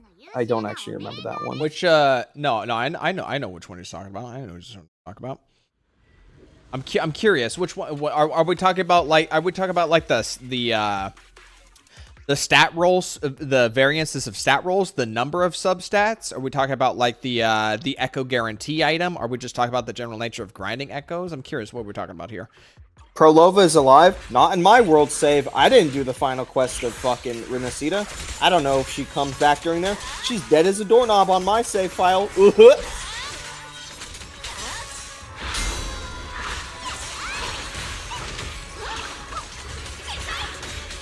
I had 800 and 900 XP items and 200 tuners in one account. 200 to 300 XP items and 3 to 4k in another account while doing the same process. She's still alive even in that update. Yeah, she's in the painting, okay? It's their way of saying she's dead while also knowing shit. We can't say she's dead because then all the players are gonna get super upset if she actually is dead. She's basically dead, not dead. You can meet me halfway here on this shout, man. You understand what I'm trying to say. I never pulled Snap, even though I have Astra, mainly because I often use other Bangus that are more useful for one reason or another. The probabilities don't work that way. Yeah, if I ever read your comment and I don't say anything, it's because I have nothing to say because I'm not super in tune about whether or not, like, oh, you don't have Snap? What an idiot. Look at this guy, he don't have Snap. Snap, more like snap my fingers and you disappear from this chat. How dare you not have Snap? Yeah, I just don't have anything to say. Honestly, I just pulled Bang Boost to max their teams and that's it. Bro, if there's a Bang Boo I would use every time and there was no like restrictions on Bang Boos or anything, if they all had good effectiveness, I would just use the fucking Sons of Chaldean one every time. I love that some bitch revving up a wheel and then fucking driving trash mobs towards me. That shit is hilarious and I love it. It has functionality, it does a little bit of damage, and it's just cool. It's just cool. That's hilarious. Yeah, it is. It's great. Fucking sniping, like 3 different mobs are sniping, and this fucking wheel asshole basically pulls them over like a bulldozer over to me and drops them into my fucking pit, and I kill them. Brawler Boo is still my favorite. I do love Brawler Boo too. I love going to the start of combat and just fucking come out of nowhere from the top rope. Isn't Brawler Boo Vegeta? Probably, basically. I mean, it's just a Kung Fu Boo. We need to rank relic systems. My ranking is 1 on Enfield, 2 on HSR, 3 on ZZ, 4 on Genshin, 5 on Wuwa. Okay, I'll rank these systems right now, especially since I've played a lot more of these games, okay? Oh god, I didn't keep the list of all 14 options I've played. It's okay, I know this off the top of my head. I know this off the top of my head. The best relic system is Girls Frontline 2, and if you compete me against this, you will be banned. Because you cannot tell me a game where you're able to build a character super fast like that. Oh, and even if you don't infinitely get the reroll artifact, literally that just means you, sorry, not artifact, attachment in that game. That just means you miss flat attack. Oh, boo-hoo, you don't have flat attack. You have 5% fucking flat to next. And then you can sit there and re-roll it forever. You don't have to sit there. Oh, if nobody knows, in Girls Frontline... Oh, we didn't even say this in Girls Frontline 2. In Girls Frontline... We gotta go Girls Frontline 2. Hold on, guys. In Girls Frontline 2, if you get that game's version of a artifact or relic or whatever, you can sit there and re-roll it for all of eternity. Okay? So if you get the mid-max one with the best substats, which is not hard to get, you can sit there and you roll it, low rolled, roll again. Low roll, rolled again. High roll, keep it. Boom. Good. Girls Frontline 2 the GOAT. No one plays Girls Frontline 2, and it's a shame, man. It is a absolute fucking I played row your boat down at shame. It is upsetting. More people need to play that game. It is amazing. You're not gonna. Anyway, I said this on my second video that you thought. I said this in my second. Wait, hold on. I just realized Frontier said Honkai Star Rail. Shut up for a second before I shut you up myself. Oh, I'm sorry. I accidentally hit my audio thing. Was I talking over you a lot? Yes. So from my second video ever, I said, do you think people hated the TV mode in ZZZ? Try to get them to play a grid-based strategy game. Yeah. They're not there. It's not even on their fucking radar. Yeah. Sorry if I was talking over you. I have like an audio. Do you guys have a little audio buttons on your headset, like on the cord? Sometimes that just gets caught on my fucking like shirt and pants, and then it pushes the mute on its own. I like Fire Emblem as too, Wingshu. If I was over talking like heavily on him, that's why. It's because occasionally like the buttons on my headset's cord get hit, and then it mutes the whole thing. I don't even know if I'm talking over him, so I apologize for that, Ari. Anyway, Honkai Star Rail. You think Honkai Star Rail is the second best relic system? You are fucking crazy and out of your mind. That shit is awful. You are out of your mind, Frontiers. You are a madman. ZZZ is infinitely better than that, and Genshin is also infinitely better than that, and Wu Wuz is infinitely better than that. Honkai Star Rail is awful. Anyway, where would I rank the next one? Okay. For me, it would be Girls Frontline 2. Then it would be rank 2 is hard because it's really hard. I guess ZZZ, just because everything is 3%, you don't have to worry about values or whatever. Then it would be Genshin, because Genshin has you need 4 pieces for a set system, meaning that the 5th piece in your loadout can be whatever you want. This enables, like, let's say you get a fire cup that's god tier in Genshin, but it is not for any set you want to put on anybody. 6 months rolls down the line, and you're farming the new set. You don't have to worry about a fire cup, because that god tier fire cup you got 6 months ago, you just slap it on in there, because you only need 4 pieces per set, but you have 5 pieces for a whole character. So you have 1 piece done already, and if you can basically use any piece you get in Genshin Impact to be a potential future piece for any character, and it is an amazing system. It rewards holding on to something that is good. So you can get the dopamine of getting a god tier piece, even if you don't use it immediately, because you can use it in the future. Anyway, after that, what would be after? So it would be Girls Frontline is the best, ZZ is second, Genshin is third,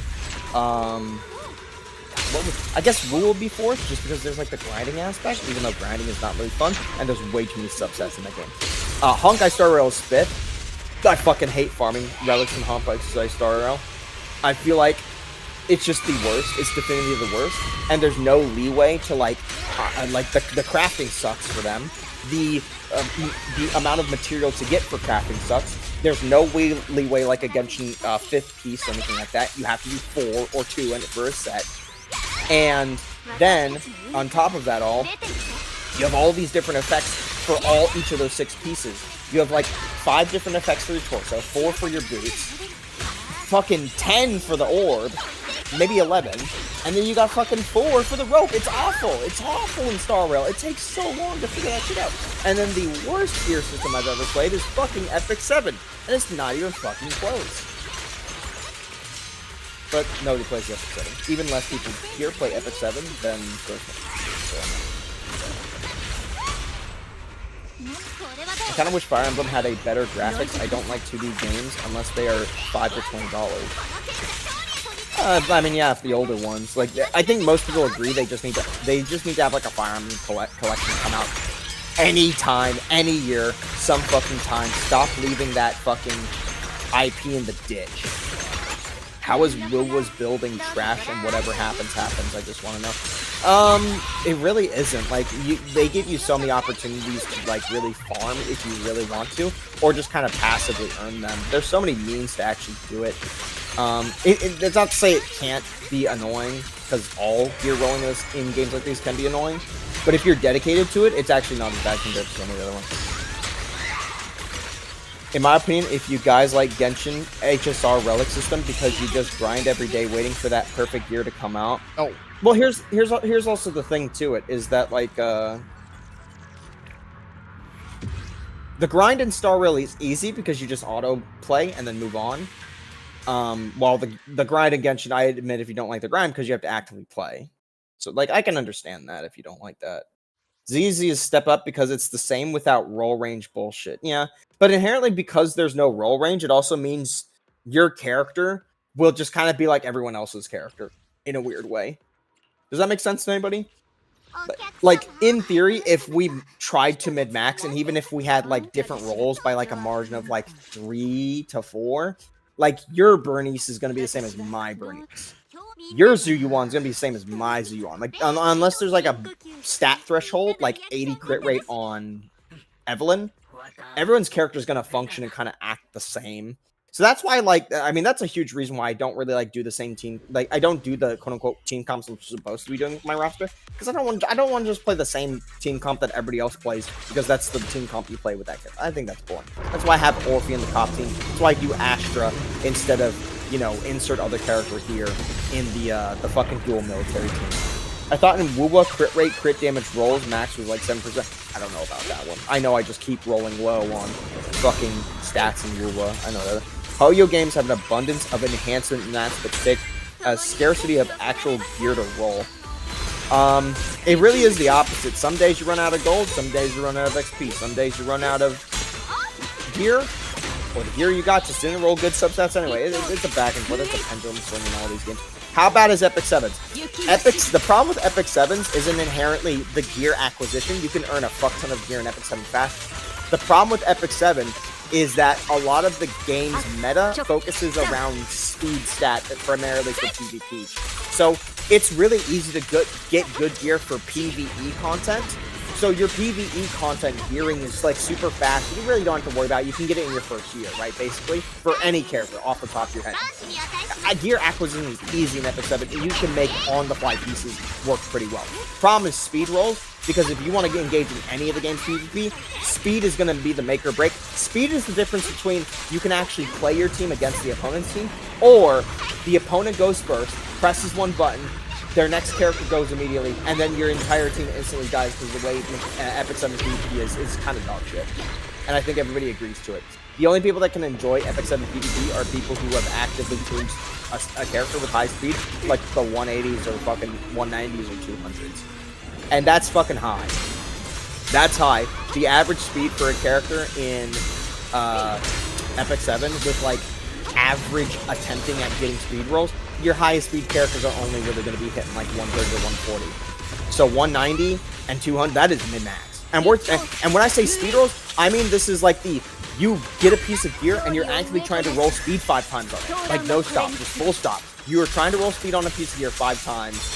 So just imagine doing that in any of the GOT games. Boom, you have Epic 7 PvP. That's your PvP. Your PvP is determined on how many speed gears you've rolled speed on 5 times. And rolled high as well, because that game also has like roll value. Honkai Star Rail is auto farm? Yeah. I give Honkai Star Rail and Genshin shit because of that 50-50 chance to not get a 4th natural subset.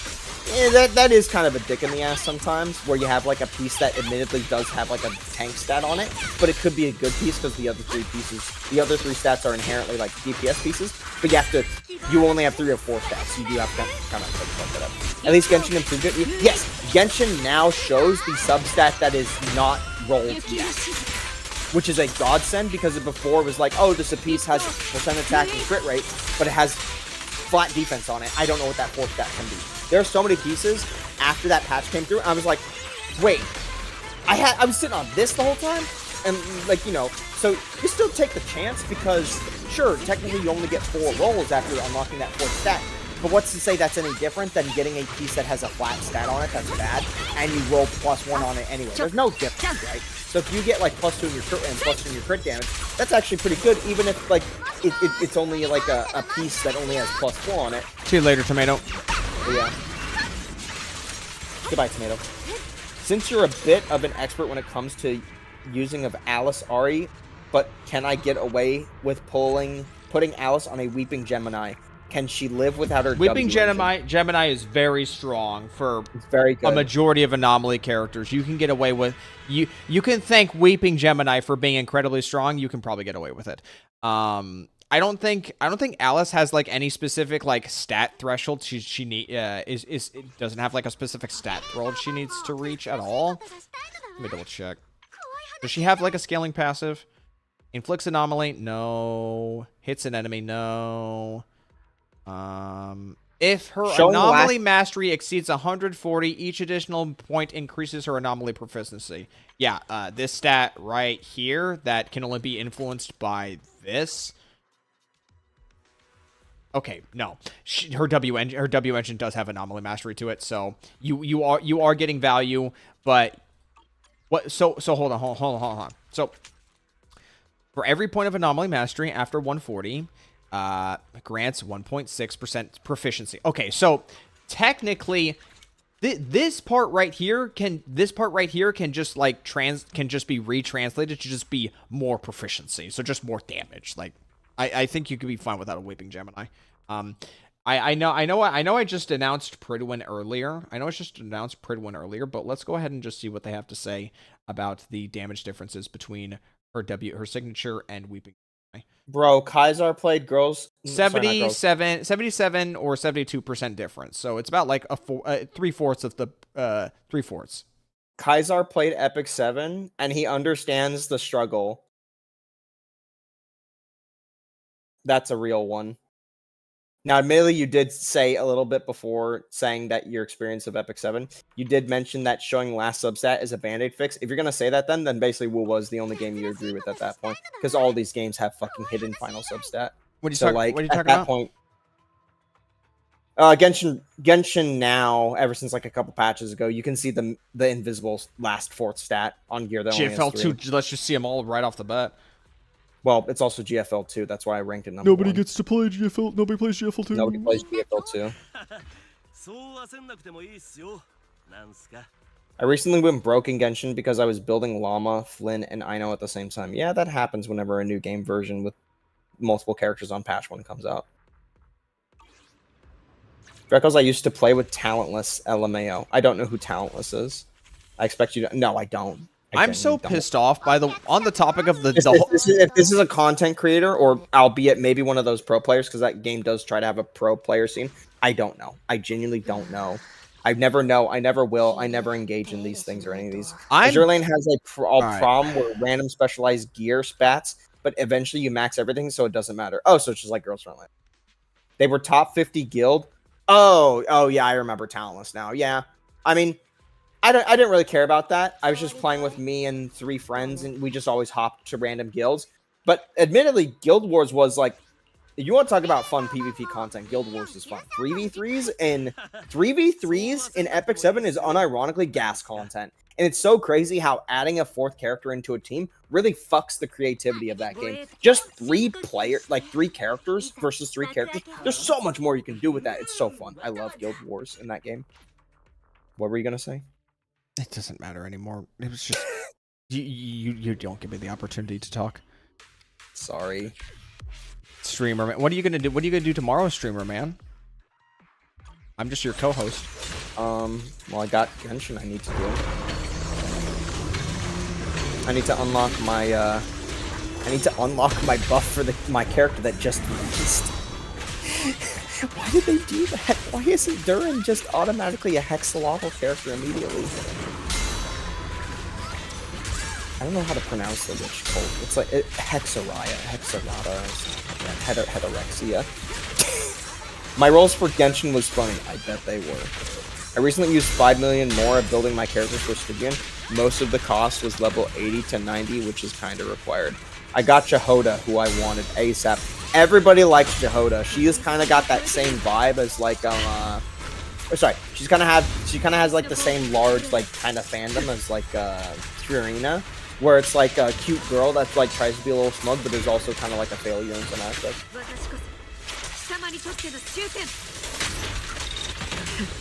Arikato Zodan, you too. If you are still interested in what issue I had with your Echo vid, you'll have to look at my history myself. Oh, my brother didn't read it out? No? What do you mean no? You're reading the whole chat, aren't you? He didn't mention this for like the last fucking 10 minutes. I don't know what you're talking about. What do you mean me? It's him.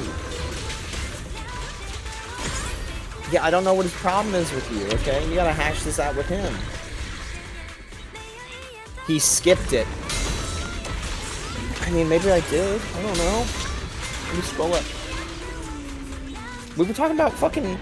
Oh, Kaisar, why are you betraying me? We were having an Epic 7 bonding moment. The bond never was. Oh, for fuck's sake.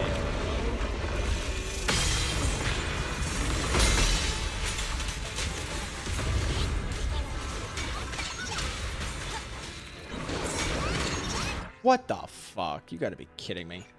Fucking misinputs. Oh. Kaisar's point was just on mats. Like you just don't have mats for gear. No upgrading. shit. Everyone bitches about the echo mats. I wanted to have a nuanced conversation. Yet all the fucking 2 IQ WUWA players just want to talk about the fucking mats. No fucking shit. There's a mat problem. I want to talk about something else. Some other nuances about echoes that nobody wants to fucking talk about because they're the mats.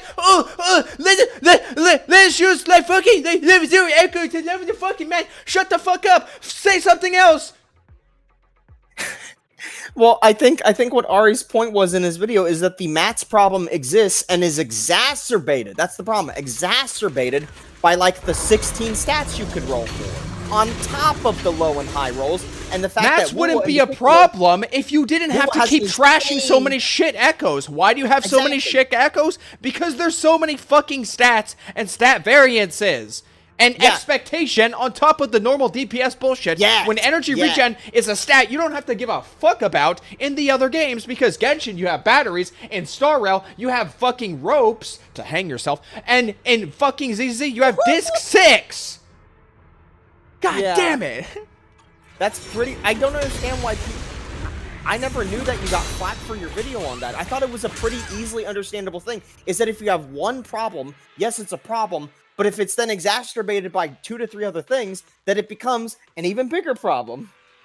I thought that was like the easy thing to understand. Stygian is coming for your energy. Here's the funny thing. He's actually kind of right with that. Is that energy was not really something you had to massively worry about on just your DPS on Genshin. But oh boy, again, Stygian trying to clear a boss in like 30 to 40 We're not talking about seconds. Stygian. Stygian's retarded shit. It is bad. It is terrible. So just ignore it. Don't adhere to Stygian. Just try and fucking clear up to what you want to try and clear, what you can realistically clear, and move on with your life. It's Genshin Impact. They're gonna add another 20 hours of a new continent soon. There's your gameplay. Don't sit there and waste 3 hours like I did when Stygian first launched just to get a fucking like I think it was extreme difficulty clear, which isn't even the one that you got skipped soul. again. Kaiser, hey Kaiser, make it more. Make it more clear to him. Sorry. When I talk, I'm gonna be honest. It's like I said earlier, guys. When I talk after reading something in chat and I get into a long-winded thing I say, I'm staring at random bits in the room while kind of letting my thoughts flow out. I'm not immediately looking at chat, so I apologize. I'm going to go and I'm going to read each one of Kaisar's things. Okay. It's about 3:15, 2:14, and 1:13. Oh, what that means. I don't Am I actually supposed to look back in the video? Oh, are those timestamps? 3:15, 2:14, and 1:13. Why is he saying it backwards? Maybe those aren't timestamps. I don't know. What do you want me to say, Kaiser? I don't mean to ignore you intentionally. WUWA's standard weapons are low-key goated. What? Do you mean the standard 5-star? Because the standard sucked dog dick. I'll just DM you Arikado, LMAO. I'll DM Arikado about it. Okay, thank God. I don't have to worry about if I'm missing something. Standard 5-star. Yeah, I hope he means the standard 5-star. And by standard 5-star, we just mean the fucking one-handed sword with crit rate on it. All the other ones are dog shit. Raiden Shogun's energy advantage is countered by the shields and her low damage. Yeah. You know, low damage if you don't have C2. You guys pulling Churu or not? Is the update out? I actually tried to see if I can get in. Is the update out right now? The ends? Sorry, not the ends. Ralphian. I was actually trying to get in like 30 minutes ago. Now it is a stove game, so they usually the update comes through like at fucking midnight or like 1 a.m. if we're going by Epic 7. Guys, you might see a Chaos Zero Nightmare polling session if the game is up right now. We're about to see some hot-ass bitches. This is a waste. The game is up. Okay, it's time for polling. Hold on, let me get this sorted out first. Shit, I need to close Genshin. Why do I have 2 games running at once? There we go. Good. about to be really awkward. Well, I was gonna get started on my new story, but I guess not. I forgot how loud the Chaos Zero Nightmare intro was. Oh, somebody was wondering if I saw Yuki in the intro trailer. The intro started playing right now, so I'm gonna let it play something. Why do I have to log in again? I literally just log in to get into the game.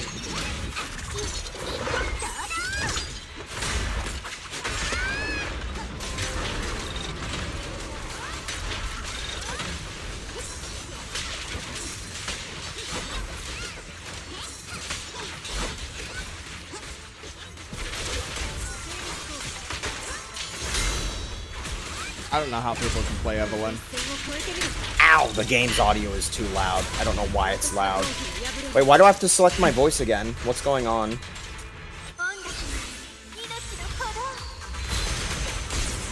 Why do I have to select my server and my voice back again? It's so weird. I got Yuki, the new girl. Not new anymore. She just ended. Alright, let's check these DMs. Chizuru now. There's no DMs.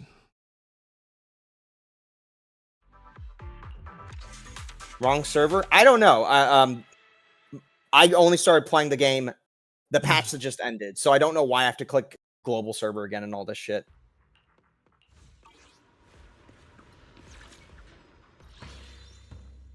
Okay, we're good.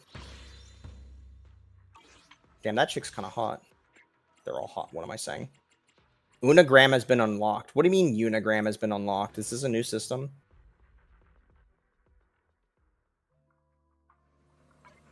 Okay. Why am I getting a bunch of pop-ups for new shit? You may now use the Unigram. The Unigram is a device that allows you to contact... Kaiser is cooking. Oh, shit. Is Kaiser cooking? I don't know. I'm not reading chat, guys. I'm trying to set up content. He's cooking in my DMs. Okay. It's just random text messages. It's just fucking... I'm gonna just check what Foxel's doing. Has he reacted to my shit yet? Or am I not important enough? I think Are you getting donut walled? Guys, I think I'm not important enough to Foxel anymore. I think I've served a purpose. Served my purpose is crazy.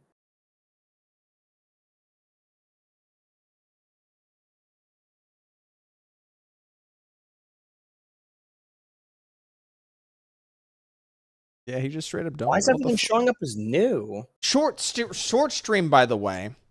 Guy spends nearly 8 fucking hours, reacts to ALG and Kete, and then spends the rest of it just fucking around with, like, Thrall, while his chat, like, spam shit on his screen. Oh, they gave the girl that gives you policies a voice now.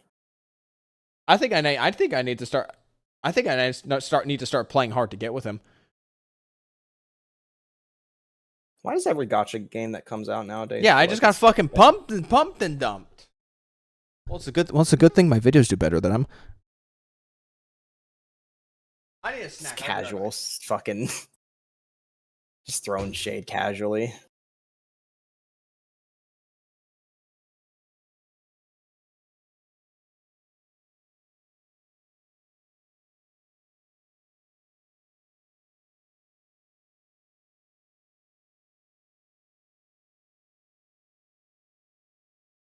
Okay, guys, we're about to do some Chaos Zero Nightmare polls in a moment. And I'm going to be realistic, guys. I want Orlia or Veronica more than I want Chizuru. Because I know I have enough pulls to get Chizuru. I would rather get fucked on like some 50-50 and get Orlia and be like, oh man, I failed the 50-50. Or I guess I'll have the base game character I want. I would rather have that happen. God, I need to charge this phone. I've been having a chat open. Okay. Now, so whether or not he actually like records it for a video, no idea. I still don't have Veronica. I think I got decently lucky. I only started playing the game like 2 weeks ago, maybe like 2.5 weeks ago. I have Calliope, I got Maylin, I got Yuki, and I got Renoa. So I have 4 5-star characters. I'm gonna turn the game's audio down before I start this stream because holy shit, this shit's loud. Oh, I forgot my audio settings. Great. That's just great. Don't know why I forgot the audio settings. That's why it was so fucking loud. Okay. So he is about to see Chaos Zero Nightmare for the first time, or at least pulling. I've seen it in passing when walking by you. It's here. Yeah. Who's ready for pulling? In another game. I feel like I... God damn. I pull so much. I pull so much in this game. It's now being recorded too, so it makes it look worse. Why are you doing combat? I thought you were doing pulling. I can't farm for one moment. Okay.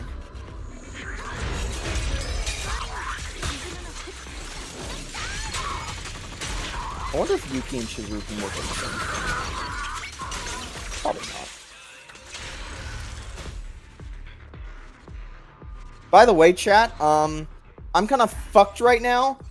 I'm at the chapter 4 promotion boss, the one with the fucking holy armor and like 2 dual swords and like 6,000 fucking HP. Yeah, I'm not having a fun time right now. I have to go and I have to like farm runs to try and get like better. Oh, it's like, about the cards. math. It's about the probability math shit. Okay, you know what? I don't. If you want to cook me on the math, I don't actually give a fuck. The point of the matter is that because there's so many substats that you have to roll through, whatever. You get the idea. Haven't seen anything about Chaos Zero Nightmare from the ads. I'm not out here trying to be Maggie, who gets like fucking 6K views a video because people don't want to math. All right. Anyway, haven't seen anything about Chaos Zero Nightmare aside from ads. Well, don't worry. You're not going to understand the game any more than you normally would, but you will see some gacha. Long story short, just think of a roguelike card game kind of deal. And it's Slay the Spire, basically, is the best way to put it. It's Slay the Spire, or it's I use the example of a game on Steam called Chrono Arc, which I highly recommend. If anybody really likes Chaos Zero Nightmare and just want to play an actual game version of it that also still has hot anime characters, go just play Chrono Arc on Steam for $20. And in fact, I would urge you to, because I'm going to be honest, Chaos Zero Nightmare, it's story ain't that great. Let's put it that way. I know no one's ass is probably saying the story's great or anything. Maybe the event story I haven't tried out yet, which I unlocked like a couple days ago. Maybe that's good, but like the main story is it's just generic. Can I get you to look at the stream for a moment? What am I looking at?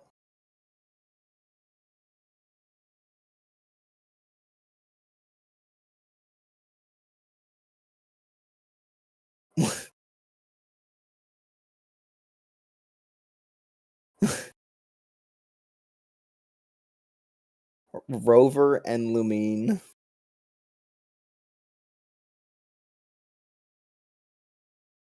That's it. Do I want to see Steam Bund get absolutely cooked by JP though? I know that he got community noted. Why, is it a Saint video? I don't know if I have the time right now for like a 40-minute video. I need to be thinking about going to bed soon. So if it's like a quick one.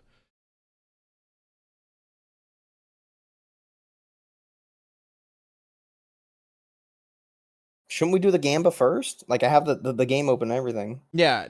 No. I think technically, if I wanted 8 hours sleep, I need to have gone to bed like an hour ago, and I still need to get my Stella Sword dailies in before I go to bed. So we're gonna probably that's easy. Take 5 minutes. I don't care how long it takes. The point is, I'm already well ahead of time right now. So we're probably just gonna wrap up with this. Okay. Oh, I didn't realize my audio thing was. You want to get that out of the way? Get what out? Yeah, I got it out of the way. Cool. I'm not. All right, homie. I'm not recording this. We're going. That's fine. Can I get a full body of that girl? She looks like Raiden May with the robot arm. Is her arms tied? Wait, her arms are tied? I didn't even know that! Is this what they mean by both hands tied behind her back? They are. Look. She actually has hands tied. Yeah, no, this character's hot. We're getting this character. Okay. Are you ready? Are we ready? Are we going to it? What are the rates for this game? How does this game work? Is it just like typical 1%. Hoyo slop? What do you mean Hoyo slap? It's a gacha game. It's your typical fucking gacha game. It's 1%. Can you lose a 50-50? Can you lose? How many 50-50s can you lose? Sorry, it's 2%. It's 2%. Is there a 50-50? There is a 50-50. If you fail the first 50-50, the next one will be guaranteed. Great, so it's Hoyo slop. Glad we could come to that consensus. I like how you say Hoyo slap. It's literally better than a lot of the games. Because it's funny to say Hoyo slop. Well, whatever.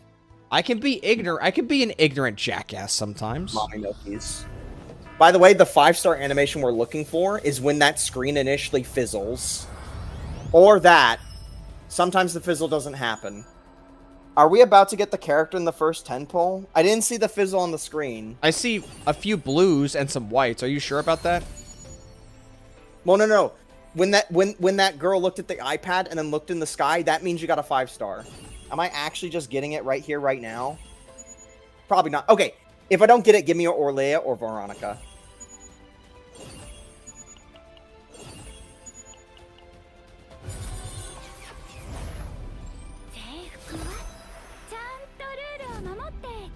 I'm A-okay with that. I'm okay with the Haru too. I am A-okay with that. I am A-okay with the Haru. There's too many strikers. They need to add not strikers. Holy shit. By the way, Haru was the first banner character because this game puts its characters in the standard, which also means it puts it in the fucking limited as well. So I just got the game's very first character. Okay, I will take that, chat. Okay, yeah, and that's the generic animation. We don't care about this. Oh, we care about... That's 3 of them. Holy shit. Smilegate, how could you? How much is one poll? It's 1,500. Cool. For 10. Sorry. It's 150 for yeah, one. your numbers on that was wrong. My number, just a little bit off. No screen fizzle. Here's the thing: the screen didn't fizzle at first. Okay, nothing.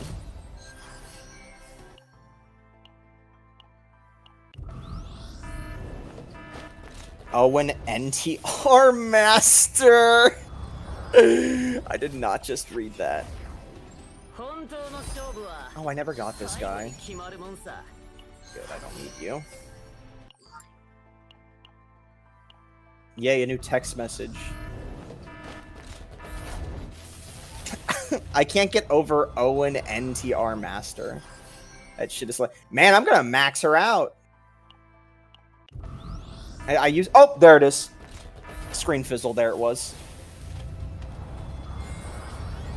I wonder if screen fizzle means it's the on-banner character. Probably, actually. I've seen the screen fizzle so many times when I was, like, re-rolling for this character. Or the Yuki, the previous character. Did I already play GFL 2? No, I don't think we'll be doing any GFL 2 tonight. I don't got the time for it. I gotta get up earlier than usual for an earlier shift today. Tomorrow.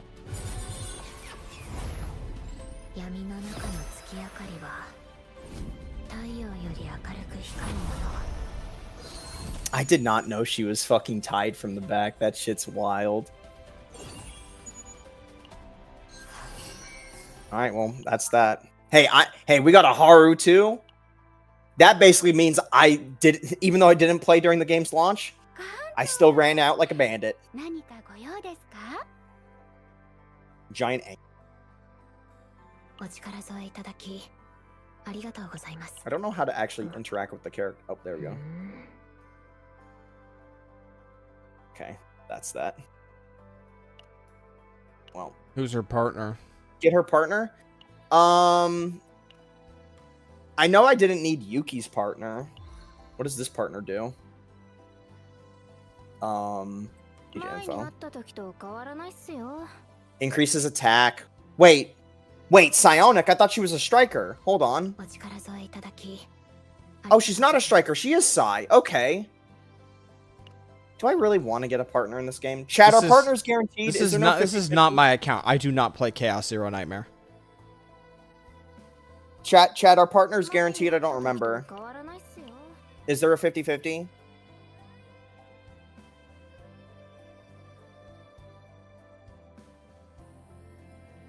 They are granted. So it's like Wuwa. We'll just use this in easy terms. Is it Wuwa? Is it guaranteed? I'm gonna read this real quick. No, I did not add this game. 8% every time the assassin card stack. Increase damage amount by 5. Stack 3 times. Every time one card used. Assign deals 3 hits. Fixed 30% damage. Everybody is saying yes. I'm going to assume yes. So sure, fuck it. Fuck it. We'll do it. Because I'm gonna be honest, guys. I don't know if I'm gonna be really playing this game that much longer. But I do need partners, like, badly. So fuck it. Why not?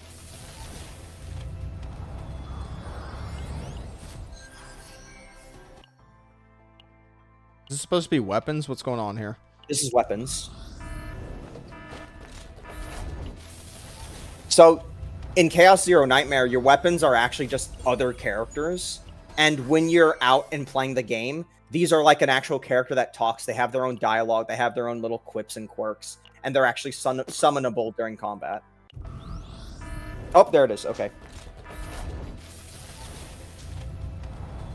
So yeah, that's one thing I will give Chaos Zero Nightmare. I love the idea that the weapons in this game are actually just characters in of themselves. Why are there so many furries? There's only one 3-star for every class in the game. Like, that's the only 3-star for that class. So that is one negative of the game. There is no, like, build diversity if you don't have 5 stars or 4 stars. I don't think that's the question I asked you. Why are there furries? I don't fucking know. I don't like this one. I really don't like them. They're, like, bad. Okay, well, that's that. Chat, I really want to pull on the base banner, but I know I shouldn't. I really want an Erlia. Well, I'm glad she's not another striker, because I thought she was going to be. Well, there we go. Why is it not showing the character? Can't click on him. Okay, whatever. No, yeah, this does a bunch of attack shit. We like that. Because especially since Yuki's was so bad, that a 4-star was just better than hers. So, yeah. Alright, well, I mean, that's really all there is to it. Lovely. Yeah. So that's the game. Ah, shit. Alright.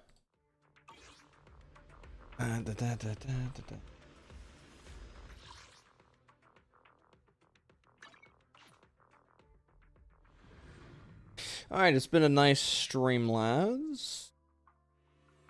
We had a lot of conversations. We watched the video. We spat. We got pumped and dumped. But other than that, I'd say it's been a good night. All right, I gotta go. I gotta go for an early work shift tomorrow. So you all have a nice night. Bye.